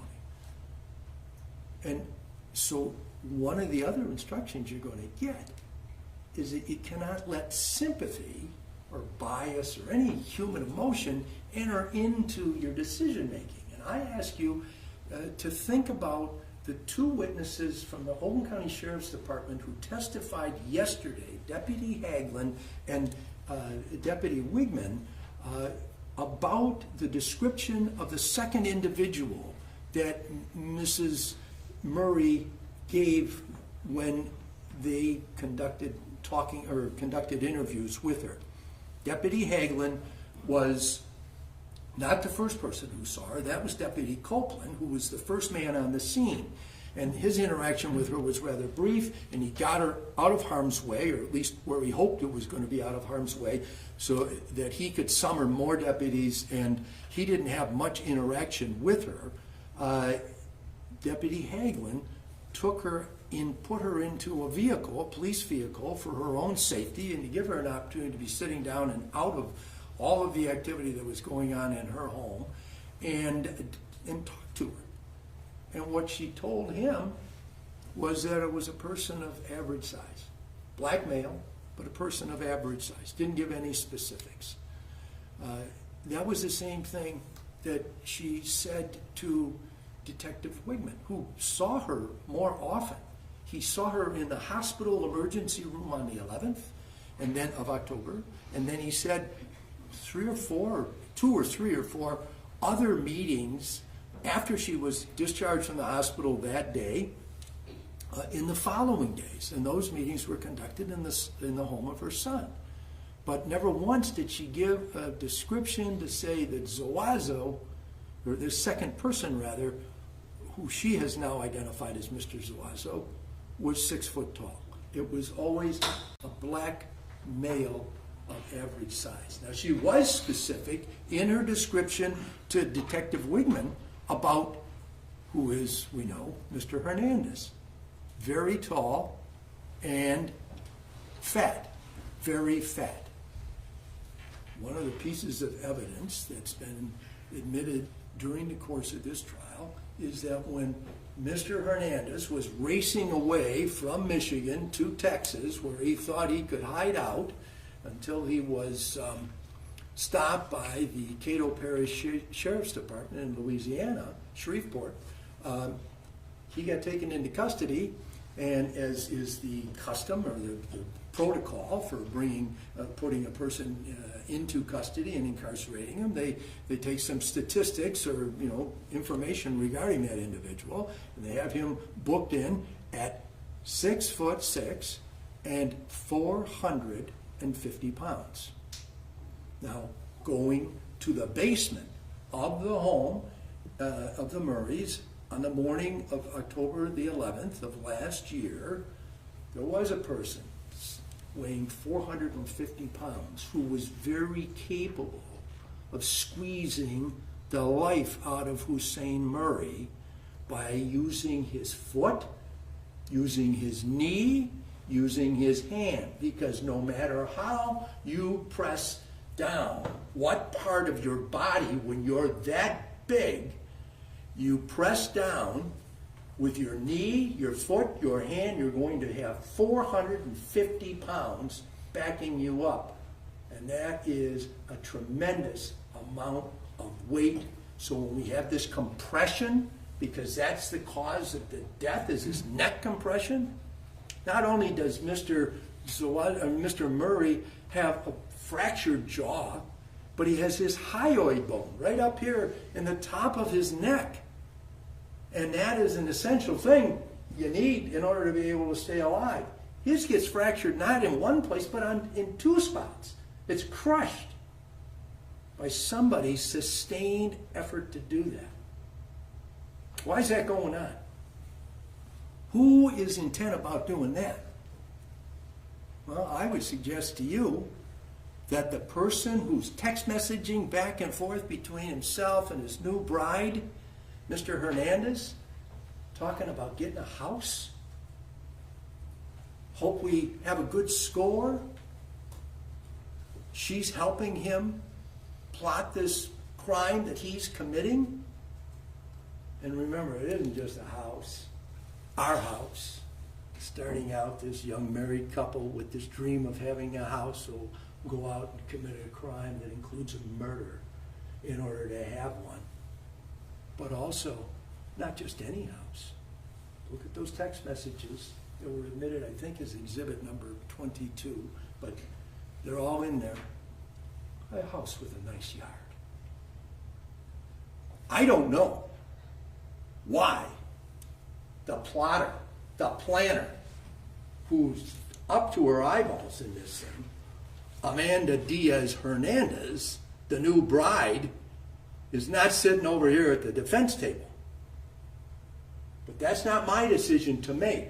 But if anybody is involved in a conspiracy to commit this robbery, this stealing of property from a person who they know to be, they being Hernandez and his wife, to be a man of property because he owns a jewelry store and he owns a pawn shop in Hamtramck, and then, you know, he's out there scoping out the house, and you can all see, as bad as the pictures are, given the circumstances under which they were taken, the home, the Murray home, on the 10th day of October was a beautiful place where the upstairs wasn't ransacked. And you can tell they had very nice furnishings and everything was properly appointed.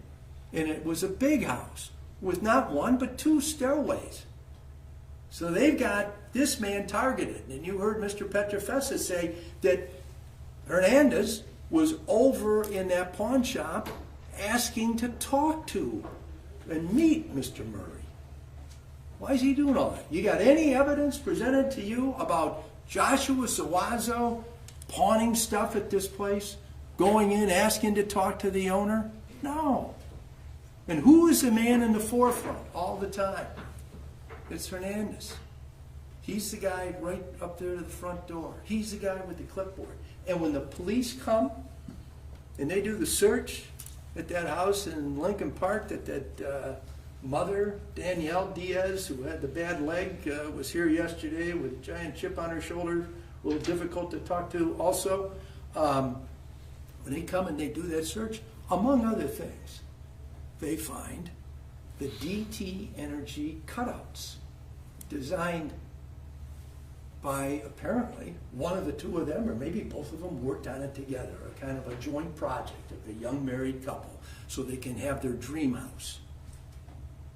And that's not in Mr. Zuazo's house. It got searched thoroughly. You don't see one piece of evidence in this trial that came from Mr. Zuazo's house. But there's a lot that came from Hernandez's house.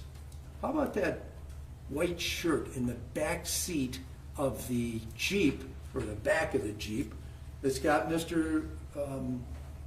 Murray's blood on it? Now, I made a point, and I'm not trying to make fun of somebody because they're overweight or big. I mean, this is only because it's an essential fact in this case. It's a 6X, and his DNA, Hernandez, is in the collar, of the shirt. And if it's his shirt, then that just makes perfectly good sense. But the blood, that is Mr. Murray's. There are no clothing items. There is no evidence that connects Mr. Zuazo to Mr. Murray's blood, period. There are shoes, size 13, in the back seat, or in the back of that Jeep, that are taken into custody by the Cato Parish Sheriff's Department and then handed over to the Oakland County, Michigan Sheriff's Office. And those are analyzed. We had the testimony from the DNA witness here, I believe it was yesterday, Ms. Ramirez, and it's up in the octillions, for 1 in so many octillion, that it's Mr. Murray's blood on Mr. Hernandez's shoe. There's the black gloves. There's black gloves seen by Mr. Hernandez, or on Mr. Hernandez during the crime. And what do we have in the back seat? His DNA inside those black gloves. No question he was there. No question that this horrible crime was committed and that he is responsible for it. And this whole idea of all this was supposed to be as a robbery. Well, I can't tell you what's in somebody's mind any more than Mr. Petrofesa can on the day that this happened, this horrible, tragic, criminal thing occurred. I don't know what Mr. Hernandez is planning on doing. But I do know that, well, there's no doubt, no reasonable doubt, that he is responsible for all of those things that happen. There is no such evidence beyond a reasonable doubt that it's Mr. Zuazo. Let's look at one other video. It's at the Lowe's. It's at 9:30 in the morning, and it's down in Allen Park, I believe. And that video shows Mr. Hernandez walking around inside the store, and then he's buying items, and then he pays for those items. There's another person with him. The people allege and argue that it is Mr. Zuazo wearing this bucket hat. And the bucket hat gets found in the back seat of this Jeep. Now, I'm not much of a hat wearer. I have a couple of baseball hats, but that's about it. I understand, though, that there are people that like that type of style of hat, and I guess in sunlight or sunshine, warm days, maybe it's a good thing to have. Keep your face from being burned up, or your neck. Well, whatever the reason someone's wearing it, if it was Mr. Zuazo, you would think that there would be some DNA on that hat, on the inside of that hat, for this person who's wearing it, if in fact that's who it was. We don't have that in evidence. We don't know whose hat that was. We don't know who was wearing it. We don't even know, really, whether the person who was wearing that hat left that hat in the back of the Jeep.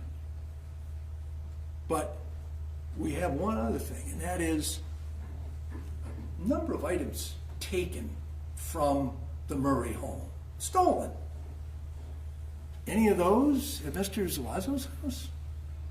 Any item from the robbery, the larceny rather, that took place as the predicate felony to charge first-degree felony murder in the hands of or anywhere near where Mr. Zuazo was? No. Let's talk a little bit about leaving town. This Mrs. Diaz, the mother, Danielle, testifying yesterday, she doesn't really know when they left. They were going to leave. They were always going to be leaving. But, all of a sudden they were going to be leaving maybe that day. She was asleep because she works these long hours. So she doesn't want to give you too much information. She surely wasn't, I would say, a cooperative witness. I wouldn't tell you that she lied absolutely, but I wouldn't put a lot of faith in what she had to say. But I got thinking about the newlyweds, and what I didn't hear about from either one of them, even though they have this desire to have their own house, is that either one of them had a job. We got some text messages about being behind on the rent by 5 days on the house down in Texas, or the apartment, or whatever kind of a residence it is. And then, the response is, yeah, well, we spent all that money in PR, which I imagine is Puerto Rico, but I don't really know. Probably the honeymoon. And so, no job, no means of getting the dream house or even putting food on the table. What's going on here with Mr. Zuazo? Where is he when he gets arrested? Monday morning, October the 14th, or maybe it's the afternoon, but sometime on that day when the fugitive apprehension team comes to the job site where he's working. He didn't leave town. He didn't go anywhere. He's here, easy to find. The only reason they find him is because of this Kelly Broad coming in with his chip on his shoulder to identify him and say, well, I think this is the guy. Getting even for whatever it was that he's not happy about. But Mr. Zuazo's not down in Cato Parish, Louisiana, heading to Texas. He's not getting on a plane to fly to Europe or something like that. He didn't go anywhere. Well, now why would he just be sticking around while Hernandez has gotten out before the day is over? He's on the road heading home because he doesn't have a guilty conscience. He didn't do anything. He's got nothing to run from. Let's go back to Lowe's. 9:30 in the morning. You have this video. Maybe it's Mr. Zuazo in there. That's going to be for you to decide. Let's say, for argument's sake, that it was him. That doesn't prove that he went anywhere beyond that place where that store where Mr. Hernandez made the purchases or paid for whatever it was he got. And what do you see with Zuazo? What's he got? Bottle of pop. Look at those videos. Or a bottle of something. I can't tell you it's pop.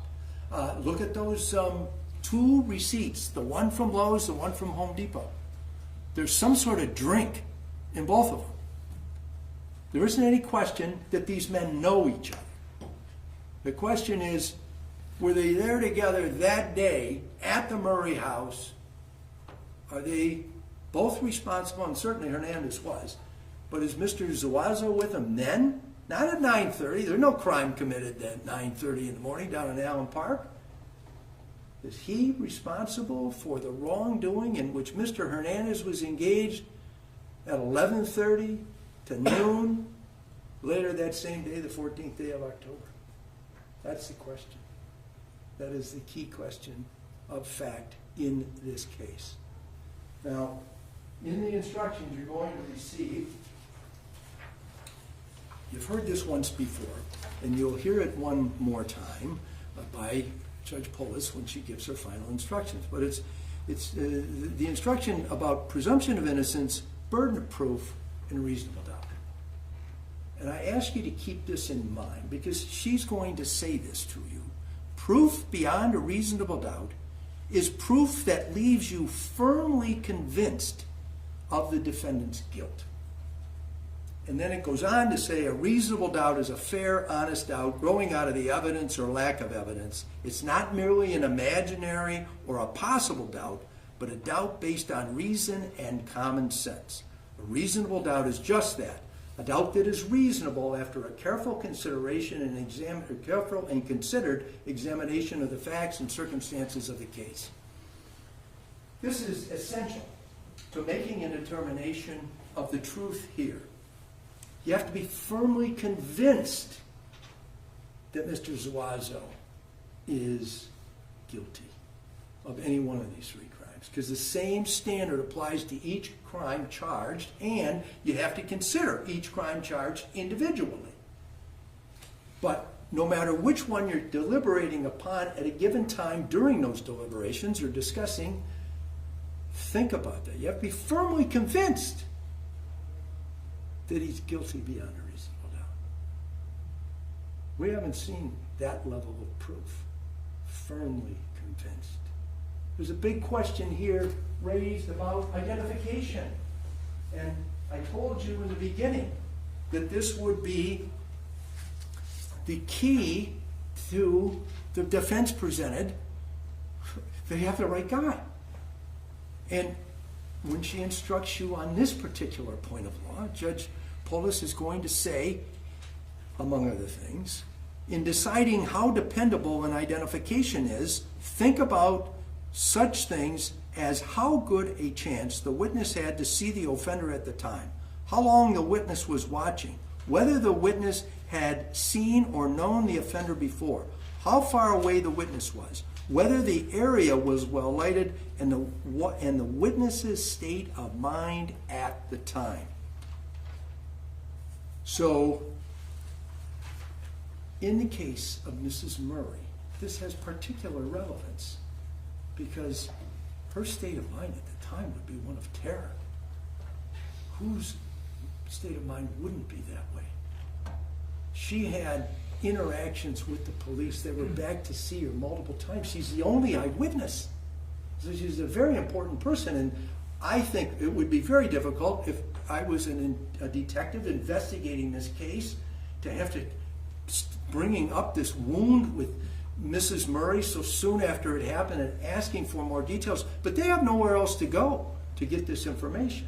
And in the back and forth, the trading information, she comes to have an understanding of who it is that the other suspect is. And so she's able, without question, you know, when she testified here very clearly, she's able to use names. She knows who the defendants are, without question. And she can certainly identify Hernandez. But I submit to you that she has adopted an understanding that Mr. Zuazo, because he is the defendant, is actually the person who was there in her house. She's testifying honestly. She's simply mistaken.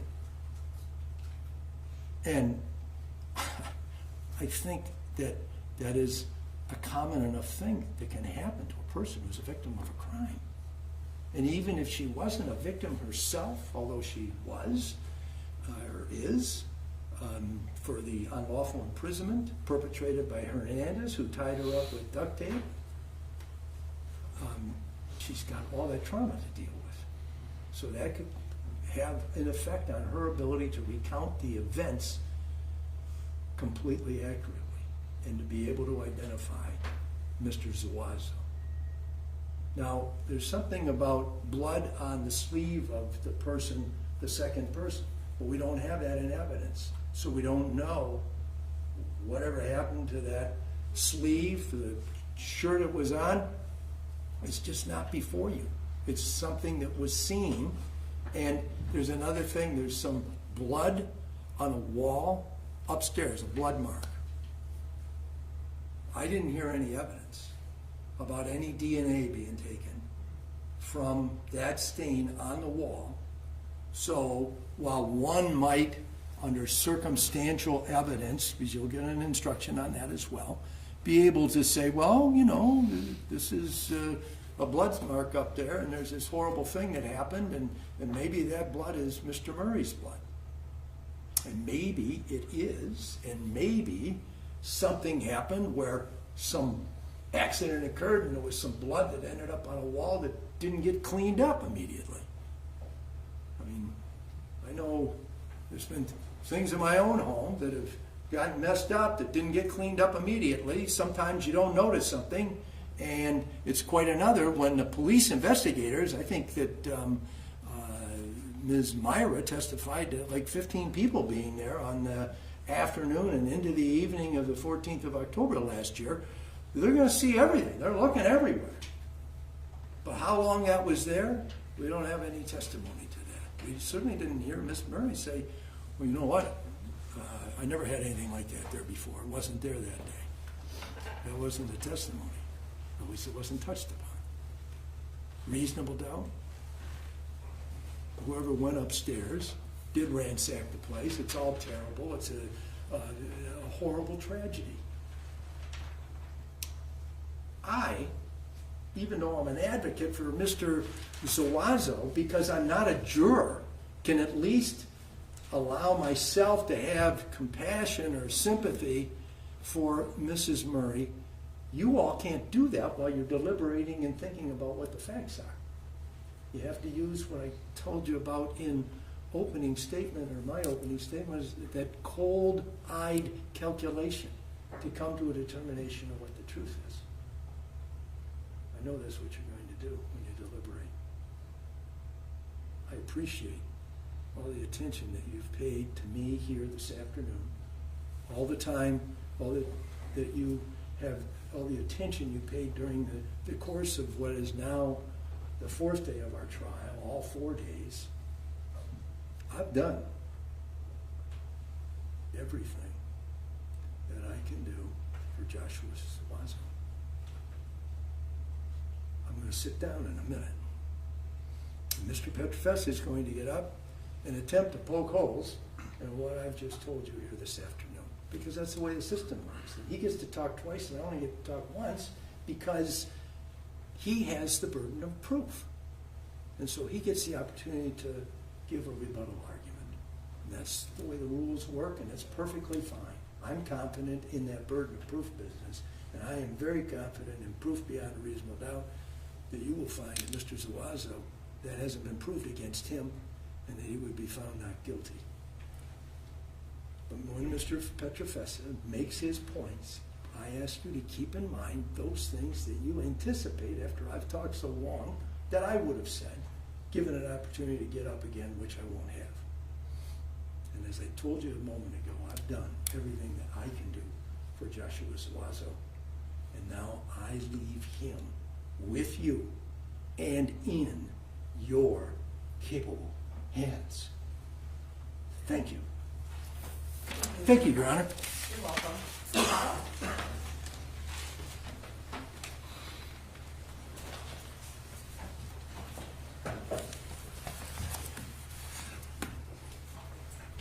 My goal now is to stop talking about 60 seconds before everyone stops listening. You've heard a lot. It's been very intense. The closing arguments have been long and also intense. So let me start by saying, in a response that wasn't how I was planning to say it. Mr. McCarthy, I've known for a long time. He's an excellent attorney. He's an ethical attorney. He would never intentionally mislead you from something that has occurred during the trial. A lot of stuff happened yesterday. A lot of DNA evidence came in, and I believe Mr.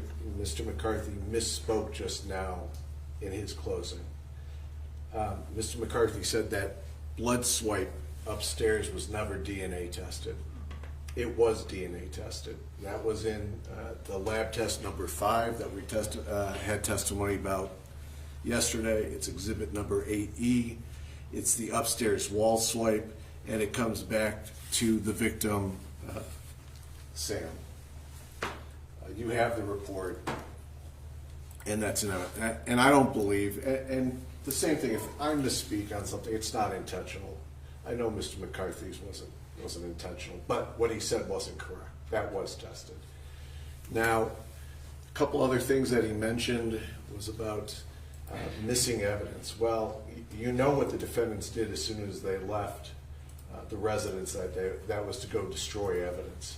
So I don't know what was burnt up in the vehicle, but they attempted to burn up the vehicle, destroy DNA evidence. You know, a lot of things weren't recovered that were taken. Cell phones weren't recovered. The pistol wasn't recovered. The cash wasn't recovered.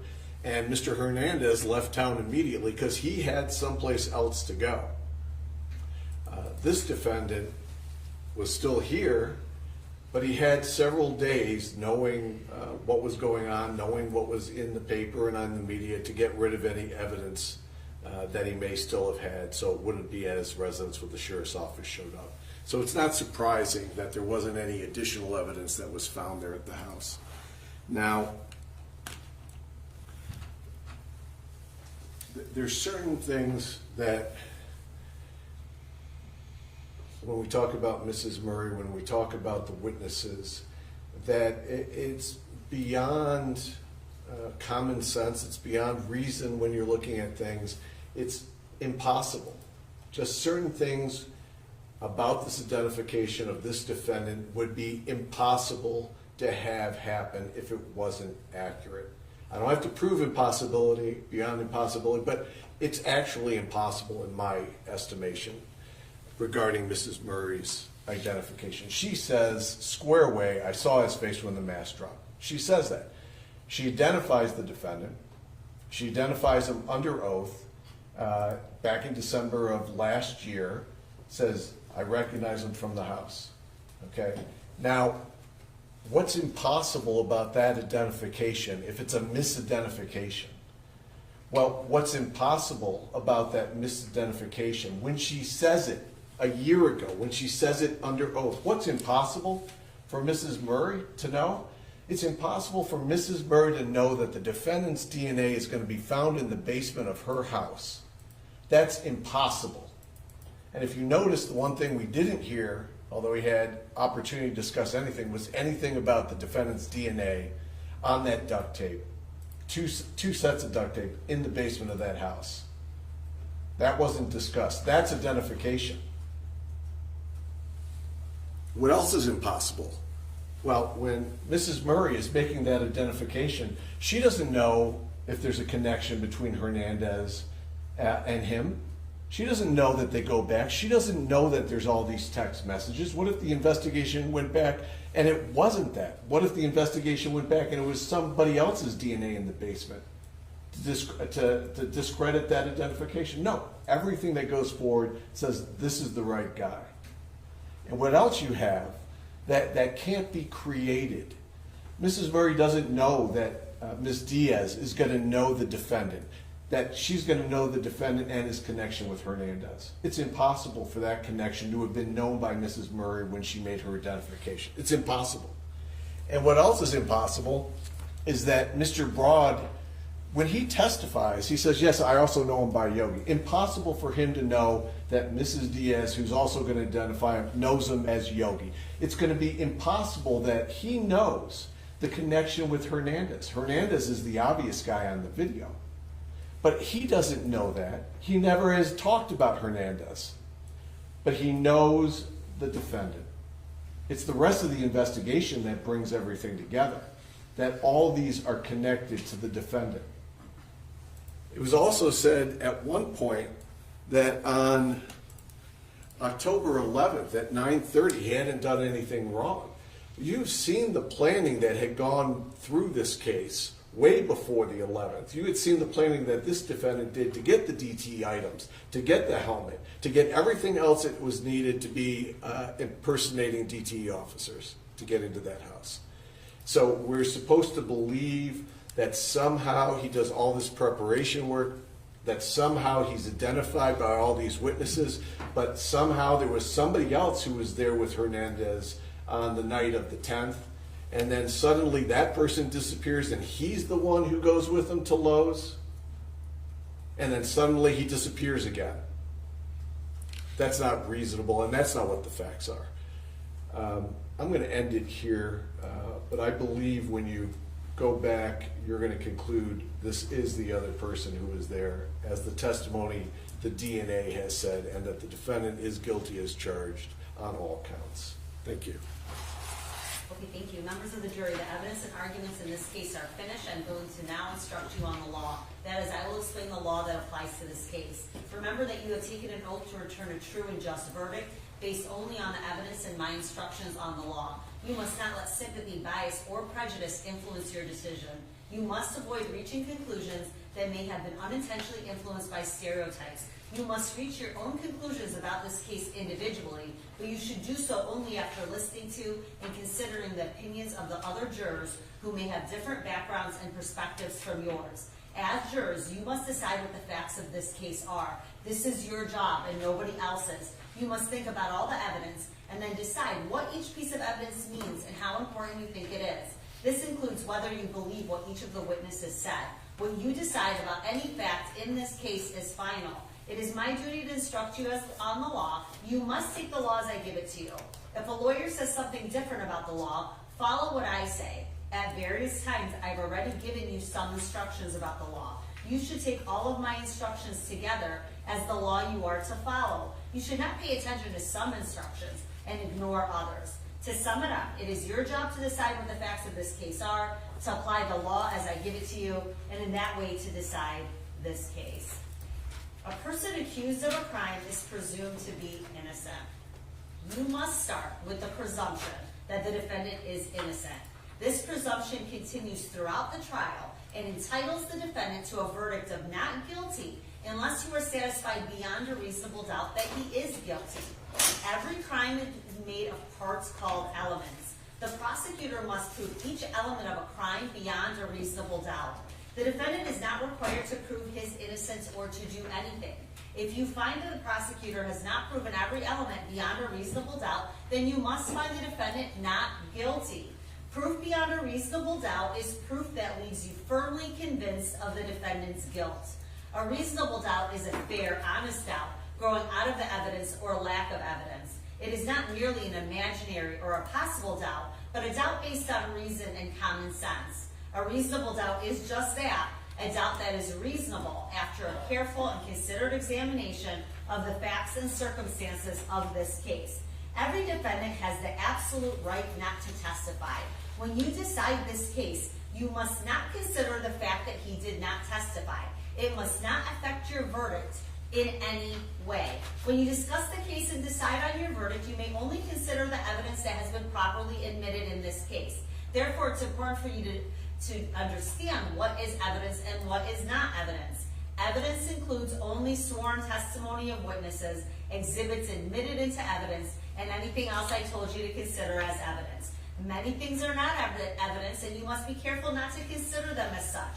I'm going to describe some of the things that are not evidence. The fact that a defendant is charged with a crime and is on trial is not evidence. Likewise, the fact that he is charged with more than one crime is not evidence. The lawyer's statements, arguments, and any commentary are not evidence. They're only meant to help you understand the evidence and each side's legal theories. You should only accept the things the lawyers say that are supported by evidence or by your own common sense and general knowledge. The lawyer's questions to the witnesses are also not evidence. You should consider these questions only as they give meaning to the witness's answers. My comments, rulings, questions, and instructions are also not evidence. It's my duty to see that the trial is conducted according to the law, and I tell you the law that applies to this case. However, when I make a comment or give an instruction, I am not trying to influence your vote or express a personal opinion about the case. If you believe that I have an opinion about how you should decide this case, you must pay no attention to that opinion. You are the only judges of the facts, and you should decide this case only from the evidence. At times during the trial, I have excluded evidence that was offered or stricken testimony that was heard. Do not consider those things in deciding the case. Make your decision only on the evidence that was let in and nothing else. Your decision should be based on all the evidence, regardless of which party produced it. You should use your own common sense and general knowledge in weighing and judging the evidence. But you should not use any personal knowledge that you have about a place, person, or an event. To repeat once more, you must decide this case based only on the evidence admitted during the trial. As I said before, it's your job to decide what the facts of this case are. You must decide which witness you believe and how important you think that their testimony is. You do not have have to accept or reject everything a witness says. You're free to believe all, none, or part of a person's testimony.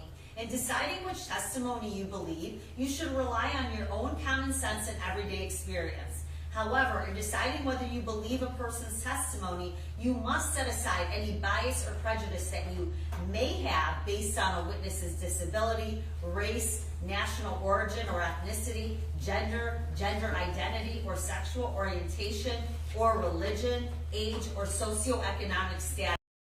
Again, take the time you might need to test what might be an automatic or instinctive judgments and reflect carefully about the evidence. There's no fixed set of rules for judging whether you believe a witness, but it might help you to think about these questions. Was the witness able to see or hear clearly? How long was the witness watching or listening? Was anything else going on that might have distracted the witness? Does the witness seem to have a good memory? How did the witness look and act while they were testifying? Does that witness seem to be making an honest effort to tell the truth, or did the witness seem to evade the questions or argue with the lawyers? Does the witness's age or maturity affect how you judge his or her testimony?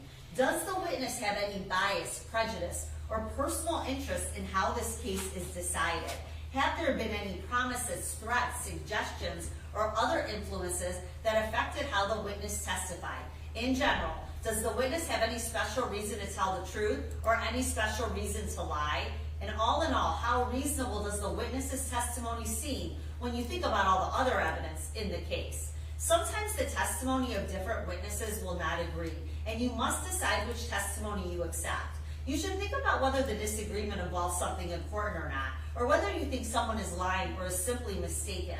People see and hear things differently, and witnesses may testify honestly, but simply be wrong about what they thought they saw or remembered. It's also a good idea to think about what testimony agrees best with the other evidence in the case. However, you may conclude that a witness deliberately lied about something that's important to how you decide this case. And if so, you may choose not to accept anything that witness said. On the other hand, if you think the witness lied about some things and told the truth about others, you may simply accept the part you think is true and ignore the rest. The prosecutor must also prove beyond a reasonable doubt that the crime occurred on or about October 11, 2024 in Oakland County, Michigan. Facts can be proved by direct evidence from a witness or an exhibit. Direct evidence is evidence about what we actually see or hear. For example, if you look outside and see rain falling, that's direct evidence that it's raining. But facts can also be proved by indirect or circumstantial evidence. Circumstantial evidence is evidence that normally or reasonably leads to other facts. So for example, if you see a person come in from outside wearing a raincoat covered with small drops of water, that's circumstantial evidence that it is raining. You may consider circumstantial evidence. Circumstantial evidence by itself, or a combination of circumstantial and direct evidence, can be used to prove the elements of a crime. In other words, you should consider all the evidence that you believe. You have heard evidence that before the trial, a witness made a statement that may be inconsistent with their testimony here in court. You may consider an inconsistent statement made before the trial only to help you decide how believable the witness's testimony was when testifying here in court. If the earlier statement was made under oath, then you may also consider the earlier statement as evidence of the truth of whatever the witness said in the earlier statement when determining the facts of this case. When the lawyers agree on statements of facts, those are called stipulated facts, and you may regard such stipulated facts as true, but you're not required to do so. You may consider whether the defendant had a reason to commit the alleged crime, but a reason by itself is not enough to find a person guilty of a crime.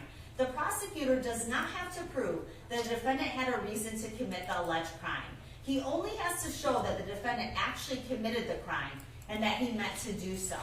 The defendant's intent may be proved by what he said, what he did, how he did it, or by any other facts and circumstances in evidence. You should not decide this case based on which side presented more witnesses. Instead, you should think about each witness and each piece of evidence and whether you believe them. Then you must decide whether the testimony and evidence you believe proves beyond a reasonable doubt that the defendant is guilty. You have heard that a lawyer talked to one of the witnesses. There's nothing wrong with this. A lawyer may talk to a witness to find out what the witness knows about the case and what the witness's testimony will be. And you've heard testimony from witnesses who have given you their opinion as experts. Experts are allowed to give opinions in court about matters that they are experts on. However, you don't have to believe an expert's opinion. Instead, you should decide whether you believe it and how important you think it is. When you decide whether you believe an expert's opinion, think carefully about the reasons and facts that they give for their opinion, and whether those facts are true. You should only think about the expert's qualifications and whether their opinion makes sense when you think about all the other evidence in the case. You've heard testimony from witnesses who are police officers. That testimony is to be judged by the same standards you use to evaluate the testimony of any other witness.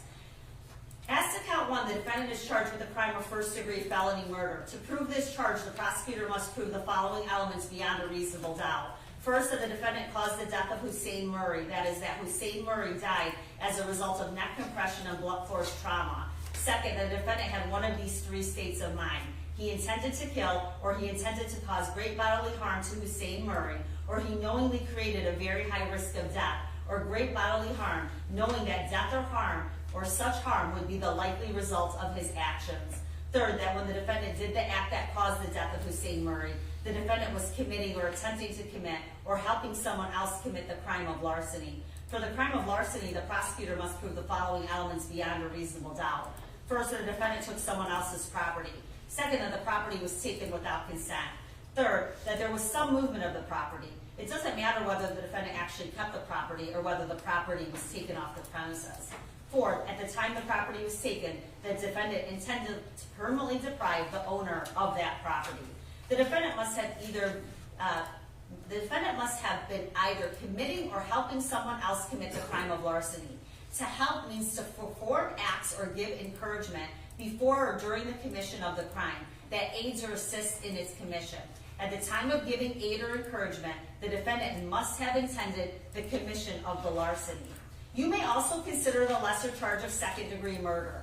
To prove this charge, the prosecutor must prove each of the following elements beyond a reasonable doubt. First, that the defendant or someone who aided and abetted caused the death of Hussein Murray. That is, that Hussein Murray died as a result of neck compression and blunt force trauma. Second, that the defendant or someone that he aided and abetted had one of the three states of mind. He intended to kill, or he intended to do great bodily harm to Hussein Murray, or he knowingly created a very high risk of death or great bodily harm, knowing that such death or such harm would be the likely result of his actions.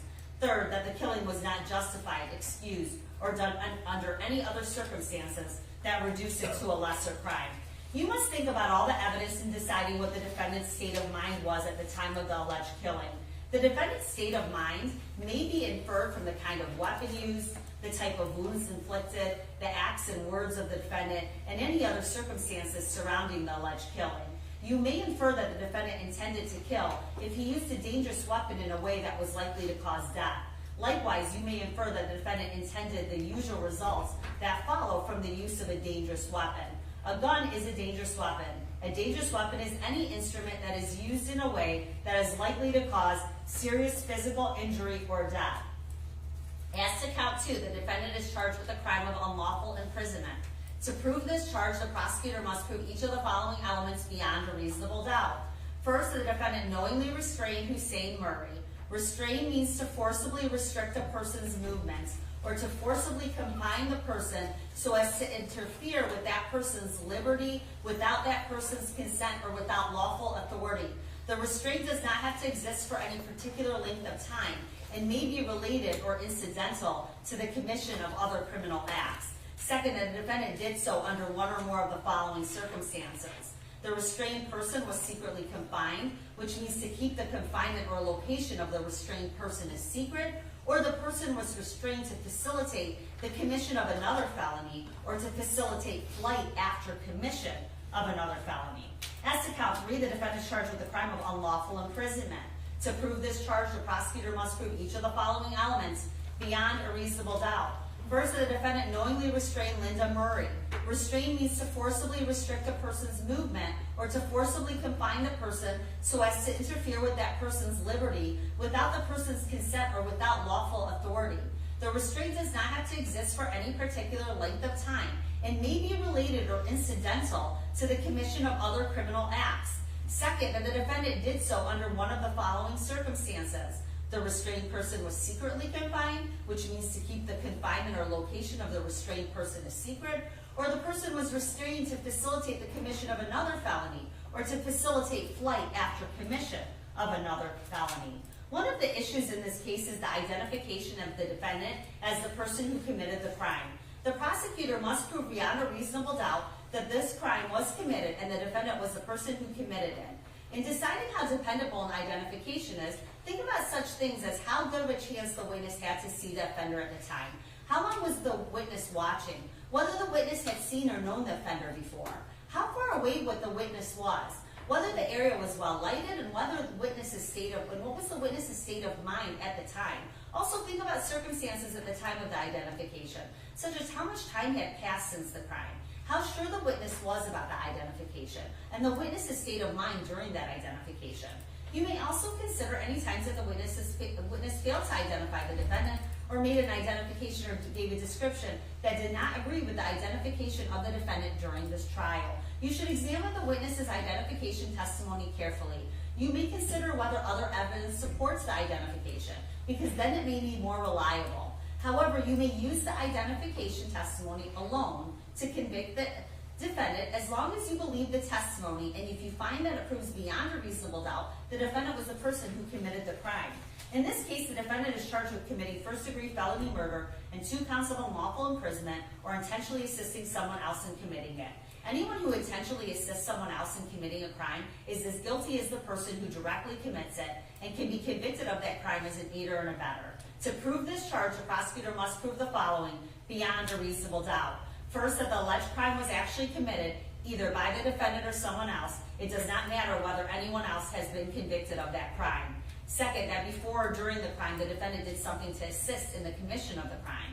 Third, at the time, the defendant must have intended the commission of the crime alleged, or must have known that the other person intended its commission, or the crime alleged was a natural and probable consequence of the commission of the crime intended. It does not matter how much help, advice, or encouragement the defendant gave.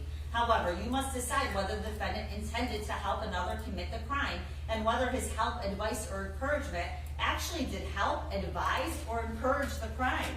Even if the defendant knew that the alleged crime was planned or being committed, the mere fact that he was present when it was committed is not enough to prove that he assisted in committing it. When you go to the jury room, you're going to be provided a copy of these written final instructions. You should first choose a foreperson. The foreperson should see to it that your discussions are carried on in a businesslike way and that everyone has had a fair chance to be heard. During your deliberations, please turn off cell phones or other communication until we recess. A verdict in a criminal case must be unanimous. In order to return a verdict, it's necessary that each of you agree on that verdict. In the jury room, you will discuss the case among yourselves, but ultimately, each of you will have to make up your own mind. Any verdict must represent the individual considered judgment of each juror. It's your duty as jurors to talk with each other and make every reasonable effort to reach an agreement. Express your opinions and the reasons for them, but keep an open mind as you listen to your fellow jurors. Rethink your opinions and do not hesitate to change your mind if you decide you were wrong. Try your best to work out your differences. However, although you should try to reach an agreement, none of you should give up your honest opinion about the case because other jurors disagree with you or just for the sake of reaching a verdict. In the end, your vote must be your own, and you must vote honestly and in good conscience. I've already given you instructions regarding a lesser offense. As to any count which includes a lesser offense, you first consider the principal offense. If you agree that the defendant is guilty of that offense, you need not consider the lesser offense. If you believe the defendant is not guilty of the principal offense, or if you can't agree on that offense, you then may consider the lesser offense. It's up to you to decide how long you consider the principal offense before discussing the lesser offense. You may go back to consider the principal offense again after discussing the lesser offense if you want to. If you have questions about the jury instructions before you begin deliberations or questions about the instructions that arise during deliberations, you're going to submit them in writing in a sealed envelope to the court clerk. Possible penalties should not influence your decision. It is the duty of the judge to fix the penalty within the limits provided by law. If you want to communicate with me while you're in the jury room, please have your foreperson write a note and give it to the court clerk. It's not proper for you to talk to me, the lawyers, court officers, or anyone else involved in this case. And as you discuss the case, you must not let anyone, even me, know how your voting stands. Therefore, until you return with a unanimous verdict, do not reveal this to anyone outside of the jury room. When you go to the jury room to deliberate, you may take your notes and these full instructions. If you want to look at any or all of the reference documents or exhibits that have been admitted, just ask for them. As I said, you are going to get a copy of these written instructions that you just heard, and you should think about all my instructions together as the law you are to follow. Is there any objection to just giving the jurors exhibits if they ask for them without reconvening? No, Judge. There's none by the defense. Okay, thank you. All right, so the defendant is charged with 3 counts. That is, with the crimes of first-degree felony murder and 2 counts of unlawful imprisonment. These are all separate crimes, and the prosecutor charging the defendant committed all of them. You must consider each crime separately in light of all the evidence in this case. You may find the defendant guilty of each or any one or any combination of these crimes, guilty of a lesser serious crime or not guilty. A verdict form is prepared and will be sent back with you. All right, so just some logistical things I want to talk to you about. So from this point on, when you go back, I do not manage your time back there in the jury room.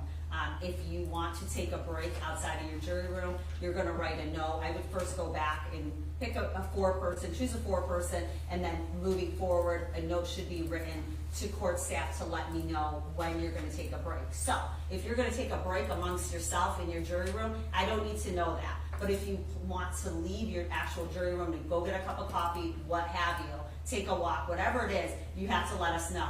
And you are going to write that in a note. You're not going to be able to immediately leave. When you write that note, the note is then brought to my office. I read it, and then I will say whether or not it's an acceptable time to take a break. So don't leave your jury room unless you're told you can. But I tell you all of that to say you can decide that you need a break right away, or you can decide you need a break whenever.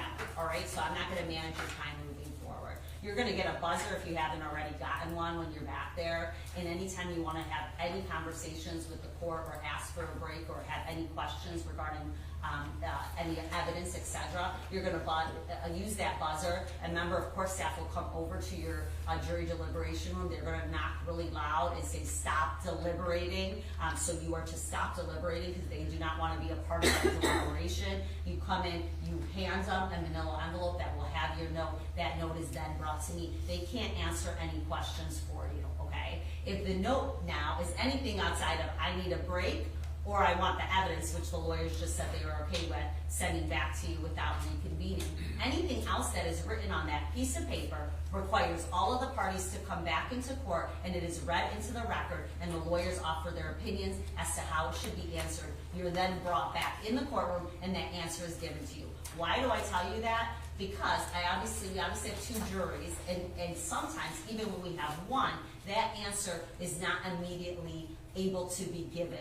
Do not feel like the court is not answering your question. I didn't go home, I didn't fall asleep, I promise you, I'm getting you that answer, and I'm working to get you back here to get it. Another question that I typically get from jurors is, I didn't see this in the evidence, but may recall from the testimony or maybe in your notes that someone referred to a document, one of the lawyers referred to a document, or maybe lifted something up.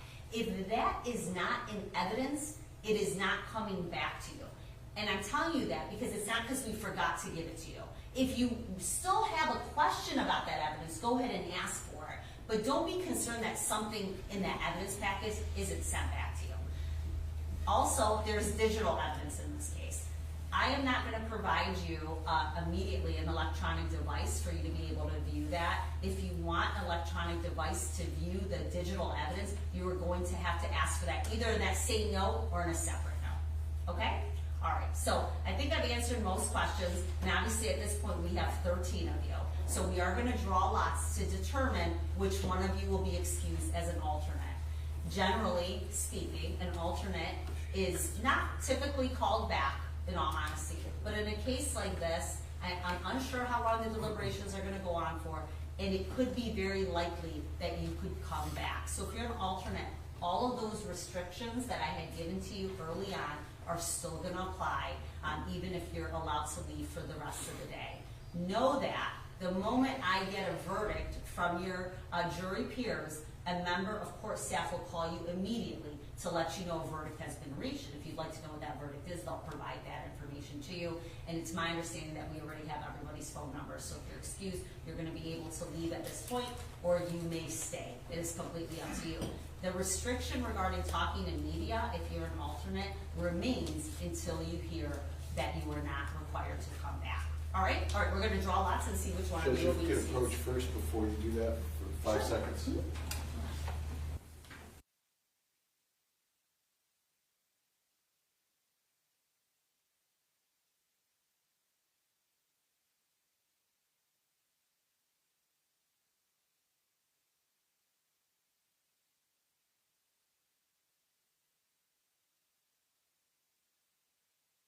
You're getting. So it's basically going to be titled People of the State of Michigan versus Joshua Zuazo. The verdict form is going to say you may return only one verdict on each count, mark only one box at each count on the sheet. Count 1 is going to list first-degree felony murder.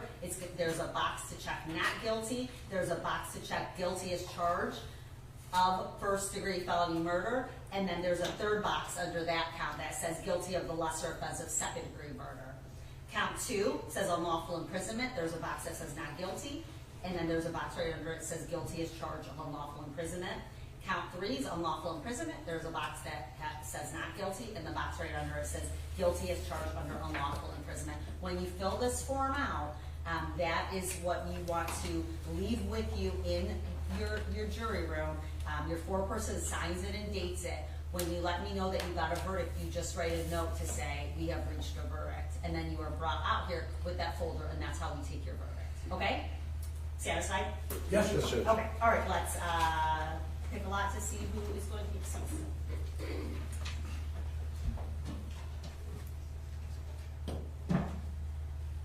Juror number 14. All right, so that is you, juror seat 14. You know what, I'm going to have you, when I excuse everyone, then we'll just have somebody take you down the hall. At this point, I am going to go ahead and swear in my clerks.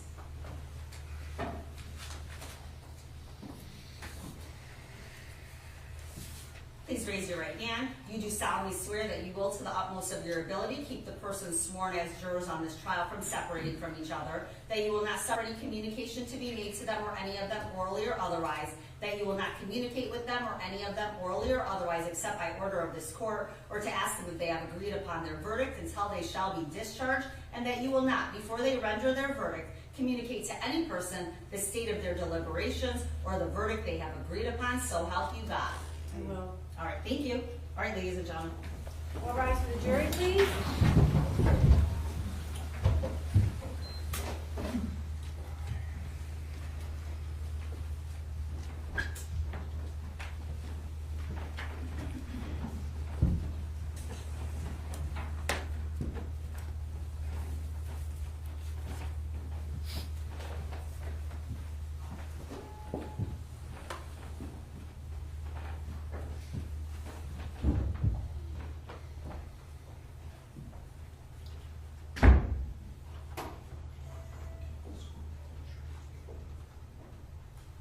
Any objection to the form and manner of the reading of the verdict of the jury instructions? No, Your Honor. No, Your Honor. Okay, all right, so then we will get that door closed.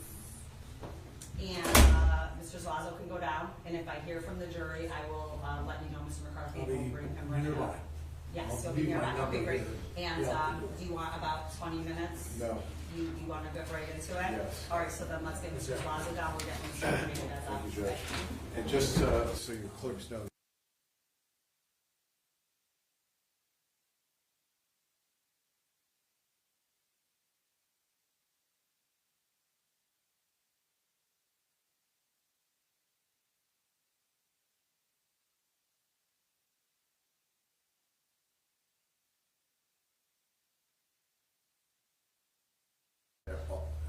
we can You know fix what, it. I didn't tell them about the, Yeah. and they can't just open We'll- those we'll packets.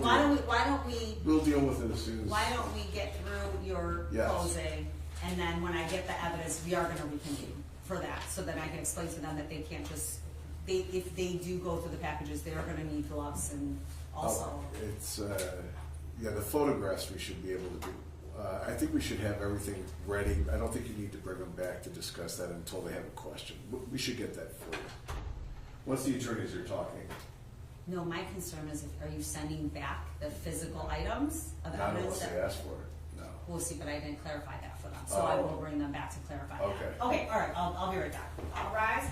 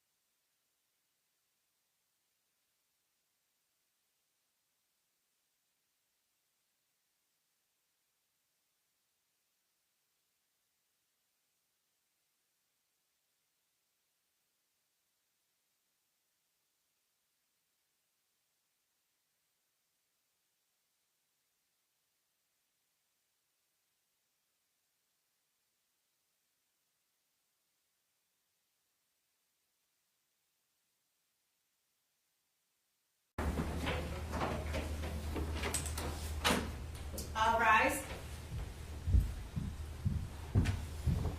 Thank you, you may be seated.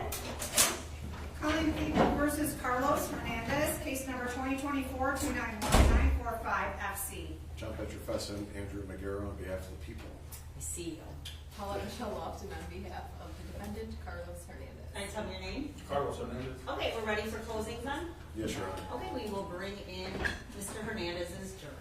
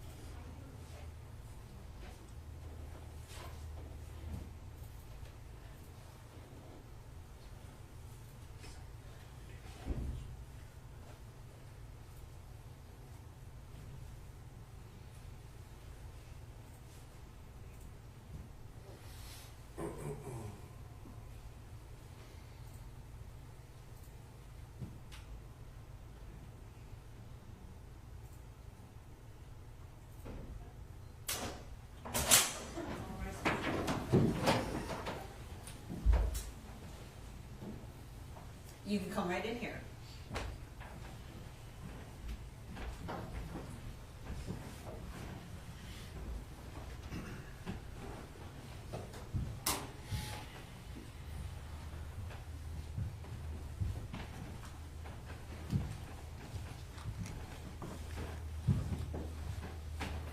Welcome back. Please be seated.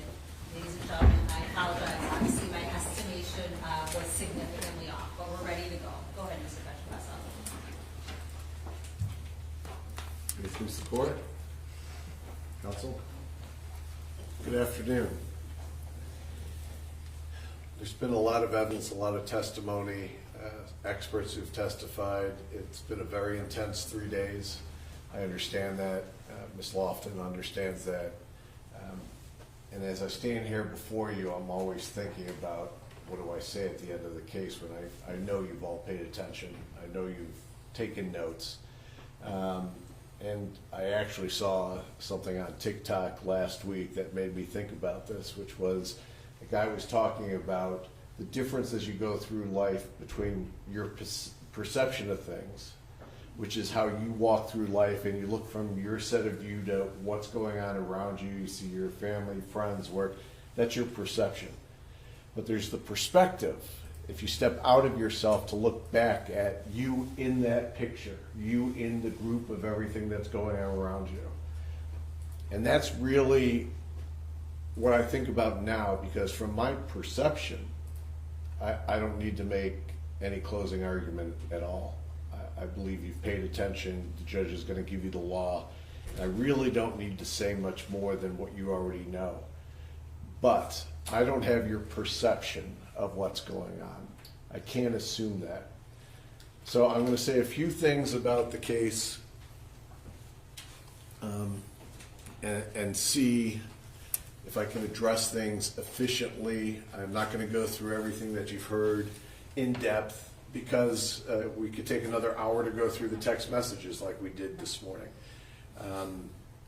You've paid attention. I'm going to try not to be redundant on things that you've already incorporated in your view of what's been going on in this courtroom for the last 3 days.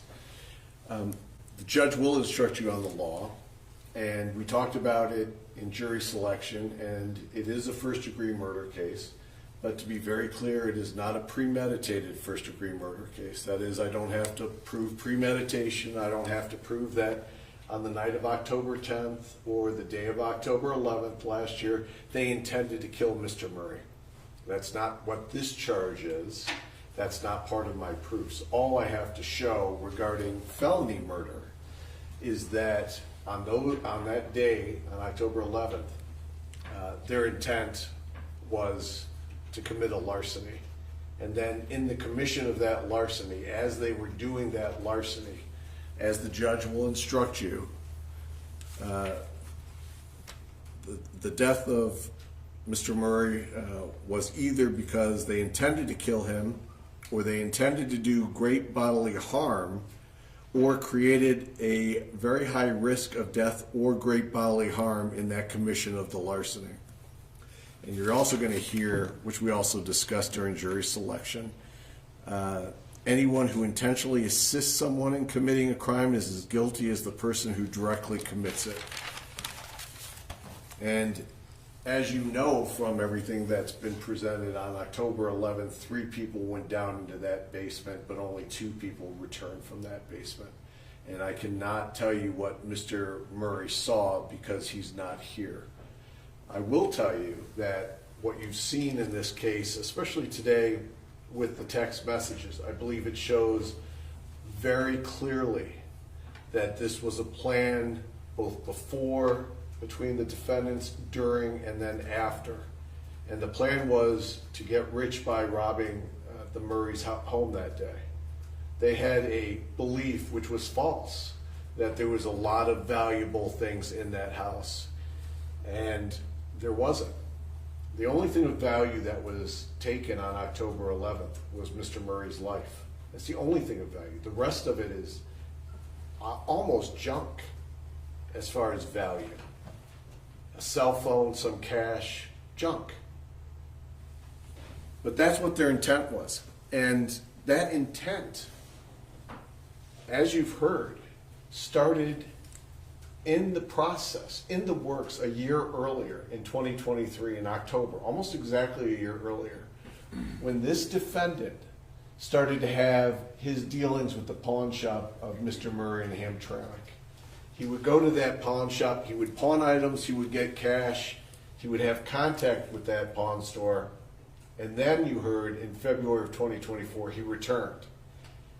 And when he returned in 2024, as you heard from Hannah Hussein, he asked, as he was looking at the Rolexes, and the Rolexes, I think, have a secondary importance when you see what happened and what you saw happen at the scene. He sees the Rolexes, he spends a lot of time, 10 minutes, looking at the Rolex case, and then he asks her to see the owner. And she brings the owner to him. And the owner looks him in the eye, shakes his hand, introduces himself as he's wearing a Rolex, as he has a necklace on, and that's a solid identification of how the first connection between the defendant and the victim occurs. And you heard in that statement that was played yesterday, when he's paddling everything he can to stay above water down in Cato Parish, and he throws out there, because the detectives don't have everything at that point. It's very fast. The investigation happened, it was successful. identifying the defendant very quickly. And part of it is from the obvious. You don't have to have known the defendant for your entire life to see that Ring video and say, oh, that's the defendant. Very distinctive. The focus was on him quickly. But in Cato, if you remember what he starts saying, well, you know, this was set up by some third guy. He starts coming up with this. He was identified, the victim was identified by a third guy. No, it's not a truthful story, and you're trying to get yourself as far away from what happened as possible. In fact, you knew the victim directly. You saw the victim directly. And at that store, as you heard, Mr. Murray's Audi was always parked in the same location outside that store, visible to folks who would come and go, just like it was parked visibly in front of his house. You hear that as time develops, and he's back here in 2024, in September, you start seeing very clearly by text between the two defendants about creating this plan to get into Mr. Murray's home. And they also intend to get away with it. They're not trying to get caught. They plan on getting out of there. And what, as you see through the text, tightly linking it, what are they going to do to get out of there? The first text between the defendant and Zuazo, and also Amanda, has to do with stealing a vehicle. He texts, we need to steal a car. Okay, why is that? Well, because he doesn't want to show up in Rochester Hills in their Audi, in their Jeep, with their plate on that Jeep that can be tracked back. As we all know, the Flock system tracks plates like that these days. I had no idea Lowe's tracks plates like that these days also. So license plates are a very quick way for law enforcement to identify folks. So they're on it. They're planning to steal a vehicle. And then, in fact, as you hear from the owner of that pickup truck, his vehicle was stolen, I think, on September 30th of last year from out in front of the house. So now they have that vehicle, but that vehicle has a very identifiable plate. Poco was the company name. Poco is part of the plate. So to disguise it another level, a DTE license plate gets stolen to put onto that vehicle. Poco is replaced for an actual DTE plate. That's the level of disguise that is going through, and that disguise is to get in the house and to get out of the house without getting caught. Now, you've seen the text as it progresses. The defendant is coming up with ways to make that truck look like a DTE vehicle. He is going in person on video to order that DTE nameplate for the sides of the truck. As he's doing that, he's sending those samples, his proofs of what it's going to look like to the co-defendant.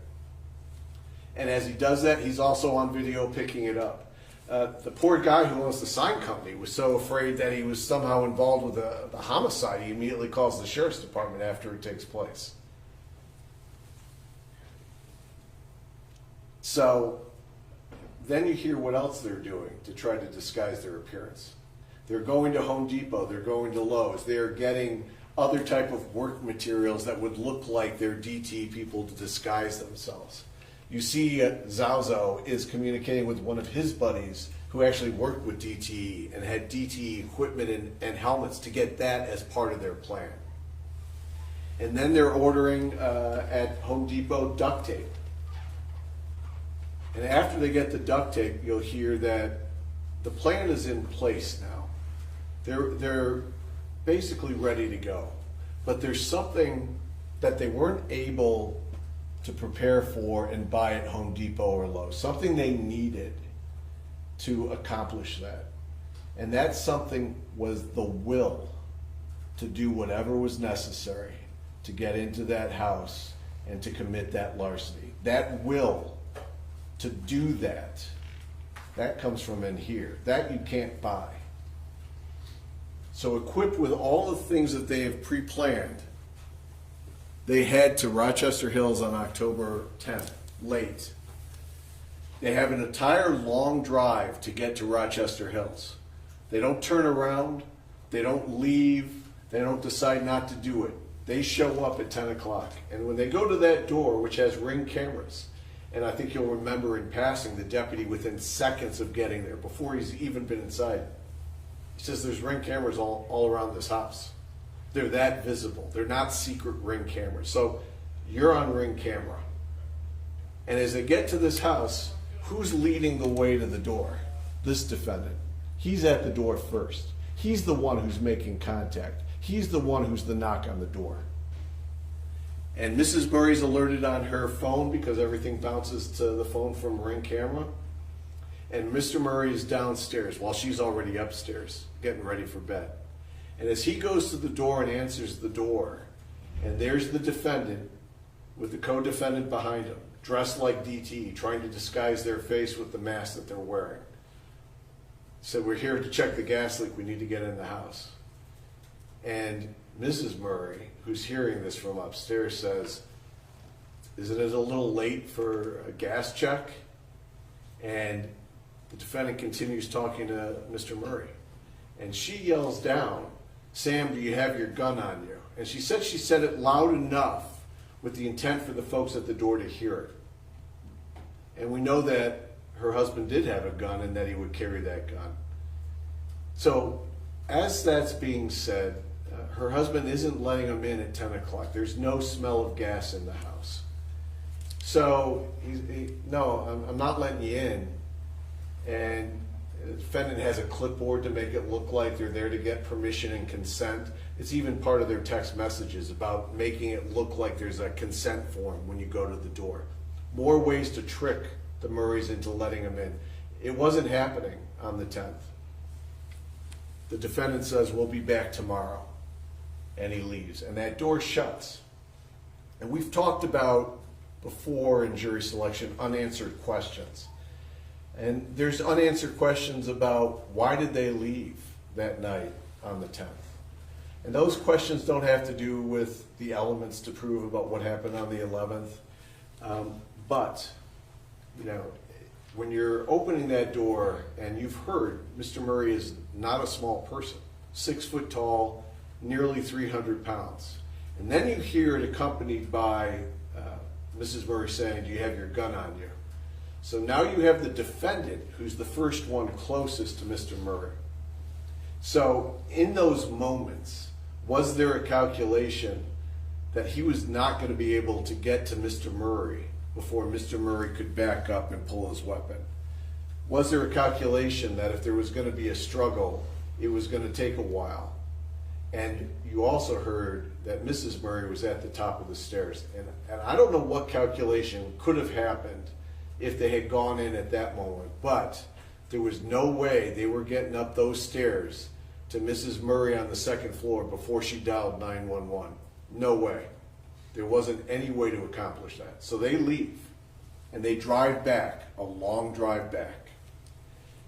And in that drive back, do they decide, we're not doing this again tomorrow, this is a mistake?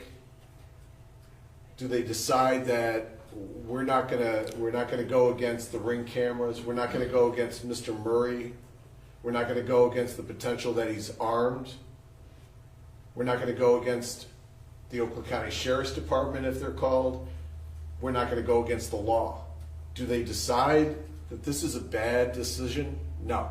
Instead, they're already texting that night between the two of them about the plan for tomorrow. What time am I gonna get picked up at? And they also decide that whatever they brought on that first trip on the 10th, it wasn't enough. The plan had changed after seeing Mr. Murray at the door. Now they wanted the extra long zip ties. And those are the extra long zip ties you see, unfortunately, in that gruesome scene in the basement. Those are the extra long zip ties that you see were put into a position where it could be used like a handcuffs left on the floor because they never got that far with that set of zip ties. And at 9:30 the next morning, the defendant is back to picking up the co-defendant and headed to Lowe's. and they're headed to Lowe's to make that purchase of those zip ties and take another run. They're not going to be thwarted from getting into that house. Nothing is going to stop them from going through that house looking for riches that don't exist. And they show up that next morning at about 11. And they show up in that DTE vehicle. And you'll remember Mrs. Nyhouse, who's walking her dogs, says, I noticed a sound, and I wasn't really, it's just a weird vehicle sound. And, I look over and I finally see this slow rolling vehicle, but it's marked with DTE. And at that point, I wasn't concerned anymore, because I figured they were there just going through the neighborhood. Yes, they were successful. They had tricked the neighbor into thinking it was a legitimate DTE vehicle. So now they get out of the vehicle and go up to the Murray's home to trick them to get into the house. And unfortunately, this time it worked. And you'll hear how, once again, Hernandez is leading the way through that door. And you heard again how they're saying they're there for a gas leak, which doesn't exist. And then you hear that once they get into the house, they want to get down into the basement. For some reason, they think the safe is down in the basement. So once inside the house, as you hear, Mr. Murray goes down first, the co-defendant goes down second, and then the defendant is following behind. And Mrs. Murray doesn't think anything is off at this point. She goes back to the kitchen to continue making breakfast. She says she's there 10 or 15 minutes, doesn't hear anything from downstairs, doesn't hear a commotion, doesn't hear a scream, doesn't hear anything. And as that 15 minutes goes by, she's finished with her breakfast making, and up comes Defendant Hernandez first. And Defendant Hernandez comes up from downstairs. They're close to each other, and he starts immediately, where's the safe? Where's the money? Where's the jewels? Now, it's instantly apparent that this is no longer a DTE visit. And she starts saying, we don't have much cash. I got $300 that's in my purse. Where's the safe? We don't have a safe. There's no safe here. Where's the jewels? There's no valuable jewelry here. He continues asking about that. And within seconds, up comes Zuazo, as she said. There was a very brief time period difference, not very long at all. And as she's asked about where's my husband, Zuazo shows up. And she says, where's my husband? And he says, well, he's sleeping. And then she sees the blood on his front of his shirt that he's wearing. And she immediately starts screaming. And what does the defendant do? He hauls off 6'5", 450 pounds, and punches her on the left side of the face. You saw her injuries that were later photographed. That's a real hit. Are you going to keep screaming? No. So then what does he do? He starts to duct tape her. The larceny is still going. The larceny isn't over. They got a gun off of Mr. Murray down in the basement. They got his gun, we know that. And Defendant Zuazo goes upstairs and starts ransacking because they're still looking for things to steal. The defendant is going through her purse, taking cell phones, taking cash, going through kitchen drawers to find those things. Larceny's not over. He doesn't go running out of the door. Zuazo doesn't go running out of the door saying, this is over, this is ridiculous. No, they're continuing with the plan. And that plan was, as you saw in the text messages, the defendant wants to buy a house with what they expect to get from this larceny. They want to buy a house. They don't want to work hard and save up for it and do all the things that you have to do to be able to buy a house. They want to go in there and steal for a house. They want to go in there, and if it takes ending Mr. Murray's life to get that money for a house, so be it. And as you hear, she's getting duct taped up by the defendant. Zuazo comes down with the drawer of jewelry. And then what? You think that it's over then? No. They both want to put her in a closet before they leave. Let's put her in the closet. And they try to put her in the closet. and they're not able to put her in the closet because of the way she's taped up. So she's left there without her cell phone, and they leave. And as soon as they leave, they continue doing what they want to do from the beginning, which is to get away with it. So they take that truck down to Detroit, because that's direct evidence. They're in that truck. There's probably going to be DNA left in that truck, and they set it ablaze. That truck goes on fire. And then you see the vehicle being followed by the defendant's wife within minutes to where the truck is found blown up within minutes, because he's still trying to get away with the larceny. So as the investigation continued, the sheriff's department very quickly, very wisely put out that video to the media, and that video went out on the media quickly, and the defendant was quickly identified as being one of the two people in it, physically distinctive. And as they do that, they start figuring out what vehicles are registered to him, where does he live, does he have any other residences, and they figure out his Jeep, they figure out the Texas residence, they figure out he's gone from where he was staying up here with his mother-in-law. That mother-in-law who identifies him as being the other person in, one, the Ring camera, and then also identifies him as being on that Lowe's video. She did that in front of you. She'd never had the opportunity to see the Lowe's video before. She identifies both defendants an hour before this. At that point in time, they're stopped in Louisiana. Louisiana takes everything into evidence, and at that point, you hear when it's brought back all the things of significance that is in there from Louisiana. You find the size 13 shoes, boots, that belong to him, and you see 2 pairs of 13 sneakers that weren't connected to this. So he has 3 pairs of 13, and on the bottom of those 13s, you'll see blood was discovered, and then you'll see that he's collected a lot more of the evidence that didn't even belong to him. He has Zuazo's boots. He's probably tasked with destroying some of the evidence, and he's keeping that. Is he keeping that to negotiate something down the road? Who knows? But he kept it. He still has the DTE clipboard. He still has the DTE sign. He still has the POCO license plate. He has all these items with him, including the stolen jewelry. So, what you see down in the basement, which is absolutely brutal, what you see down in the basement is, and I think very obvious, that Mr. Murray was putting up a struggle.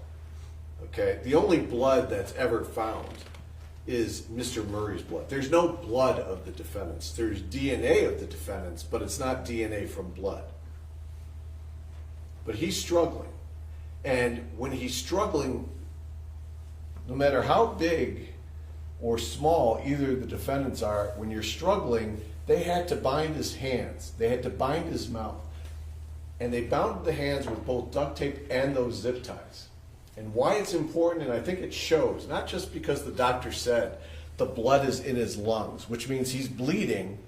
So there's already been that physical altercation, and he's bleeding and inhaling it. That doesn't happen if you're already dead. You don't breathe and inhale once you're dead. And at that point in time, you see very clearly in the photos, that Rolex is bound underneath those zip ties. It's bound in a way that even the ME said no, but it was secured under those zip ties. Because Hernandez likes the Rolexes. We know that, coincidentally. If he could easily have gotten that Rolex off, that would have been the most expensive item to take from that scene. But he wasn't able to do it because there was a struggle going on. You heard the multiple blows that Mr. Murray sustained in multiple areas of his head, of his face, consistent with the butt of a gun that was never found, that was taken out of there. The money was never recovered. The cell phones were never recovered. But what was recovered was the defendant's t-shirt, XL6 size, that has the victim's blood on it. What was recovered was the duct tape rolls in the basement has both defendants' DNA on it. And the other thing that you can't escape, defense is going to have a closing. I don't know what they're going to say, but you can't escape saying he's not part of that bloody scene. He wasn't upstairs when that happened, because if he's upstairs when that demolishing of Mr. Murray occurs, there isn't going to be Mr. Murray's blood on his t-shirt. There isn't going to be Mr. Murray's DNA on the bottom of his shoes. And you also heard from the crime scene that they took kind of a special type of thing to uncover any type of blood evidence that was down there. This is admitted into evidence. I'll show you what's been marked as and introduced into evidence as exhibits 3K, 3O, and 3M. The black 13 Nikes from both sides. But look at that distinctive pattern on the bottom. That is unique. That's unique to the eye. Now there's blood found on these shoes, and that's the victim's blood. But to say he's not down there when this occurred, exhibit 2AA and 2BB. Look at that pattern that's left on the bottom of that floor.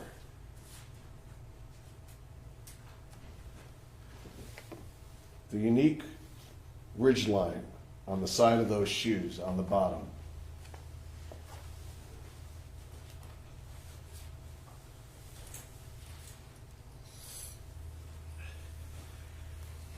I'll have an opportunity to address you after Ms. Lofton is finished, but I appreciate your attention. Go ahead, Sullivan. Thank you. Good afternoon. It is quite clear that you have been an attentive jury and you've paid attention to all of the evidence and taken notes when you felt it was appropriate. So I'm not going to stand up here and go over every single thing that we have heard in these last 3 long days. But it is important to go over a number of things that you heard and some things that you didn't hear.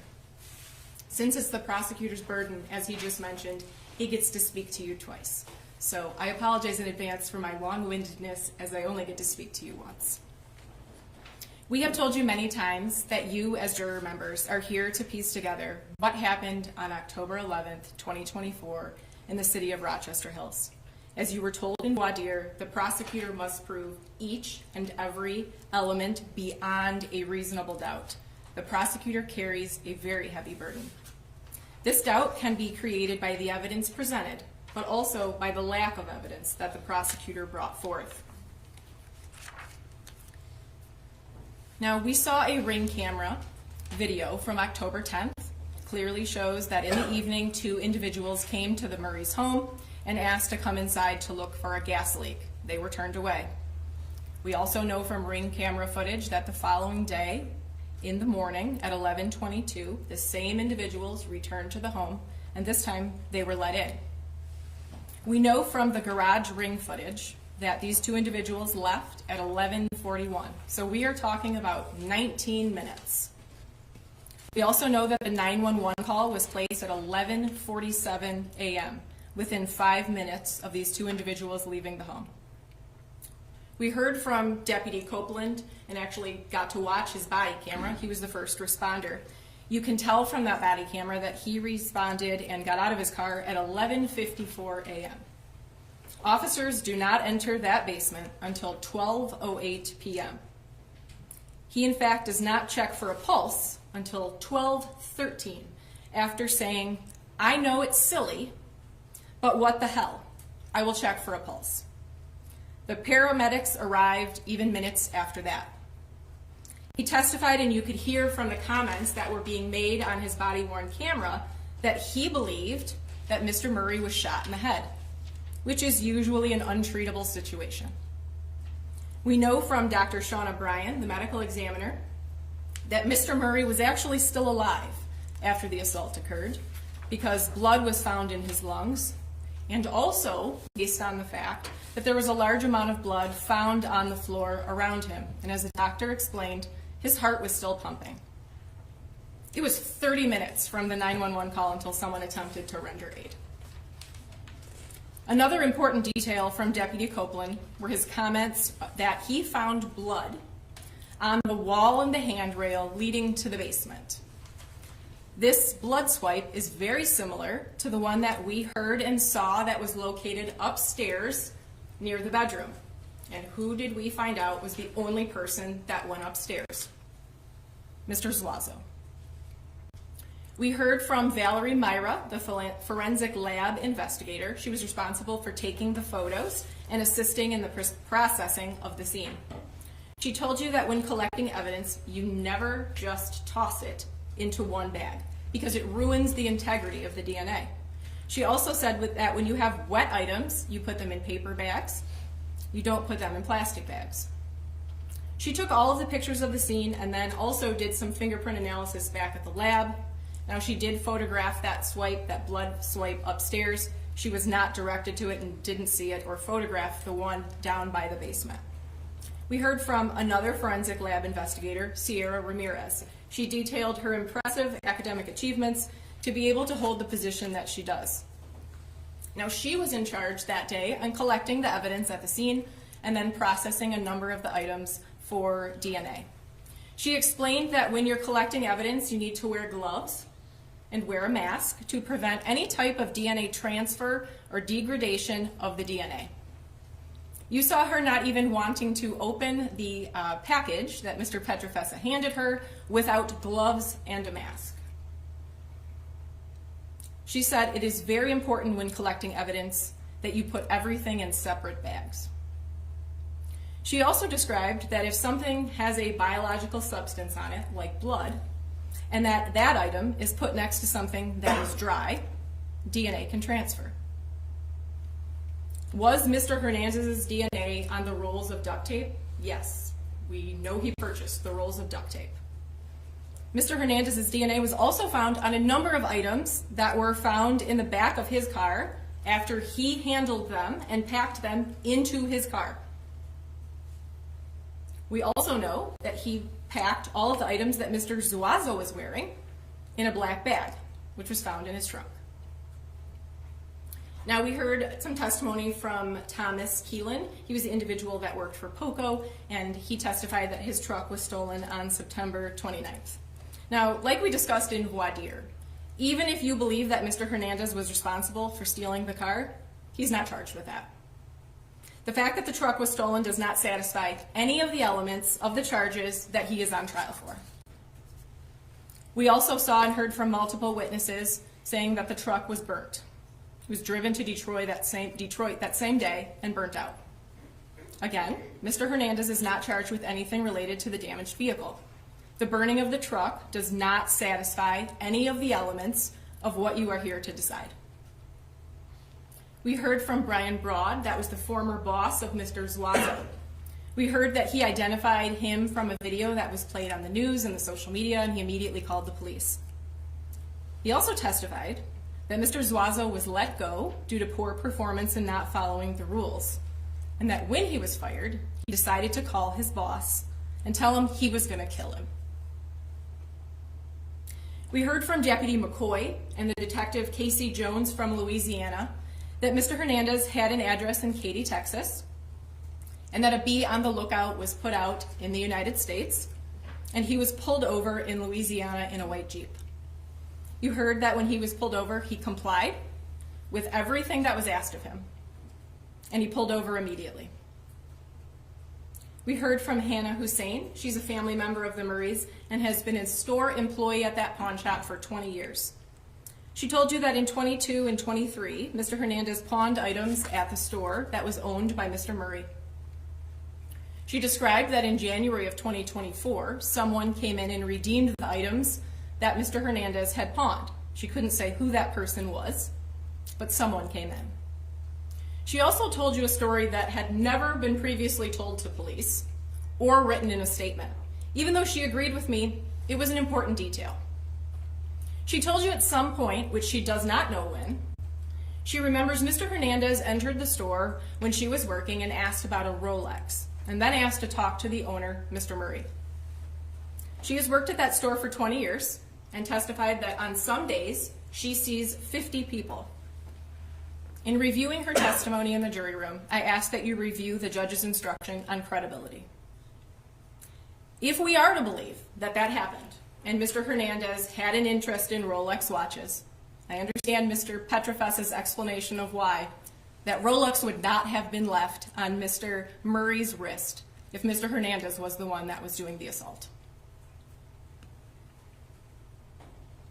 Does the fact that Mr. Hernandez went into the pawn shop owned by Mr. Murray in October of 2023 prove any of the required elements? I say no. Even if you believe that he went into the store in January of 24 to redeem his items, it does not prove any elements. There is no evidence to show that he had somehow been following Mr. Murray for over a year. Now, we heard from Linda Murray, and I think that Mrs. Murray did the absolute best job she could testifying. Definitely the worst day of her life. Now, she told you then that on the night of October 10th, she yelled down to her husband asking if he had his gun on him. If we are to believe that she said that loud enough for Mr. Hernandez to hear, does it make sense that they would come back the next day with no weapon? Especially not if the plan was to injure Mr. Murray. Now, she told you that she never saw any type of weapon from either Mr. Hernandez or Mr. Zuazo. Another interesting detail she mentioned was that Mr. Zuazo went downstairs with a mask. He had it on his face. But when he came back up, he didn't have a mask on. So whatever happened in that basement with Mr. Zuazo, it caused him to lose his mask. Not Mr. Hernandez. He still had his mask on. Would a man that is 450 pounds be able to do the assault that we saw the results of and walk back upstairs with that same respirator mask on? I argue no. The most important part of her testimony in relation to Mr. Hernandez was the proximity in which Mr. Hernandez was to her for about 10 minutes of the time that he was in that home. All of the close interactions that she described happened after Mr. Hernandez had come up from the basement. She told you that he used his arm to grab her and take her to the kitchen. She told you that she watched his hands as he took off her watch, as he took her phone, as he went through her purse, as he went through the drawers in the kitchen. She was within inches of him as she watched his hands put duct tape on her wrists and on her ankles. She never saw one drop of blood on him. Not on his mask, not on his hands, not on his vest. No blood was smeared or swiped on her when he did all of those things that required him to make physical contact with her. You saw the amount of blood that was in the basement. If Mr. Hernandez did the assault on Mr. Murray, there would have been more blood on him. You saw in the autopsy photos the amount of blood that was on the face when someone used duct tape to bind him. I argue it would be impossible for Mr. Hernandez to be blood-free on his hands if he was the one that did that. Just look at the swipes of blood left by Mr. Zuazo. Now, we then heard from Detective Wiegman. He is the one you saw in the interview of Mr. Hernandez, but also the detective who testified that he talked to Mrs. Murray pretty consistently for over a week and compiled his understanding from the interviews with her. I actually read from his report, and he agreed with all of the statements in it. He stated that Mrs. Murray had told him that Mr. Hernandez came up from the basement and began to ask for money, jewelry, goes through her purse, takes her phone, that there was a period of time where this happened before Mr. Zuazo came upstairs.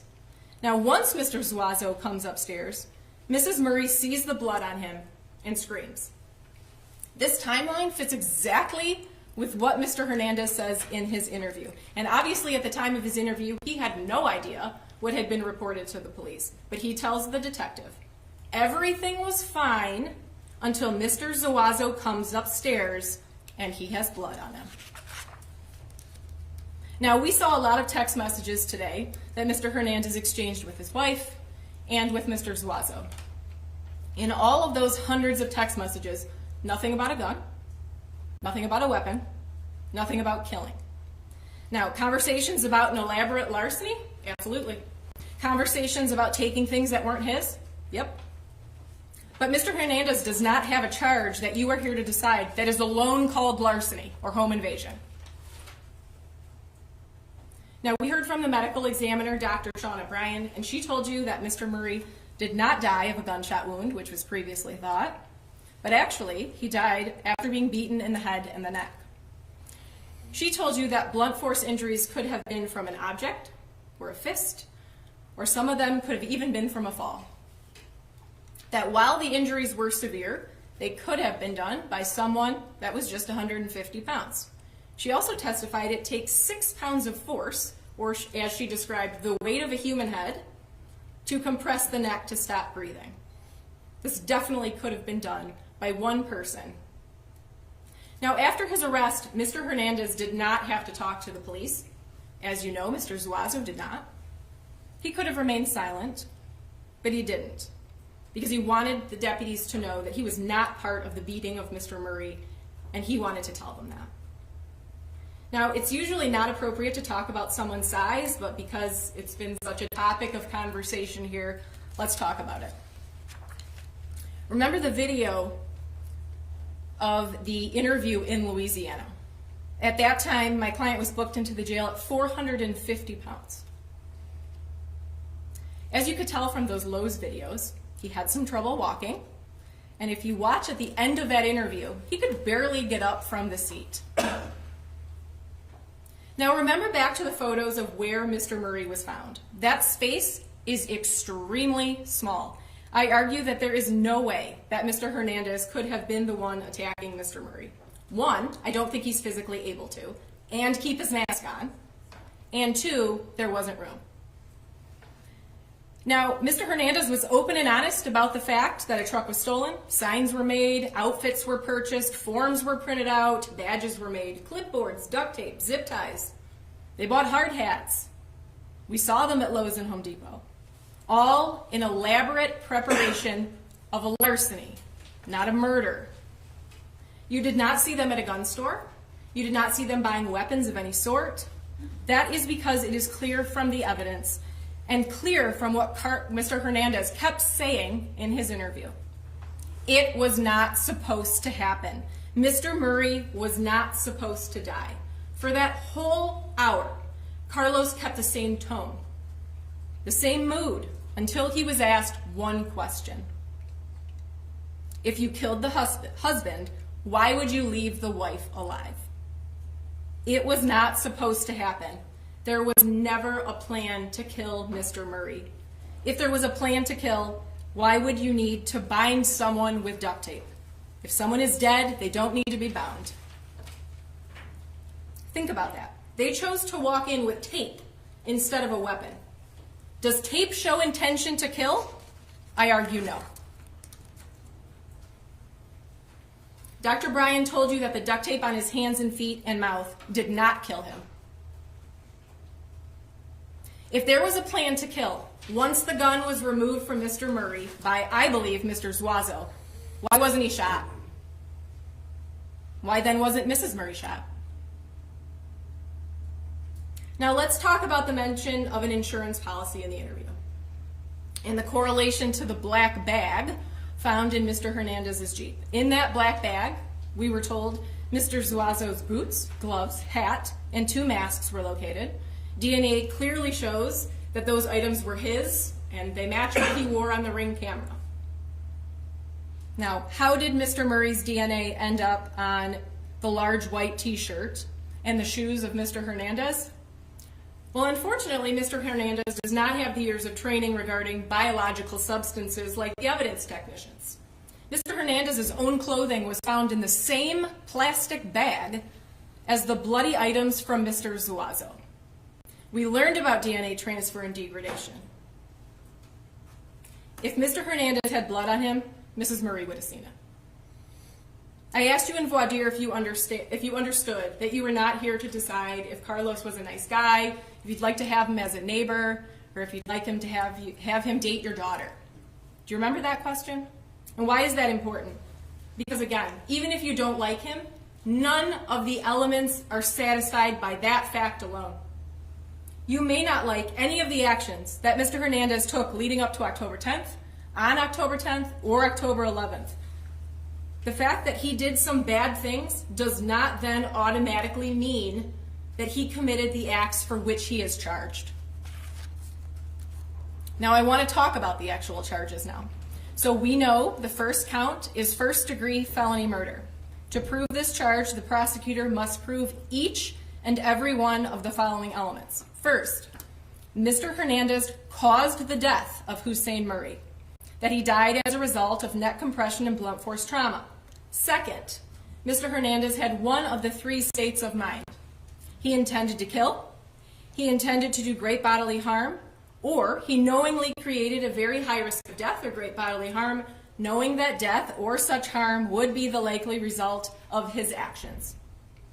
Third, that when he did the act that caused the death of Mr. Murray, that Mr. Hernandez was committing or attempting to commit or helping someone else commit the crime of larceny.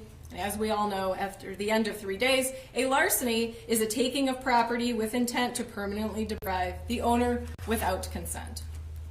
Now, did the prosecutor prove to you beyond a reasonable doubt that it was Mr. Hernandez that caused the death of Mr. Murray? I argue no. The prosecutor now gets 2 bites to this apple here. They are either arguing that yes, it was Mr. Hernandez who actually did the beating death of Mr. Murray, or if you don't believe that, then he is still guilty under aiding and abetting. This instruction is so important and actually very helpful to you when you go back in that jury room, so I want to go over it. The judge is going to tell you to prove the theory of aiding and abetting. The prosecutor must prove all of the following elements beyond a reasonable doubt. First, that the alleged crime, which is felony murder, was actually committed either by Mr. Hernandez or someone else. Second, that before or during the crime, the defendant did something to assist in the commission of the crime. And third, which is the absolutely most important element. Third, at the time, Mr. Hernandez must have intended the commission of felony murder, or must have known that the other person intended its commission, or that the crime alleged was a natural and probable consequence of the commission of the crime intended. Was murder a natural and probable consequence of the commission of larceny?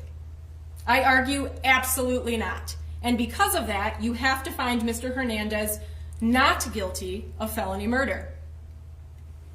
These 2 individuals did not bring a weapon. They walked in the home with fake DTE equipment and duct tape and zip ties. Death was not the natural and probable consequence of those actions.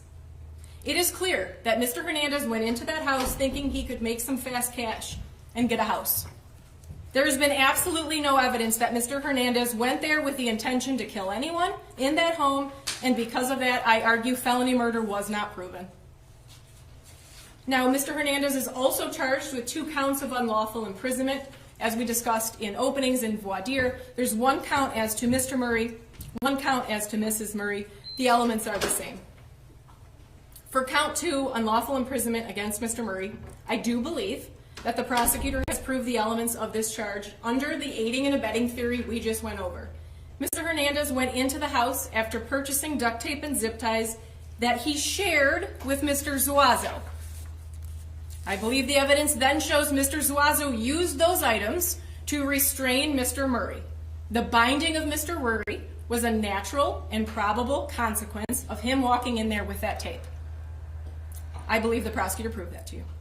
As to count 3, unlawful imprisonment against Mrs. Murray, I do believe that the prosecutor has proved the elements of this charge. The testimony of Mrs. Murray indicates that it was Mr. Hernandez who used duct tape on her wrists and ankles prior to leaving the home.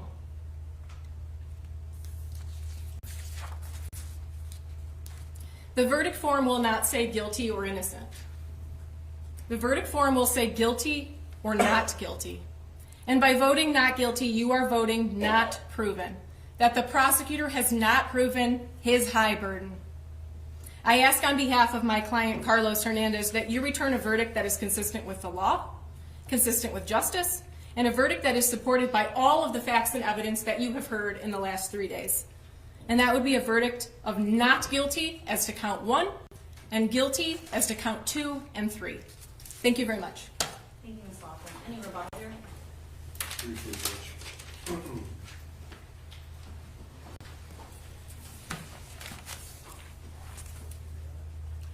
Again, defense counsel starts off with talking about a plan to kill when they arrived at the house. That is not what felony murder is. That's first-degree premeditated murder. That's not how you're going to be instructed regarding the elements to be proven in this case. I would also say that there's a couple definitions that I maybe take issue with or need to be amended after this case has gone through. The first one would be forthcoming in describing the defendant's statement to the Oakland County Sheriff's detectives. What I heard, and I think it's only got little worth, but I don't think it was very forthcoming when he was talking to the detectives. If you recall, which I thought were the highlights of it, defendant says, when he's supposed to be forthcoming with the detectives, he says, "I never said I was there the second day. I never said I was there the second day when all the bad stuff happened." At that point, he's trying to portray himself as only being there on the 10th, where nothing really bad happened. That was forthcoming statement number 1. Then you remember he was asked about Mr. Murray fighting back. There was no response to that question at all. Silence. He doesn't want to talk about what happened in the basement with Mr. Murray. And then, shocking, he says, when asked about hitting Mrs. Murray, he says, I don't recall hitting Mrs. Murray. That was another one of his forthcoming statements that he made to the police officers. And the final term that I would change is that this was an insurance policy for him, because what he had in that black bag was anything but an insurance policy for him. Now, there was a statement about his mask not being in place and there should be more blood on the defendant. More blood, we need more blood. Well, you hear from the first deputies on scene that they're reporting as a gunshot wound. That's how much blood there is at that scene, that they believed it was a gunshot wound. That's how much blood was there at the scene. We need more blood? Okay, well, the facts give you more blood. As you heard the testimony, you have the exhibits for the defendant, C and D, that are moved into evidence. In the stuff that's found with them, face covering N95, red stain on the exterior. Defendant Hernandez on the interior. Both victims on the exterior of that. Defense wants more blood? Okay, well, 7E, white t-shirt, which is into evidence before you. Swab both the inside and the outside. Defendant Hernandez on that 6XL t-shirt is in the interior. Victim Sam Murray is in the exterior of that exhibit. More blood still? We've already talked about it. Those black Nikes.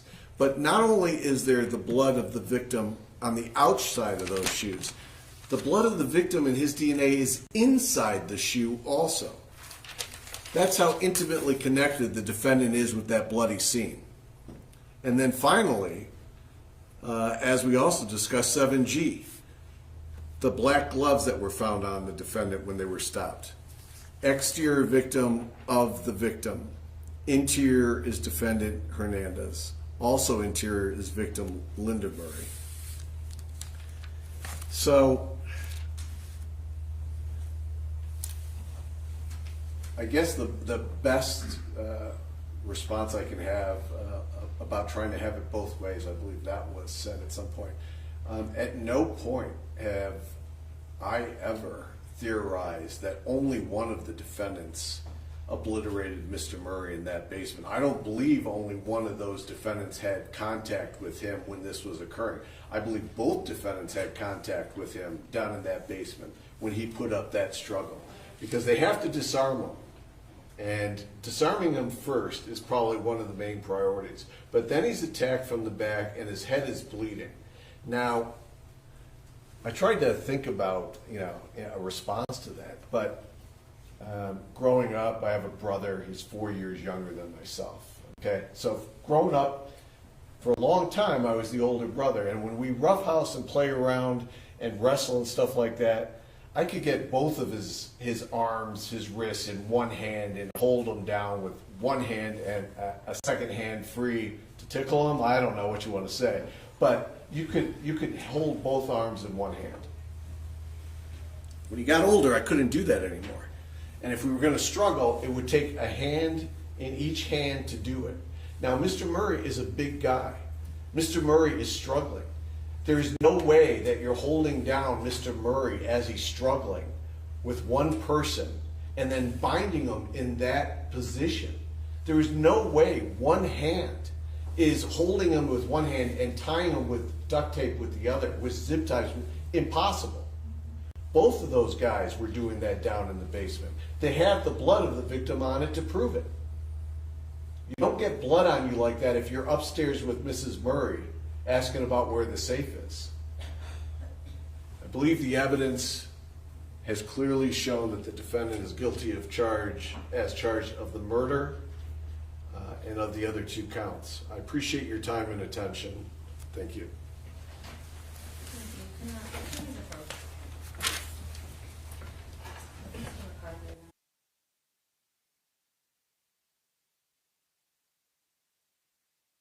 Arguments in this case are finished. I will now instruct you on the law. That is, I explain the law that applies to this case. Remember that you have taken an oath to return a true and just verdict based only on the evidence and my instructions on the law. You must not let sympathy, bias, or prejudice influence your decision. You must avoid reaching conclusions that may have been unintentionally influenced by stereotypes. You must reach your own conclusions about this case individually, but you should do so only after listening to and considering the opinion of the other jurors who might have different backgrounds and perspectives from yours. As jurors, you must decide what the facts of this case are. This is your job and nobody else's. You must think about all the evidence and then decide what each piece of evidence means and how important you think it is. This includes whether you believe what each of the witnesses said. What you decide about any fact in this case is final. It's my duty to instruct you on the law. You must take the law as I give it to you. If a lawyer says something different about the law, follow what I say. At various times, I have already given some instructions about the law. You must take my instructions all together as the law you are to follow, and you should not pay attention to some instructions and ignore others. To sum it up, it's your job to decide what the facts of this case are, to apply the law as I give it to you, and in that way to decide this case. A person accused of a crime is presumed to be innocent. This means that you must start with the presumption that the defendant is innocent. This presumption continues throughout the trial and entitles the defendant to a verdict of not guilty unless you are satisfied beyond a reasonable doubt that he is guilty. Every crime is made of parts called elements. The prosecutor must prove each element of a crime beyond a reasonable doubt. The defendant is not required to prove his innocence or to do anything.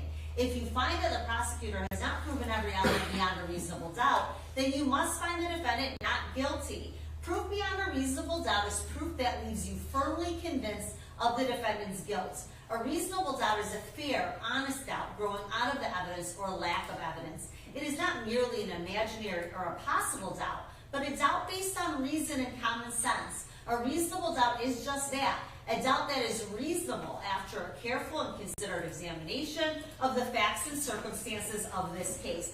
Every defendant has the absolute right not to testify. When you decide the case, you must not consider the fact that he did not testify. It must not affect your verdict in any way. When you discuss the case and decide on your verdict, you may only consider the evidence that has been properly admitted in this case. Therefore, it's important for you to understand what is evidence and what is not evidence. Evidence includes sworn testimony of witnesses, exhibits admitted into evidence, and anything else I told you to consider as evidence. Many things are not evidence, and you must be careful not to consider them as such. I'm going to describe some of the things that are not evidence. The fact that the defendant is charged with a crime and is on trial is not evidence. Likewise, the fact that he is charged with more than one crime is not evidence. The lawyer's statements and arguments and commentary are also not evidence. They're only meant to help you understand the evidence in each side's legal theories. You should only accept the things the lawyers say that are supported by evidence or by your own common sense and general knowledge. The lawyer's questions to the witnesses are not evidence, and you should only consider these questions as they give meaning to the witnesses' answers. My comments, rulings, questions, and instructions are also not evidence. It's my duty to see that the trial is conducted according to the law and to tell you the law that applies to this case. However, when I make a comment or give an instruction, I'm not trying to influence your vote or express a personal opinion about the case. If you believe that I have an opinion about how you should decide this case, you must pay no attention to that opinion. You are the only judges of the facts, and you should decide this case from the evidence. At times during trial, I've excluded evidence that was offered or stricken testimony that was heard. Don't consider those things in deciding this case. Make your decision on only evidence that was let in and nothing else. Your decision should be based on all the evidence, regardless of what party produced it. And you should use your own common sense and general knowledge in weighing and judging the evidence. But you should not use any personal knowledge that you have about a place, person, or event. To repeat once more, you must decide this case based only on the evidence admitted during this trial. As I said before, it's your job to decide what the facts of this case are. You must decide which witness you believe and how important you think their testimony is. You do not have to accept or reject everything a witness says. You're free to believe all, none, or part of a person's testimony. In deciding which testimony you believe, you should rely on your own common sense and everyday experience. However, in deciding whether you believe a person's testimony, you must set aside any bias or prejudice you have based on a witness's disability, race, national origin, or ethnicity, gender, gender identity, or sexual orientation, or religion, age, or socioeconomic status. Again, take the time you need to test what might be an automatic or instinctive judgment and reflect carefully about the evidence. There's no fixed set of rules for judging whether you believe a witness, but it might help you to think about these questions. Was the witness able to see and hear clearly? How long was the witness watching or listening? Was anything else going on that might have distracted the witness? Does the witness seem to have a good memory? How did the witness look and act while testifying? Did the witness seem to be making an honest effort to tell the truth? Or did this witness seem to evade the questions or argue with the lawyers? Does the witness's age or maturity affect how you judge his or her testimony? Does the witness have any bias or prejudice or personal interest in how this case is decided? Have there been any promises, threats, suggestions, or other influences that affected how the witness testified? In general, does the witness have any special reason to tell the truth or any special reason to lie? And all in all, how reasonable does the witness's testimony seem when you think about all the other evidence in the case? Sometimes the testimony of different witnesses will not agree, and you must decide which testimony you accept. You should think about whether the disagreement involves something important or not, or whether you think someone is lying or simply mistaken. People see and hear things differently, and witnesses may testify honestly, but simply be wrong about what they thought they saw or remembered. It's also a good idea to think about which testimony agrees best with all the other evidence in the case. However, you may conclude that a witness deliberately lied about something that is important to how you decide this case.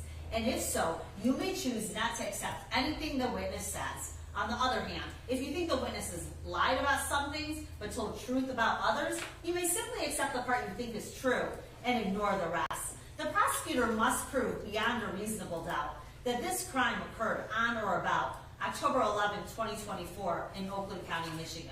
The prosecution has introduced evidence of a statement that it claims the defendant made. Before you consider such an out-of-court statement against the defendant, you must find that the defendant actually made the statement as given to you. If you find the defendant did make the statement, you may give the statement whatever weight you think it deserves. In deciding this, you should think about how and when the statement was made, and about all the other evidence in this case. You may consider the statement in deciding the facts of the case. Water break.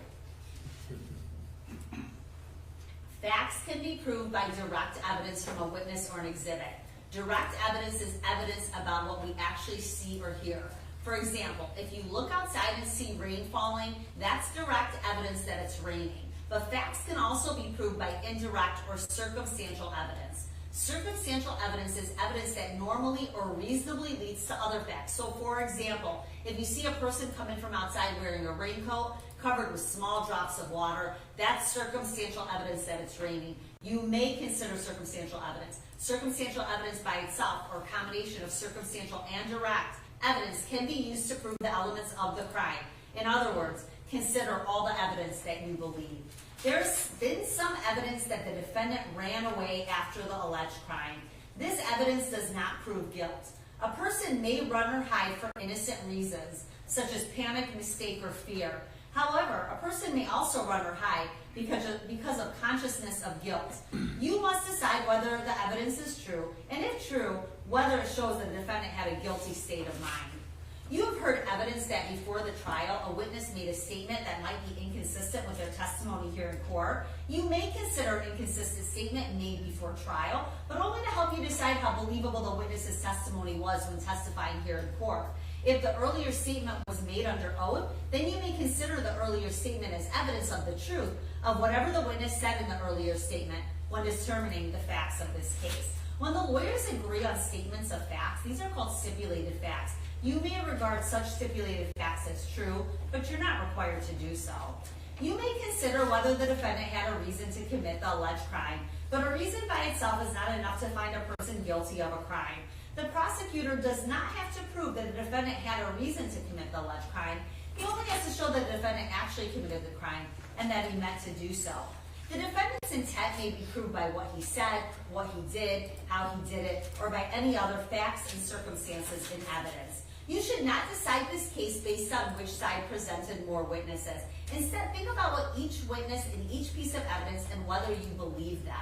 Then you decide whether the testimony and evidence you believe proves beyond a reasonable doubt that the defendant is guilty. You've heard that a lawyer talked to one of the witnesses. There's nothing wrong with this. A lawyer may talk to a witness to find out what the witness knows about the case and what the witness's testimony will be. You've heard testimony from witnesses who have given you their opinion as experts. Experts are allowed to give opinions in court about matters that they are experts on. However, you don't have to believe an expert's opinion. Instead, you should decide whether you believe it and how important you think it is. And when you decide whether you believe an expert's opinion, think carefully about the reasons and the facts that they give for their opinion and whether those facts are true. You should also think about the expert's qualifications and whether their opinion makes sense when you think about all the other evidence in the case. You've heard testimony from witnesses who are police officers. That testimony is to be judged by the same standards you use to evaluate the testimony of any other witness. As to count one, the defendant is charged with the crime of first-degree felony murder. To prove this charge, the prosecutor must prove each of the following elements beyond a reasonable doubt. First, that the defendant caused the death of Hussein Murray. That is, that Hussein Murray died as a result of neck compression and blunt force trauma. Second, that the defendant had one of these three states of mind. He intended to kill, or he intended to do great bodily harm to Hussein Murray, or he knowingly created a very high risk of death, or great bodily harm, knowing that death or such harm would be the likely result of his actions. Third, that when he did the act that caused the death of Hussein Murray, the defendant was committing or attempting to commit or helping someone else commit the crime of larceny. For the crime of larceny, the prosecutor must prove each of the following elements beyond a reasonable doubt. First, that the defendant took someone else's property. Second, that the property was taken without consent. Third, that there was some movement of the property. It doesn't matter whether the defendant actually kept the property or whether the property was taken off the premises. Fourth, at the time the property was taken, the defendant intended to permanently deprive the owner of that property. The defendant must have been either committing or helping someone else commit the crime of larceny. To help means to perform acts or to give encouragement before or during the commission of a crime that aids or assists in its commission. At the time of giving aid or encouragement, the defendant must have intended the commission of the larceny. You may also consider the lesser charge of second-degree murder.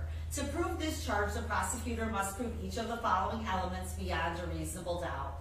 First, that the defendant or someone who he aided or abetted caused the death of Hussein Murray. That is, that Hussein Murray died as a result of neck compression and blunt force trauma. Second, that the defendant or someone that he aided or abetted had one of these three states of mind.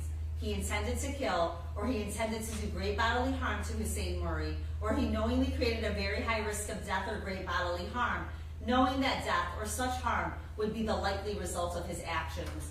Third, that the killing was not justified, excused, or done under other circumstances that reduce it to a lesser crime. You must think about all the evidence in deciding what the defendant's state of mind was at the time of the alleged killing. The defendant's state of mind may be inferred from the kind of weapon used, the type of wounds inflicted, the acts and words of the defendant, and any other circumstances surrounding the alleged killing. You may infer that the defendant intended to kill if he used a dangerous weapon in a way that's likely to cause death. Likewise, you may infer that the defendant intended the usual results that follow from the use of a dangerous weapon. A gun is a dangerous weapon. A dangerous weapon is any instrument that is used in a way that is likely to cause serious physical injury or death. As to count 2, the defendant is charged with the crime of unlawful imprisonment. To prove this charge, the prosecutor must prove the following beyond a reasonable doubt. First, that the defendant knowingly restrained Hussein Murray. Restrain means to forcibly restrict a person's movements or to forcibly confine the person so as to interfere with a person's liberty without that person's consent or without lawful authority. The restraint does not have to exist for any particular length of time and may be related or incidental to the commission of other criminal acts.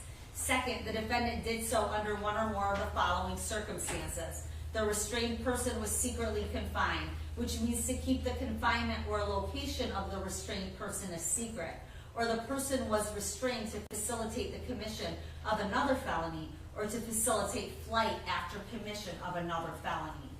As to count 3, the defendant is charged with the crime of unlawful imprisonment. To prove this charge, the prosecutor must prove the following beyond a reasonable doubt. First, that the defendant knowingly restrained Linda Murray. Restrain means to forcibly restrict a person's movements or to forcibly confine the person so as to interfere with that person's liberty without that person's consent or without lawful authority. The restraint does not have to exist for any particular length of time and may be related or incidental to the commission of other criminal acts. Second, that the defendant did so under one or more of the following circumstances. The restrained person was secretly confined, which means to keep the confinement or location of the restrained person as a secret, or the person was restrained to facilitate the commission of another felony, or to facilitate flight after commission of another felony. In this case, the defendant is charged with committing first-degree felony murder and 2 counts of unlawful imprisonment or intentionally assisting someone else in committing it. Anyone who intentionally assists someone else in committing a crime is as guilty as the person who directly commits it and can be convicted of that crime as an aider and abetter. To prove this charge, the prosecutor must prove each of the following elements beyond a reasonable doubt. First, that the alleged crime was actually committed either by the defendant or someone else. It does not matter whether anyone else has been convicted of the crime. Second, that before or during the crime, the defendant did something to assist in the commission of the crime. Third, at the time, the defendant must have intended the commission of the crime alleged or must have known that the other person intended its commission or that the crime alleged was a natural and probable consequence of the commission of the crime intended. If the defendant knew that the alleged crime was planned or was being committed, the mere fact that he was present when it was committed is not enough to prove that he assisted in committing it. When you go to the jury room, you're going to be provided a copy of the written final instructions. You should first choose a foreperson. The foreperson should see to it that your discussions are carried on in a business-like way and that everyone has had a fair chance to be heard. During your deliberations, please turn off cell phones or other communication equipment until we recess. A verdict in a criminal case must be unanimous. In order to return a verdict, it is necessary that each of you agree on that verdict. In the jury room, you will discuss this case among yourselves, but ultimately, each of you will have to make up your own minds. Any verdict must represent the individual considered judgment of each juror. It's your duty as jurors to talk to each other and to make every reasonable effort to reach an agreement. Express your opinions and the reasons for them, but keep an open mind as you listen to your fellow jurors. Rethink your opinions and do not hesitate to change your mind if you decide you were wrong. Try your best to work out your differences. However, although you should try to reach an agreement, none of you should give up your honest opinion about the case because other jurors disagree with you or just for the sake of reaching a verdict. In the end, your vote must be your own, and you must vote honestly and in good conscience. I've already given you instructions regarding a lesser offense. As to any count which includes a lesser offense, you must first consider the principal offense. If you all agree that the defendant is guilty of that offense, you need not consider the lesser offense. If you believe the defendant is not guilty of the principal offense, or if you cannot agree on that offense, you can consider the lesser offense. It's up to you how long you take to decide or consider the principal offense before discussing the lesser offense. You may go back to consider the principal offense after discussing the lesser offense if you want to.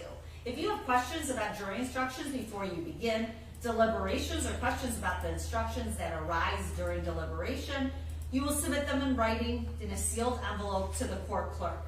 Possible penalties should not influence your decision. It is the duty of the judge to fix the penalty within the limits provided by the law.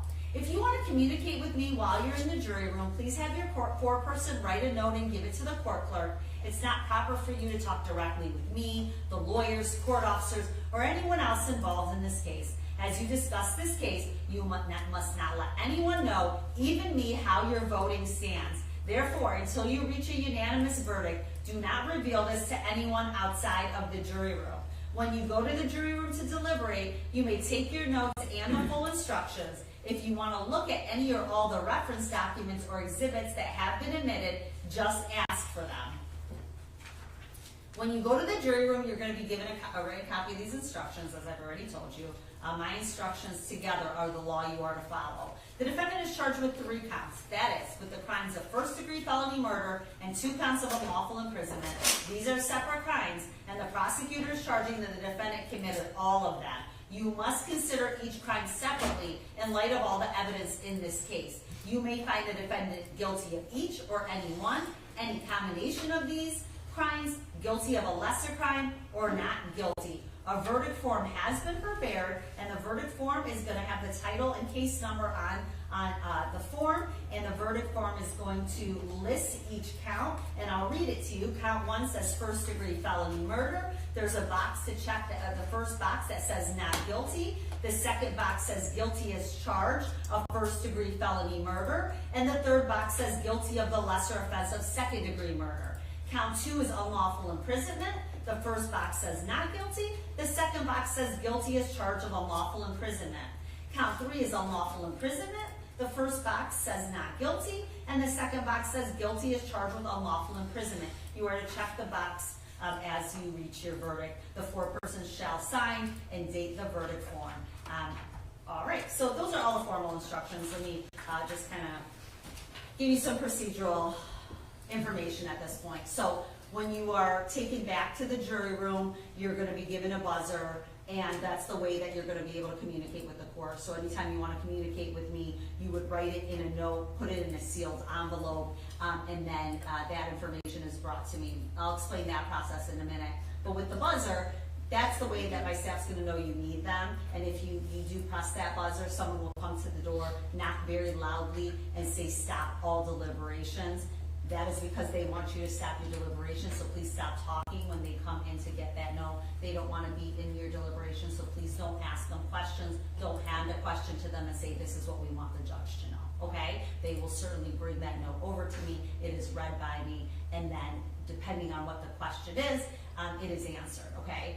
All questions are answered. Here's the things that we are not going to bring you back into court to answer. I don't manage your time, so if you go back there and you need a break, I know you guys had a long break today, but if you need to take a break, and you're taking a break within your own jury deliberation room, I don't need to know that. No one needs to know that. The only time I need to know is if you're taking a break and you're leaving your deliberation room. So in that case, write a note, let me know, Judge, we're gonna take a 20-minute break and we wanna leave this room. And somebody will come back to let you know if you are able to leave at that time, okay, or when it's appropriate to leave. If you ask for evidence, any objection to having the evidence given to the jury upon asking? No, Your Honor. No, you're right. Okay, so the reason I'm asking the lawyers that is any other question that you ask outside of those breaks and the evidence are going to require me to reconvene court. So it means we all come back into court like we are now. That question is read out into the record to the lawyers, and the lawyers and I decide what the best way to answer that question for you is, and then you are brought back in here, and the question is answered in front of everybody, okay? Obviously, there's two juries at the same time, and it might take me a little longer to get back to you. It's not because we are ignoring it, it's because that process will take some time. I'm not telling you that to discourage you from writing a note, I just want you to know what's happening during that time period. So, evidence. The evidence, there's some evidence here that is sealed evidence. All right, you're allowed to look at any piece of evidence if you want to. If you're going to ask for that specific evidence that is sealed, you're going to need to let me know that in a note that you want to see that. And it will be brought back to you, but then we'd also provide everyone with gloves to make sure that there's no contamination if you want to take something out. Okay, so just be specific about that. There's also digital evidence. You're not going to have any electronic equipment to play the digital evidence unless you ask for it. So if you want to see something digital, let me know and say we're going to need a device to see it. And if you're not sure, just ask for the technology and I'll get it back for you. But I can't bring it back for you unless you ask. Okay? There's 14 of us. Only 12 are required for a unanimous verdict in a criminal case. So we draw lots to determine which two of you are going to be excused as alternate. It's my understanding that we already have your names and your phone numbers, so you're excused. You are free to go for today. However, it is not a common practice for an alternate to be called back, but it has happened. And in the case as lengthy as this one has been, it wouldn't be out of the ordinary if you were called back. So the restrictions that I gave you originally regarding not sharing this information with family, not posting, not speaking to media, all of that stuff still applies. I will promise you this, okay, and we're very good at doing this. If you're an alternate and we get a verdict, you are the first call after we take that verdict. You are told that the verdict has come in, and if you'd like to know what that verdict is, we will share that with you. Okay? All right, let's two people, please.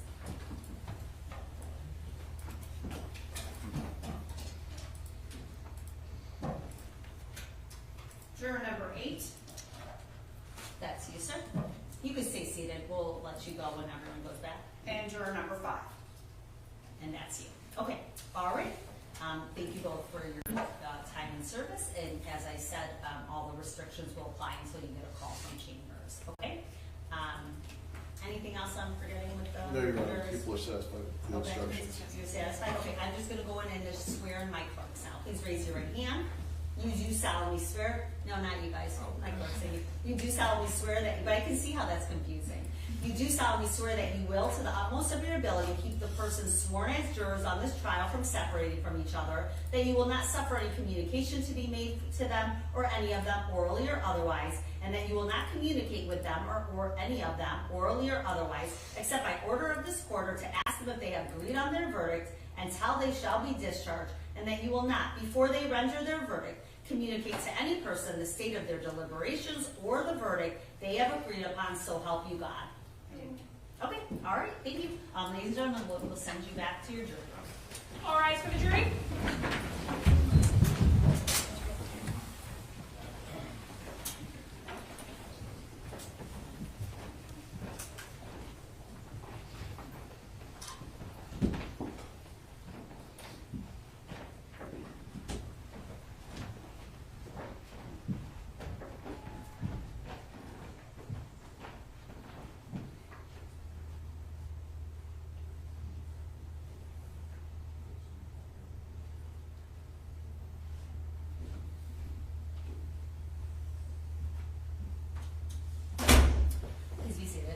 It's honestly it's 5 o'clock, but I'm gonna keep them a little bit later. I think that at least give them an opportunity to be able to have initial discussions and choose a foreperson.